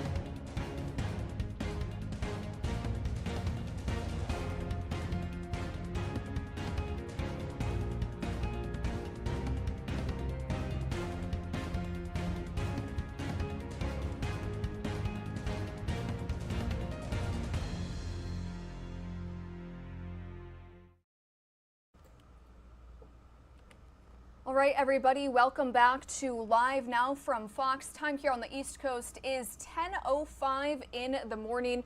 You are taking a live look at the stock board right now, opening about 35 minutes ago. You can see down about 170 points. And sticking with economy-related news, we first told you this earlier today. The CEO of one of the, if not the biggest banks in America, is now warning of a, quote, economic hurricane that is on the way. Let's bring in Fox Business Network's Jerry Willis to go a little bit more in depth about these comments. Jerry, thank you so much for joining us here on the show. You know, the CEO of JP Morgan Chase, Jamie Dimon, saying, you know, that there is that hurricane on the way when it comes to the economy and possibly a recession. Your takeaways from that? Well, as you know, we've already had 1 quarter of negative GDP growth. That was the first quarter. The economy actually dipped in that quarter. And the definition of recession is 2 consecutive quarters of negative GDP growth. So we're kind of halfway there, although the initial indications are, though, that we're buoying a little bit. But the thing that has Jamie Dimon so worried right now is oil prices. And he sees oil going as high as $175 a gallon. That would be, I have to tell you, unbelievable. It would have an incredible impact on economies, not just here in the U.S., but around the world. You know, we are already at a place with gas prices, which are unsustainable. So the whole idea that oil could go that high is anathema, really, for economists who see the big impacts to the national economy and the global economy. I have to tell you, one of the things that happened this week that kind of set this platter was that Europe decided they were going to lock down Russian oil even more in the Ukraine crisis. So they are putting even more limits on how much Russian oil they're going to use, and that means gas prices and oil prices will rise substantially. And Jerry, I did want to ask, you know, these factors all pushing us toward a recession have been building since the first of the year. Why now exactly is the CEO of JP Morgan Chase forecasting this economic hurricane? What exactly has changed over the first 5 or 6 months of the year? Well, I just mentioned the thing that changed this week, yet another boost to oil prices, but we've seen that story playing out for months. As gas prices per gallon hit all-time highs. They've never, ever been here. And it's not just gas prices that are at highs. We see food prices at 40-year highs. Inflation in this economy over 8%. Families just can't afford this. And one fact we came across this week is that even people who are at the high end of the income spectrum are struggling right now. Some 34% of Americans earning $250,000 say they are living paycheck to paycheck. So this inflation is having huge implications for American families, Mackenzie. And Jerry, I also wanted to ask President Biden, really admitting that he cannot control gas or food prices. Realistically, how long will we actually be able to endure these costs? Well, I've got to respectfully disagree with the assumption of your question.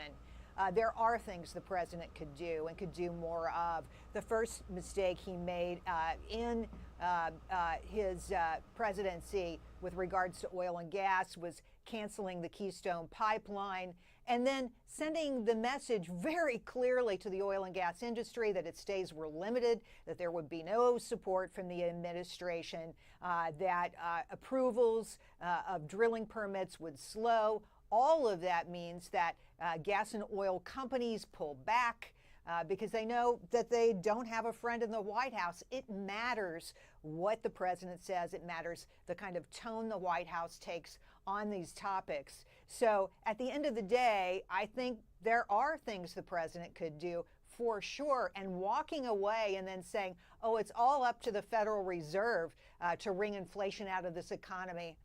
It's just an amazing walk back from responsibility for an issue that is really hamstringing American consumers. And Jerry, another question I had, we've heard about, of course, student loans that freeze in effect until August. President Biden and his administration talking about student loan forgiveness. Obviously, that is still to be determined, but some are concerned if this does happen, that it could hurt inflation, it could hurt the economy even more. Your thoughts on that? Well, so the idea of broad student loan forgiveness should be a non-starter, because essentially what it is two things. One, yet another massive entitlement program along the lines of Social Security or Medicare. I mean, it would be a massive amount of money that the government would be forgiving. And then, of course, who wants to pay for college after that? Why would you? Because you know your debt can be forgiven. Secondly, it really advantages the wealthy in this country because they're the ones with the staggering student loan debt. So if you're an attorney, you're a doctor, you're the ones facing these high education bills, the highest education bills, and you would get the most benefit from loan forgiveness. So at the end of the day, this is something that would increase the deficit, which is not a good idea, and also inflate the economy, not something we need right now, obviously.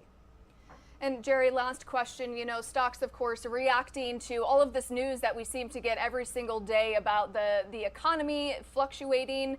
How do you think stocks and Wall Street will react today and really tomorrow after those comments from the CEO? Well, we're already seeing it in the markets right now, right? You saw the Dow trade down. NASDAQ was trading a little higher earlier, so there's sort of a mixed reaction to this. I think what Jamie Dimon is saying in part is that, you know, look, if we have major problems and you think the banks are going to be the key institutions that respond and make everybody solvent, think again, it ain't going to happen. We're not going to be there because a lot of these problems were brought on by the country itself. You know, the massive amount of stimulus. And don't take my word for it.